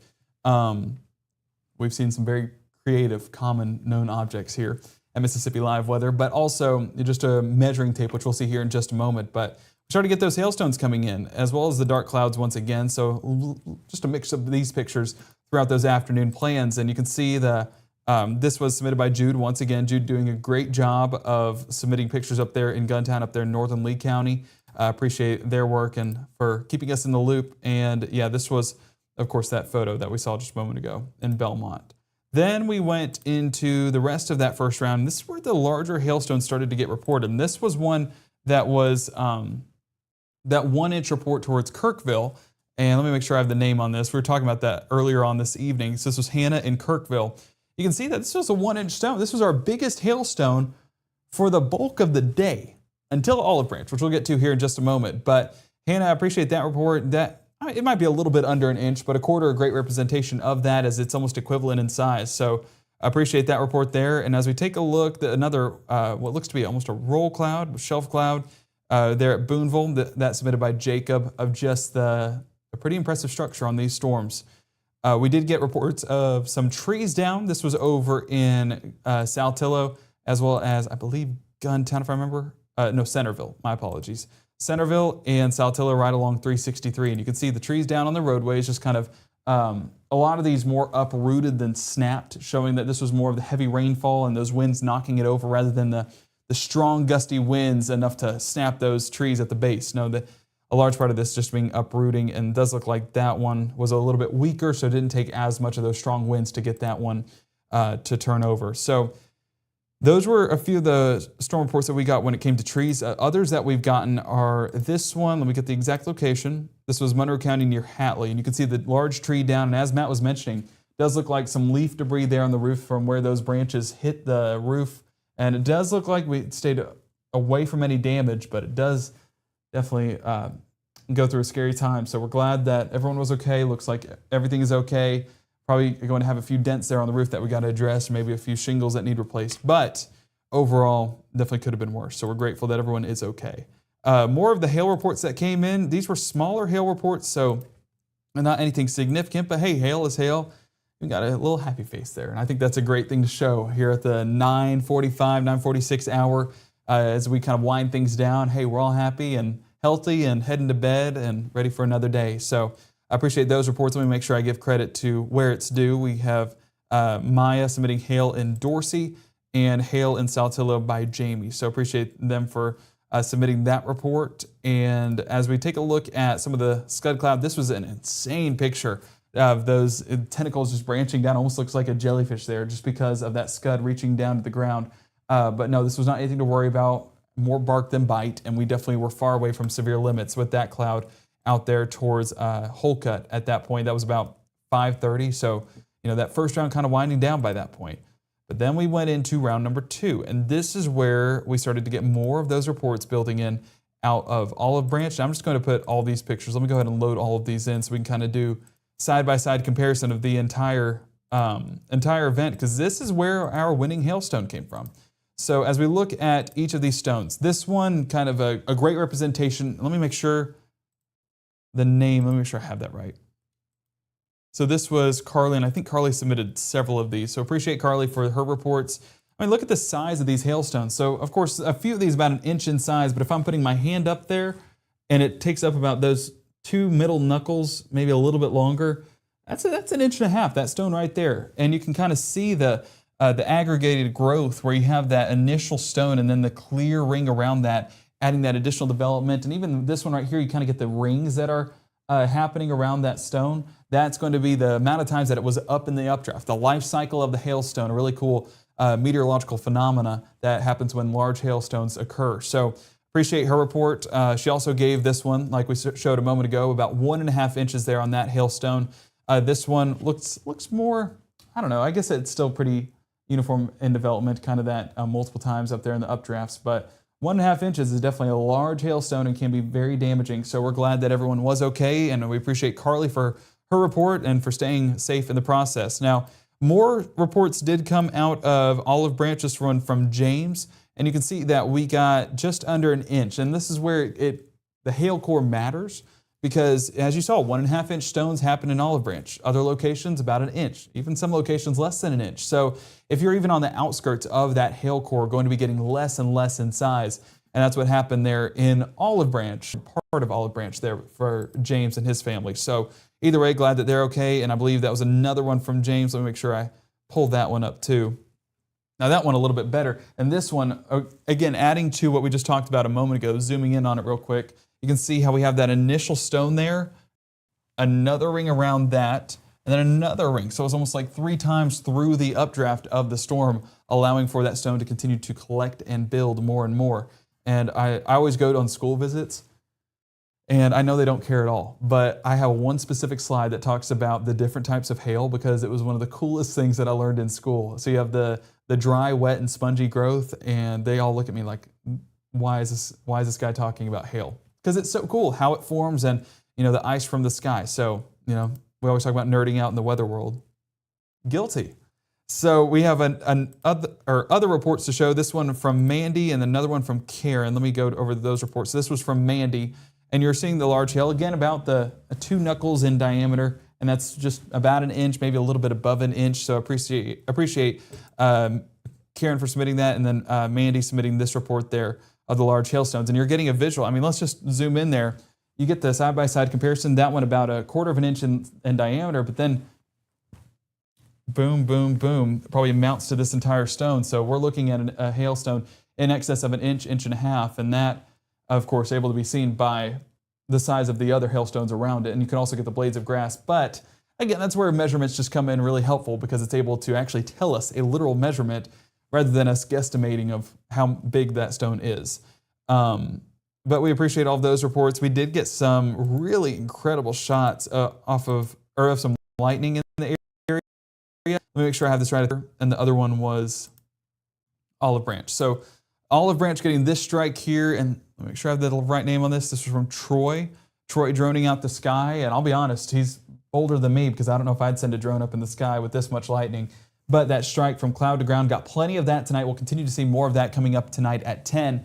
But you can see the bolt from cloud to ground. That's what we call cloud to ground strike.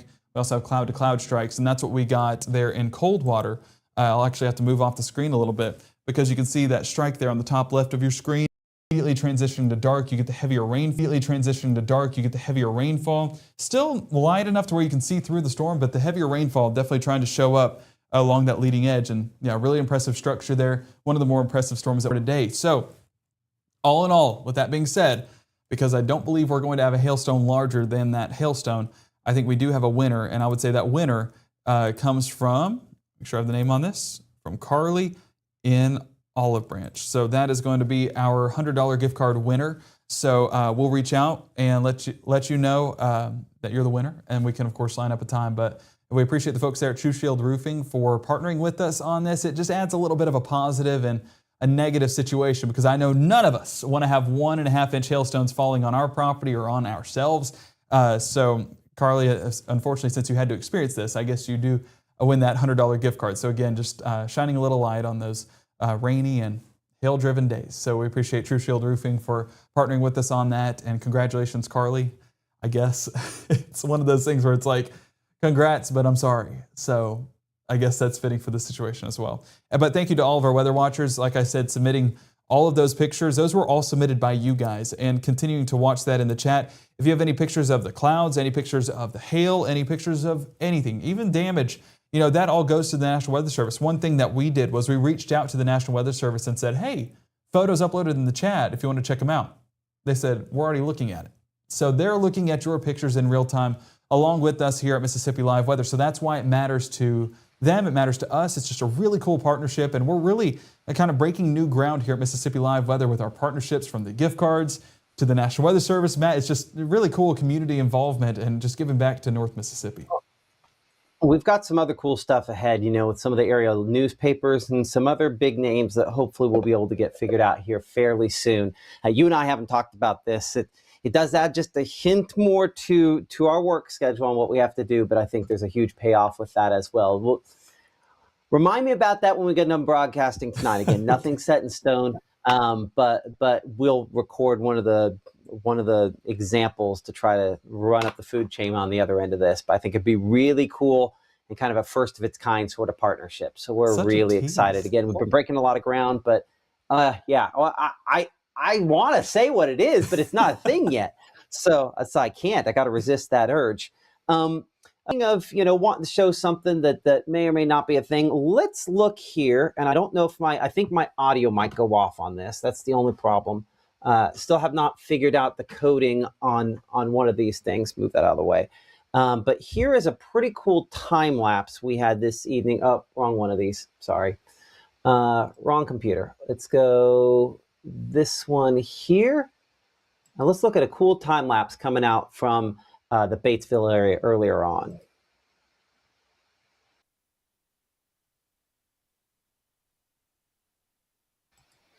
And again, this is looking toward one of those storms there in the Batesville area. I turned Gabe's mic on as well. If you're looking there kind of toward the middle bottom of the screen, you could even argue that storm had maybe a little bit of rotation right there. See how it's kind of right to left, just to the right of where that lightning strike is? It shows that in these kind of low shear, high cape environments, if something can get by itself, sometimes it can get a little more rough looking than the reality. We'll see if that will play again if I just click it again. Yeah, was that the same storm that was east of 55 that we were looking at behind the scenes? I don't remember which one. This one. I cut this time lapse right before we moved it. So we went looking for this shot there as well. I want to say that this was one of them that eventually goes into Yalobusha County. This is where that one is. I have another time lapse I'm working on. It's not done yet behind the scenes. But anyway, cool shot there from about 8:10 p.m.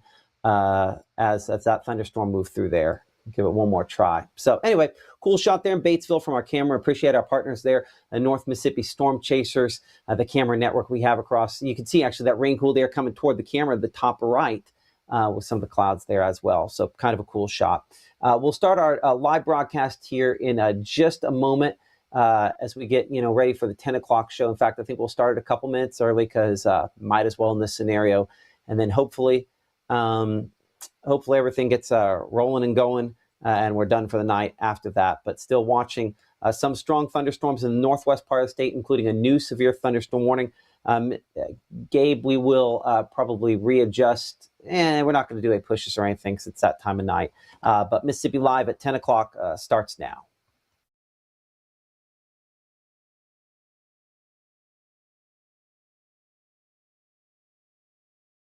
At Vibe Aesthetics and Wellness, we believe confidence isn't just how you look, it's how you feel. From subtle, natural aesthetics to personalized wellness care, everything we do is intentional. This is beauty with purpose. At Vibe Men's Health, we take that same approach. We focus on what matters most: strength, energy, and performance. Built on real data, real medicine, and real results, we're here to help you look better, feel stronger, and live fully. Come vibe with us today. Mississippi's trusted weather experts. This is Mississippi Live Weather at 10. Welcome to Mississippi Live Weather at 10. I'm Chief Meteorologist Matt Lawpon alongside our meteorologist Gabe Maynard, who you've heard extensively run through this evening. Some hail potential continues into the overnight hours. Really, you can see northern 2/3 of the area with potential to maybe see some hailstones, primarily in northwest Mississippi. This is overdone for New Albany, for Tupelo, for Houston. It's probably not going to happen for you. It's probably everybody to the to the left of me on the screen. You're the locations where maybe it could happen, and even then, with damaging winds, I think that potential diminishing. There is no tornado threat, though we do have severe thunderstorm watches in effect until 11 p.m. for the counties in green depicted here, some of whom have been under severe thunderstorm watches since 10-ish this morning. So our watch continues until 11. Maybe first question, could it be extended beyond that there? Yeah. Will it? For a lot of us, probably not. But it's not impossible. That could happen. So just, being clear and upfront about that. The threat overall is diminishing. We do have a new severe thunderstorm warning that we'll track here in just a moment that has come out. But let's be clear. For all locations, we're in go-to-sleep territory here. We do not have any tornado threat from here forward through the night. So we are in good shape there. No tornado threat. If that's what you're staying up, waiting and worrying and watching about, no issues there. Go to sleep and you're in good shape. Over the next 12 hours here, we're still going to have some thunderstorms out there, especially in the Delta. That's where this 50% comes in there, 40-50% coverage there in the Delta. As we update that to the 10 o'clock numbers here, 30% by 2 in the morning, 10% there by 5 a.m. Obviously, limited coverage initially in the morning, but storm ratchet up in coverage as we go into and through the day. Here on kind of the wide shot of Mama Justice Doppler radar, you can see some of the players here for a moment. And behind our front is much drier air. That is a big part of this story. There's not much in the way of moisture behind this. And so as that settles in, it shoves the moisture down to the coast. And as it goes down back closer to the coast, our storm chances will as well. So we'll bring it back in and we'll go into the latest, again, scans on Mama Justice Doppler. And we're looking in northwest Mississippi, where the most recent severe thunderstorm warning has been issued within the last little bit here. Again, for far northwest Mississippi. Again, we're looking in DeSoto, stretching into Tunica County. So some spots that have already had some. And I got to bring on the latest scans, and I just got to turn the lightning off. Can you even see? I don't know about you. I can't see the graphic through the lightning. Like, I love the fact that we can depict it there.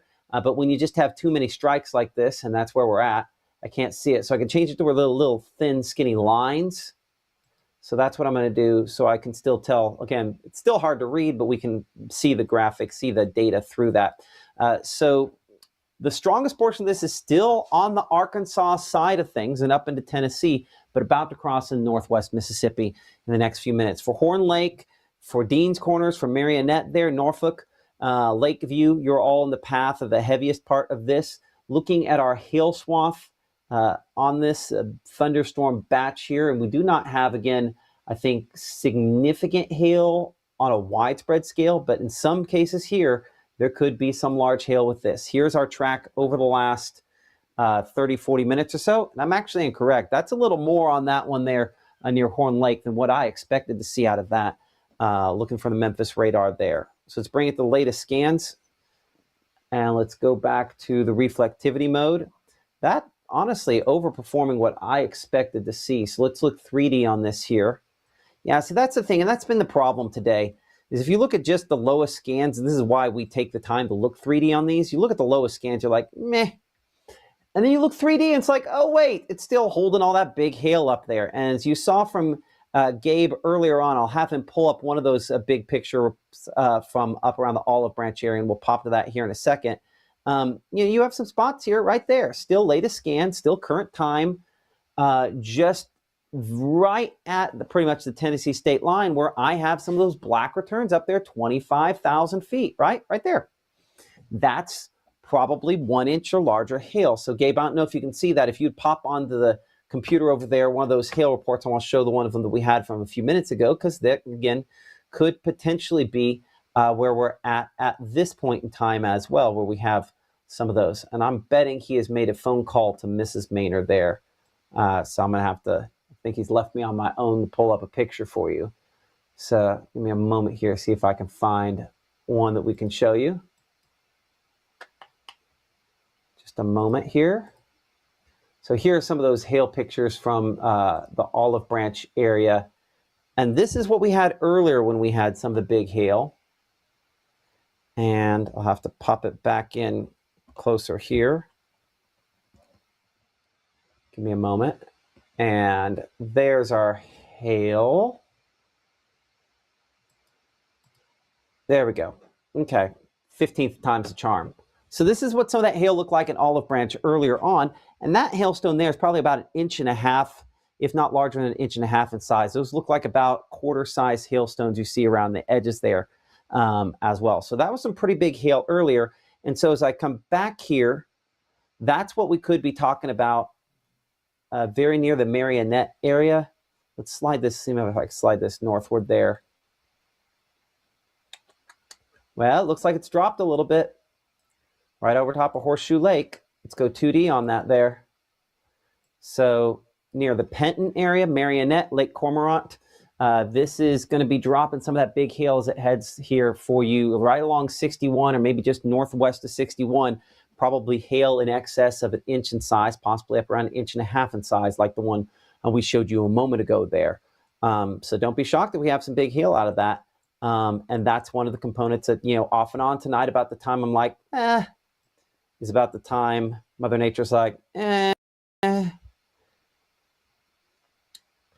we've been doing this about 10 hours here, and apparently I'm is all I'm at on vocabulary at this point. So severe thunderstorm warnings, again, continue DeSoto and Tunica counties in particular, where we're looking at that bigger hail until 10:30. You can see our track there through some of those locations, like Hollywood about 10:15 for you, Eudora about 10:34, Cub Lake there about 10:40, Savage about 10:53. That's for the western of the two areas. And then the eastern one that is closer to Hernando, that also has with it, maybe not quite as large. Let's take a look at that one again for DeSoto County, moving over top of Hernando now. I have not heard from the Weather Service. It looks like they're going to extend this as what we sometimes behind the scenes call an SPS, or a strong thunderstorm alert on that. About 20,000 feet. That could still be some hail on that one based on some of the returns we've had earlier on. So yeah, some hail.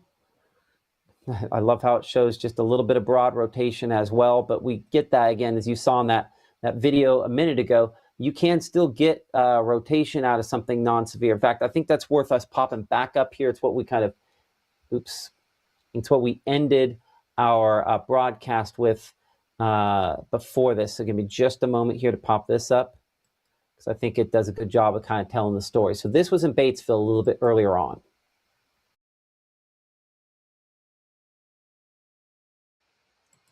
And if you look toward the middle of the screen there, that's some broad rotation, right? Showing up with that. So the fact that you see a little bit of rotation there, you're going to see some spin from time to time on these storms. But as we talked about a minute ago, there is no tornado threat of significance out of anything as we go into and through the remainder of this evening and tonight, thankfully. And I think all God's people said hallelujah to that one there. Cast again here over the next few hours. So we have our storm system, and then of course we have storms trying to redevelop ahead of and near our front. Though again, I think Futurecast HRRR here is garbage now. We're officially to garbage mode on this. It's like, I give up. So it's now underdoing storm coverage out there with the latest update. That's fun. But one thing it does do, and this has just been so consistent, see these storms, it kind of redevelops into the morning here. Probably overdone a little bit here on Futurecast for early tomorrow. but does have this redevelopment even toward midday tomorrow. It's been extremely consistent with that. We're going to look at a different version in a minute to contrast that because of just how bad it's showing it doing with the current data. And sometimes that happens. I guess it's been a long day for the models as well. So over the next 24 hours, we're going to have some thunderstorms tomorrow. It's going to be more limited coverage than today, and more likely than not, the storms are going to be below severe limits. If you hear nothing else I say, hear this. It's going to be less humid. Yay! We're going to be, I think, a lot less sticky for the middle part of this week, and beyond whatever rain chances we do have, however limited they are for tomorrow, they're much more limited by midweek. We're looking at that coming up here in 60 seconds. Continue to monitor that severe thunderstorm warning ongoing back for locations in northwest Mississippi. And again, one other thing to mention, no tornado threat overnight. You can go to sleep, but we're still tracking things in 60 seconds as Mississippi Live Weather continues from the Room to Room Weather Center right after this. I have been going to Tupelo Smiles my whole life. When I was a kid, I was unhappy about some uneven coloring on my teeth after getting my braces off, which at the time there really wasn't a fix. I was recently made aware of a solution that would totally fix it, which is exactly what we did. They not only heard my concerns, but they never stopped looking to solve my problem, and that's why I love Tupelo Smiles.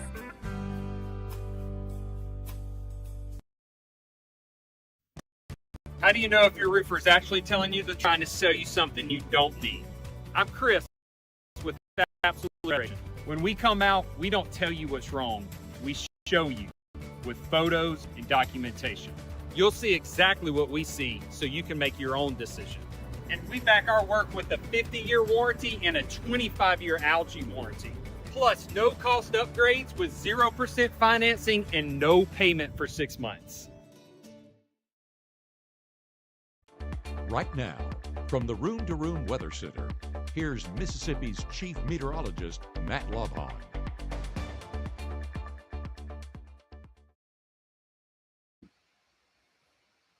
What are we, hour 2, maybe 3 on our lightning show there in Winona? A lot of thunder, a lot of lightning, and some power disruptions go along with it there in Carroll County. I say lightning show in Winona, it's mainly been west of you in Carroll County, where those storms have been strongest. You're watching Mississippi Live here at 10. I'm Chief Meteorologist Matt Lovehon alongside our meteorologist Gabe Maynor, who's helping out, watching things behind the scenes here as well. All of our cameras have been pretty consistent on that lightning show when we've had it off and on tonight. Another one of those where you just saw the Batesville camera a minute ago and looking back northward into those severe storms up closer to the Tennessee state line from the Batesville area. You can from time to time see some low-hanging stuff. No tornadoes out of the storms tonight. You can go to sleep without having to worry about that. As we slide up the road there, up to Crenshaw, looking into that. Again, Crenshaw not in a severe thunderstorm warning, but up in Tunica County, they are until 10:30 under severe thunderstorm warning. What you can see kind of extending there, and unfortunately we run into the water tower there where we can't see that, but this is going to be another one of those low-hanging shelf clouds moving toward the camera. Gusty winds, again, a sign of that, maybe 60-mile-per-hour winds a possibility out of the strongest of these storms. The expectation, though, is that most storms outside of these are going to be below severe limits, but there still will be power disruptions out of those from time to time. As we clear things off on that and we slide up to the northwest portion of the state, again, severe thunderstorm warning does continue up here for parts of DeSoto and Tunica counties until 10:30 p.m. That storm near Hernando looks a little heavier as of the latest time, so let's make sure we get track on that. Again, non-severe at this point, technically. I'll say 15 miles per hour as they've kind of been moving at their own pace, was a nice way to say moving very, very slowly this evening. So that one, again, expanding southward, we get it toward Coldwater for you in Coldwater about 10:37. Senatobia, where our meteorologist Maggie McCauley is, there at about 10:59. Speaking of Maggie, you'll probably want to check her out if there are any issues tomorrow morning. She'll have updates starting at 6:30 a.m. on Mississippi Live this morning, 6:37, 7:30 a.m. Monday through Friday. If you haven't taken a chance to watch Maggie, she does a great job from her Senatobia studios there, and she'll keep you up to date on any of the rainfall issues we have for tomorrow morning. That's on Mississippi Live this morning. Start at 6:30 a.m. tomorrow here from the Room to Room Weather Center. As we come back in here and track those other thunderstorms, another one here kind of west of Tunica that has strengthened a little bit more as well. That's the thing. These are pulse severe. They're strong for a moment, diminish. Another one pulses up, diminishes. If you haven't noticed, it's definitely a pattern today, right? About the time we really dig in on one, it's like, oh, that one's collapsing. On to the next. So that consistently has been the thing today. So when we come south here, that's what kind of stands out about Carroll County. We've just had about 3 or 4 different rounds here, and I bet that the rain gauge is really starting to fill up there for some spots. Yep, starting to get a few locations where folks at the Weather Service might have to start considering some kind of flood advisory on this, because estimations 2 to 3 inches there for some spots in Carroll County with this. Same thing out there back west of Greenwood along 7. There's some other spots there as well, closer to Indianola. So heavy rain has been the story out of all these storms, but from time to time, of course, power disruption, things of that nature out of these as well. But if I check our True Shield hail swath, there is a little bit of hail on these storms, again, west of Winona. But we just haven't had a lot of reports. Again, I'll check our chat with folks behind the scenes here. Someone mentions my voice is not lining up there with my video on the TV app. We're watching on the TV app, and your voice aren't synced. It's like watching a Japanese movie. Okay, so here's the question, Real Red Rebel. Is it better on YouTube when you're watching right now? Or are we having some kind of crossover there? Let me know in the comments. I'll try to keep an eye on that here to make sure that I can see that on one of my monitors over here. So I'll be looking for your answer on that, Real Red Rebel, to find out if there's a voice sync issue with this as well. So let me know. And if anybody else in the comments will let me know, I appreciate that. We do try to watch those. I don't see it every second. But yeah, for Grenada, there will be potentially some additional thunderstorms. The majority of that is going to be west of you, as you can see. So answering that, hopefully for Courtney there, the majority of this activity is west of you. And this cluster of storms will continue to kind of increase as it heads southward. Projections have been pretty clear about that. But for most of the northeastern portion of the state, as I kind of get all these clear air returns sort of off of here, kind of knock that out somewhat. Everything out east here, we are done with any sort of active and severe weather for you tonight. This is really I-55, close-ish to I-55, back to the west that we're concentrating on that. And follow the lightning to find out where it's most significant. This cluster storm's up here with 2,300 lightning strikes in the last hour versus the cluster south with 1,100. And there's more storms here as well. So it tells you the storms up north are the stronger thunderstorms. But that batch will continue heading, again, gradually southward. Some sporadic wind gusts, power outages, and things possible. As we show that getting to Omega Community now, we're looking at Lexington by about 10:22, closer to Durant about 10:35. Doppler radar indicates heavy rainfall, a gusty wind with those cities down. Do some larger cities here for a moment. Pickens, we show about 11-12 at that angle there if it continues. And we do expect those to continue southward to where eventually Canton by practically midnight. Tells you that we're going to be going past midnight with these. So with that in mind, looking at our forecast for tomorrow, again, hey, we're practically to summer, getting closer now. Pool day forecast there has us at 71 in the morning, 81 by noon, and 84 by afternoon, with some showers and thunderstorms early, a better chance into the afternoon. But look at that right there. As you can see, we're all largely into the high for the UV index. So for folks looking to go to the pool or the lake or something, we definitely have things kind of trending the correct direction for that there for you tomorrow. And I think I have a lot more sunshine, even if temperatures do go down a little bit next couple days going forward through the latter part of this week. So rain chances, again, from tomorrow at around 20 to 30%, down there to practically nothing Wednesday, Thursday, Friday. Come back up as we go toward next weekend because, of course, weekend and summer, that's what we do here. Hopefully they remain limited, and at this point, Saturday more likely to be dry than Sunday. So our severe weather risk this evening, as we've talked about, the north and west portion of the state. Futurecast, we're going to look at a couple different versions here. Again, looking at this one hour by hour, I'm underwhelmed by what it has out there. So we're just going to skip the rest of it. We looked at that one updated right before our broadcast here. So we're going to skip that one. Instead, we're going to go back and we're going to check out our strike model. This should be the latest, most up-to-date version here. Well, we're already better off on this. So, except it shows everything die out in the next hour. So probably too quick to kill those out.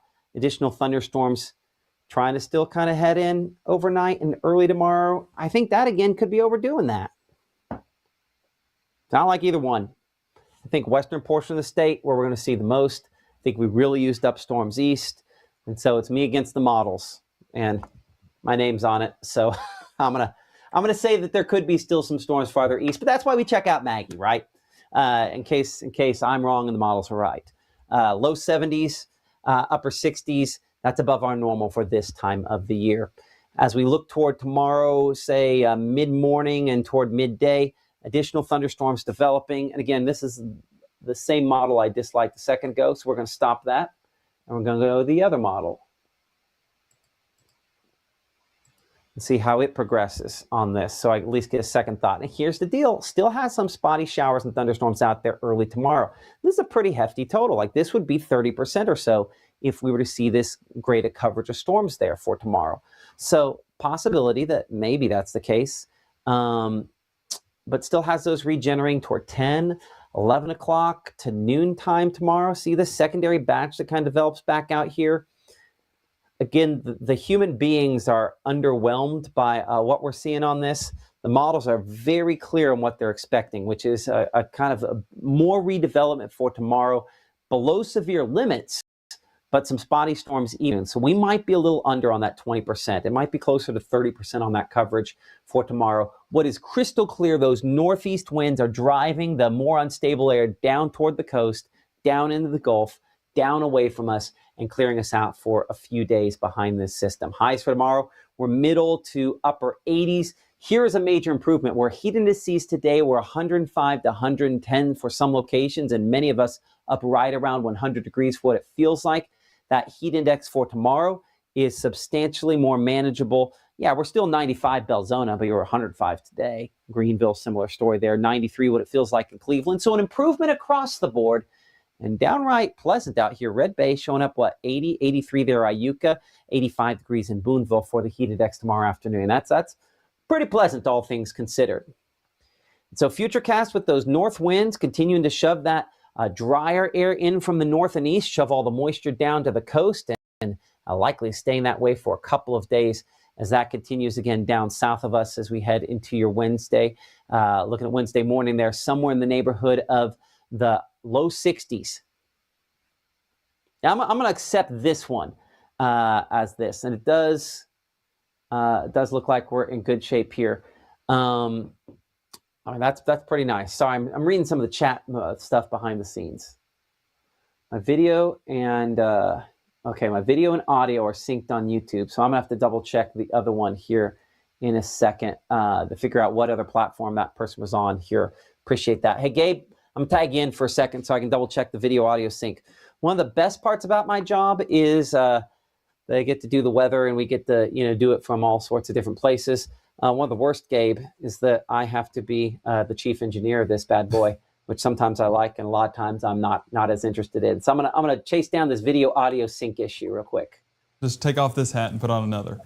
So as I put on the weather hat for a moment, you can see low temperatures heading into your Wednesday morning feel much more comfortable. We're actually in the upper 50s in some spots, Boonville, Corinth, and Red Bay. The low 60s for the rest of us in Bruce, Houston, Grenada, Starkville coming in about 64 degrees and 68 still in Greenville, but the Delta just always has that warmer air and that little bit of moisture lingering around. But the big thing heading into our Wednesday is it is much drier. So while Futurecast's not doing a great job with the next 12 hours or so, it does do a good job heading into that midweek stretch and beyond because it's not dictating any showers here in North Mississippi. A large part of that moisture actually well off there towards our west and south, leaving us much drier here in North Mississippi. Those easterly winds going to be filtering in that drier air, and even these clouds that are overhead, whenever you get this kind of thinner diagonal orientation there. That's almost a wispy cloud. It's what we call a cirrus cloud, which means that it's not going to be anything overbearing in the sky, really getting that sunshine overhead in our strike model, indicating that as well. And even getting these kind of stripes that develop, those stripes in the clouds are more of those wispy clouds that are overhead.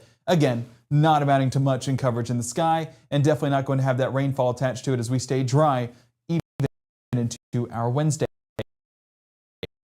Now, high temperatures, you can see the difference there. 79 degrees in Red Bay.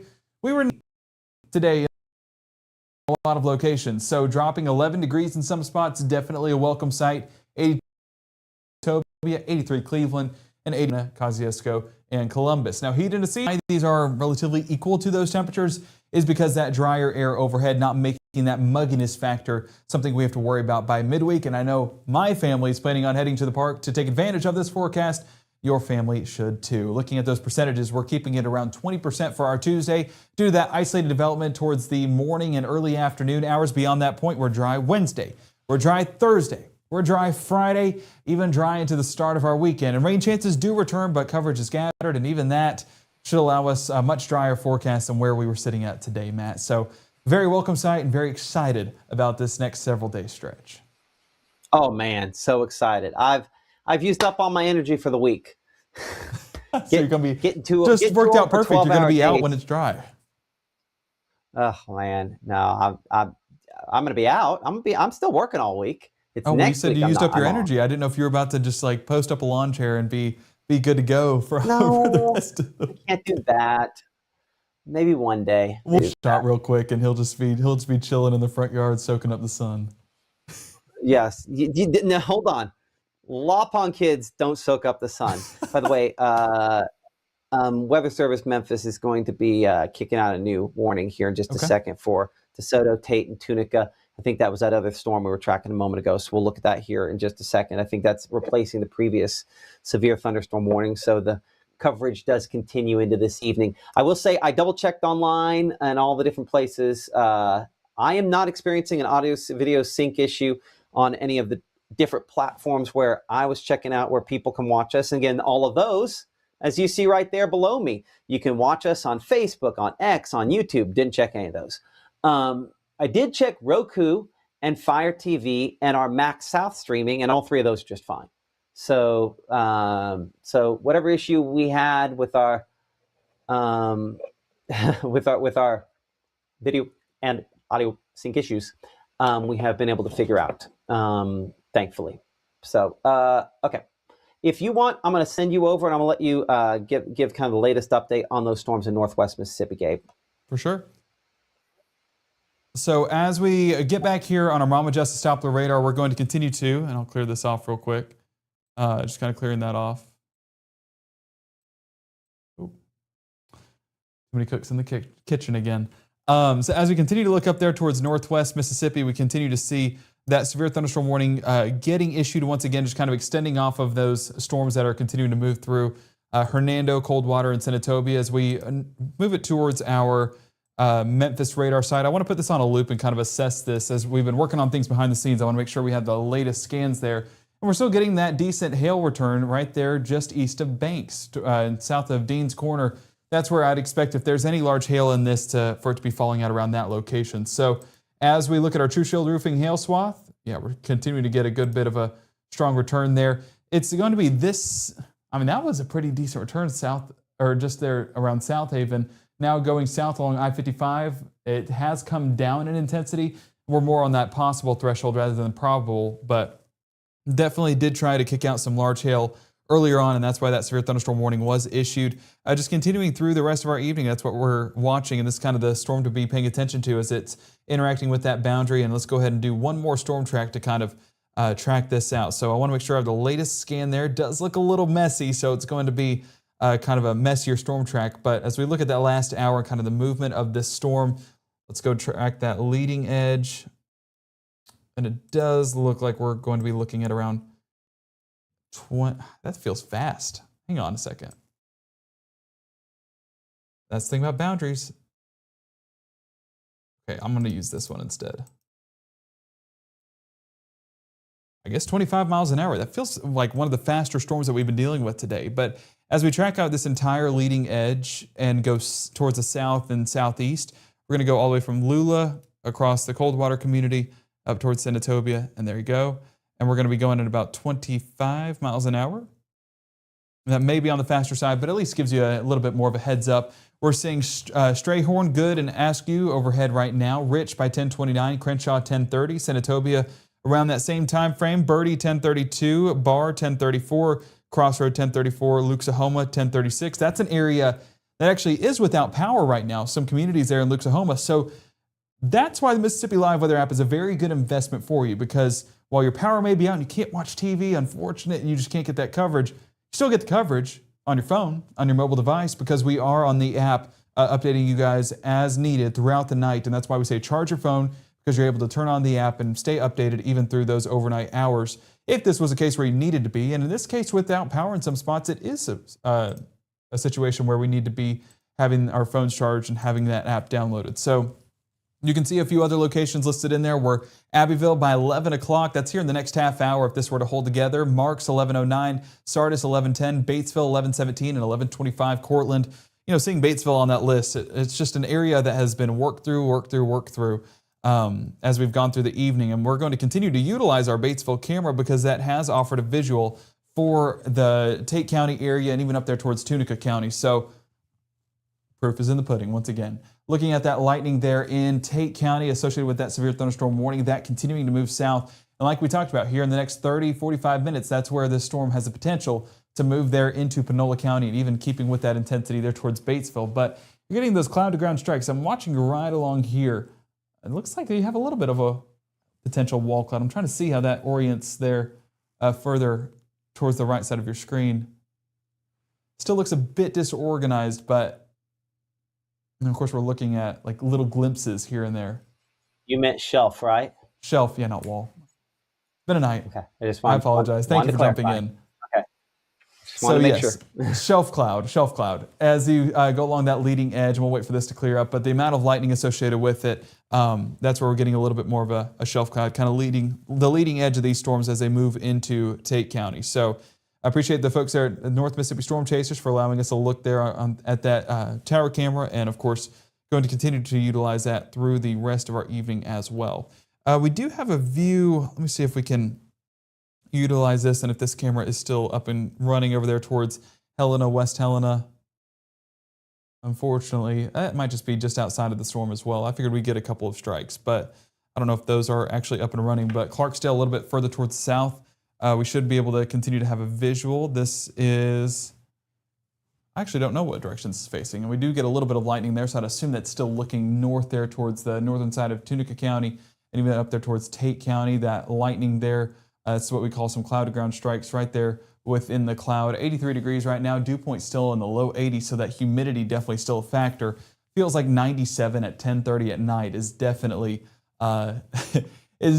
showing you the amount of energy that we've had today. And in an area like Clarksdale, hasn't had a ton of activity when we're talking storms. So this is definitely an area that could see additional development into those evening hours. And that's why Clarksdale is one of many locations under that severe thunderstorm watch until 11 o'clock. And as of now, I don't know if the National Weather Service has mentioned any continuation of that watch. Matt, feel free to cut in if you have any information on that behind the scenes. But I don't expect them to, just because you kind of mix out the heating of the day, and that was kind of an ignition point for a lot of these storms moving into the afternoon.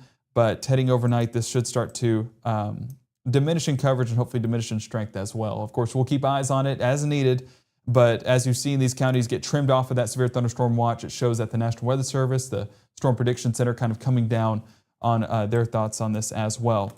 With that being said, we do still have a cluster of storms down there in the Delta heading into this evening, and those still have a good amount of lightning attached to them. Even this one towards Dunkirk, Leland, towards the Busey community. Let's look at that hail swath there, because I think we are talking about some potential large hail. And yes, as this moved through the area towards Winterville, probable hail reports moving. This would be Highway 1.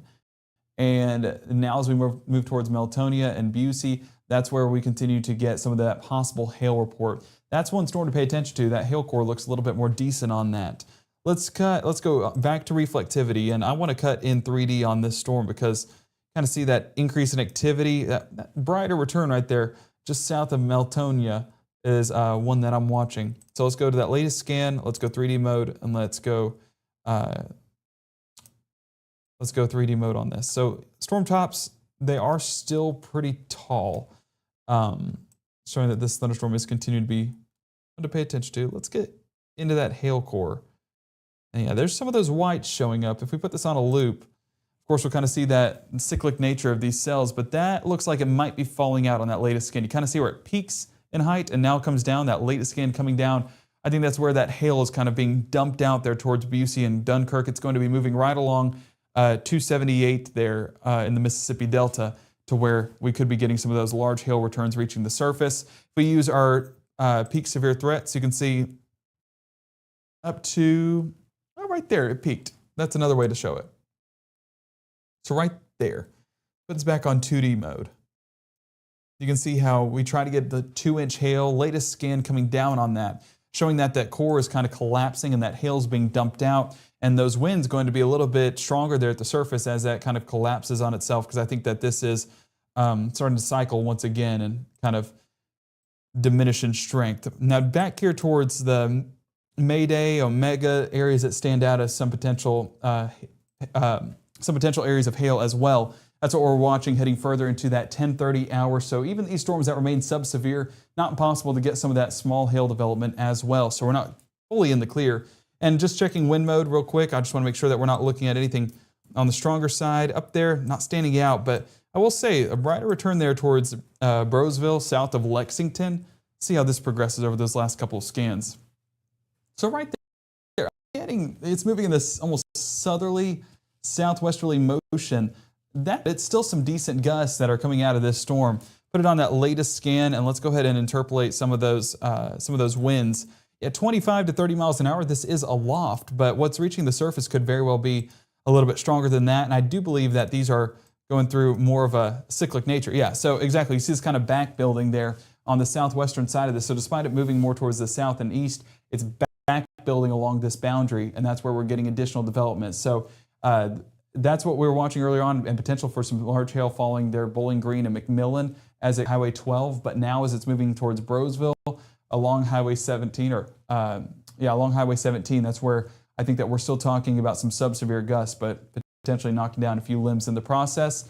One thing I do see on that latest scan, and you guys are kind of getting a visual there on it, you see the boundary that's starting to develop along that leading edge? This boundary is starting to become out ahead of these storms, and this is becoming a little bit more outflow dominant. So hopefully that means that all of these cells from Lexington to Belzona are starting to diminish in strength as it moves just south of our viewing area of county. But, you know, we're all Mississippians. We all care about each other. No one wants severe weather for their neighbors. So as that outflow boundary starts to go out a little bit ahead of there, we're hopeful that that will continue to diminish these storms back behind it. Because as you can see, when that boundary was kind of attached to it, that's where we're getting those brighter returns on our reflectivity, those purples showing up, and those hail cores were a little bit more significant. So that's where we're continuing to get that boundary out ahead of it. I do think that that boundary eventually tries to move into Silver City, or at least west of Silver City into Hollandale for some of these storms back there. But even then, I think that we're starting to come away from these cells heading further into the night. So that's a positive when looking at these storms. But if we're talking about some significant returns, I would say that this one up there towards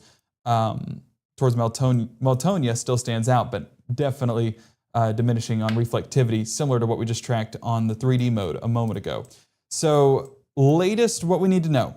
We do still have a severe thunderstorm watch in place until 11 o'clock on our Monday night. So if you're looking of when do I need to head to bed, well, you can head to bed now. It's just a matter of monitoring this overnight. We're not expecting anything tornadic. So if you're in your house, then you're where you need to be. And these will have rumbles of thunder, have very abundant lightning attached to it. We are expecting that to remain non-tornadic, and we're not worried about that overnight. As we look at that latest severe thunderstorm warning, that is in place until 11:15 on your Monday. That getting extended there in Tate County until 11:15 just to accommodate for some of those stronger winds and the large hail. But Latest return looks very messy in the best way possible. Don't tell my mom because she'd always be like, messy's bad. Messy's good in this case because it's disorganized and doesn't show as significant of those hail returns. You got those purples. Again, looks like that boundary starting to be out ahead of this setup moving into our 10:30 hour. So looking at those severe threats, earlier on we're getting those darker purples, but even those starting to come down, I wouldn't be shocked if towards Coldwater we were seeing a few of those small hailstones reaching the surface, but it does feel like this is in a weakening phase as we go further into the night, which again, a very welcome sight. And one other way that we're able to tell this is through lightning. Look at the top left of your screen. Earlier on, we were talking 2,500 strikes. Now coming down to about 1,500, showing that this is really diminishing in intensity. And I think the National Weather Service, and there it goes. They just expired the warning. So there we go. That was exactly what we were tracking. So Matt, feel free to jump in if you want to, but that's the last severe thunderstorm warning through the night. I mean, we are welcome to take it through the watch at 11 o'clock. I just don't know if they have talked about expanding that or extending it or what the plan is through the rest of our evening. But definitely seeing a downward trend in our storm so far this evening. Doesn't mean it's not going to be electric, but it is something that I think will come down in those severe weather reports further into tonight. I do want to take a look out in Cleveland because that is where one of the more energetic storms is moving on through. And as we get a look in Cleveland there, of course, I love the city life that we get in Cleveland, but hopefully this is turned to the south. That I do not know. We'll know pretty quick if we don't get any lightning. But, oh, there it is right there in the distance. So this might be looking more towards the west if we're getting that activity there on the left side of our screen. So that would be further towards the south. And there you're getting a look at the storm. That's going to be south of Cleveland there. So, yeah, I think we're looking west, and there's some lightning that'll be happening there. Yeah, right along the left side of your screen where that storm is moving into southern parts of Cleveland as we get further into the night. So as we take a look, let me go over towards Greenville as well, kind of the storm sandwiched between the two. You can see Greenville, this would be looking towards the west. So yeah, this would be into the storm. We'd be looking right here, right where the lightning is, of course. And that's where the more intense returns are there.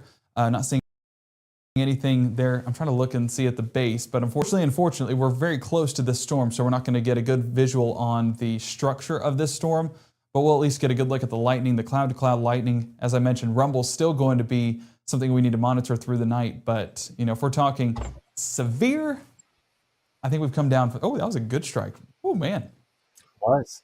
It's a reminder that you can still have loud storms when they're non-severe thunderstorms. Yeah, I was working behind the scenes trying to get what I think is a spectacular time lapse going here from one of the storms just down from Greenville and Rolling Fork. Take a look at this.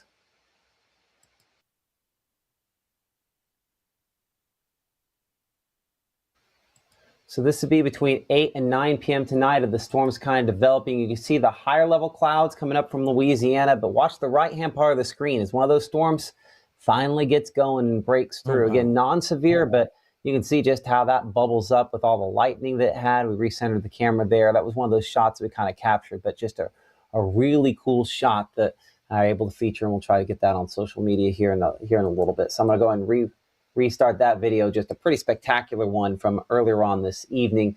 You can see the storms on the right-hand part of the screen try to develop, and there's a whole line there where they're trying to get going. But then you just get one that goes bam right there, and it finally makes it, busts through.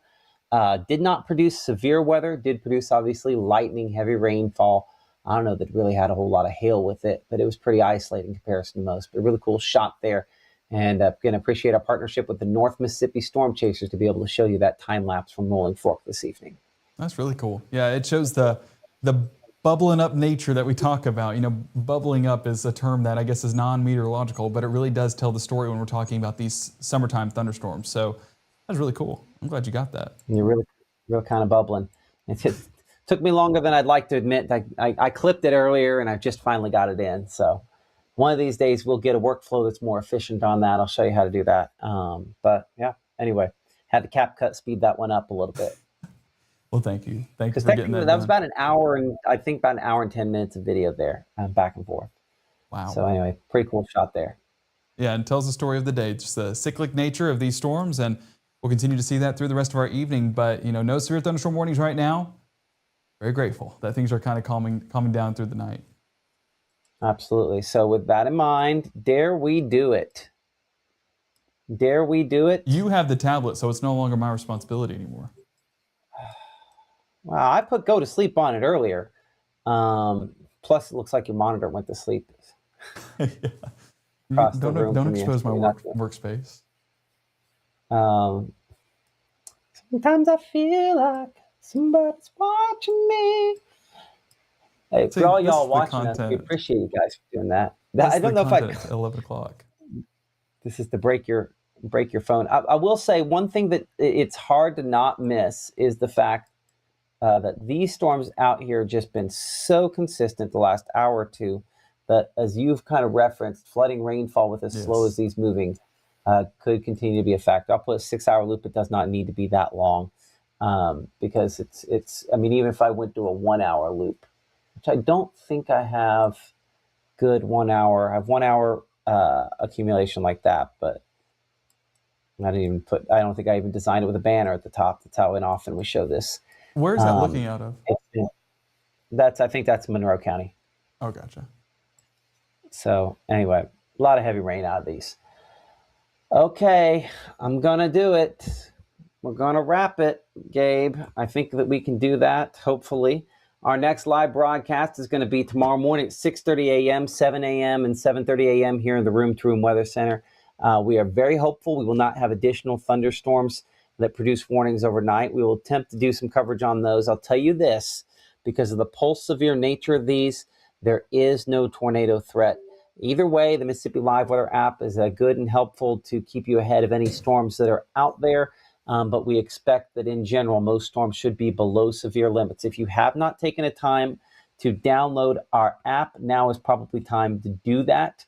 Again, it is free and available for all of your various devices there, iOS, Android, again, Fire TV, Apple TV, Roku. Just search for Mississippi Live, and you'll be able to find us on the different platforms there. And again, we'll be here in the Room to Room Weather Center monitoring things. Keep you here for the latest, and thank you so much for supporting Mississippi Live.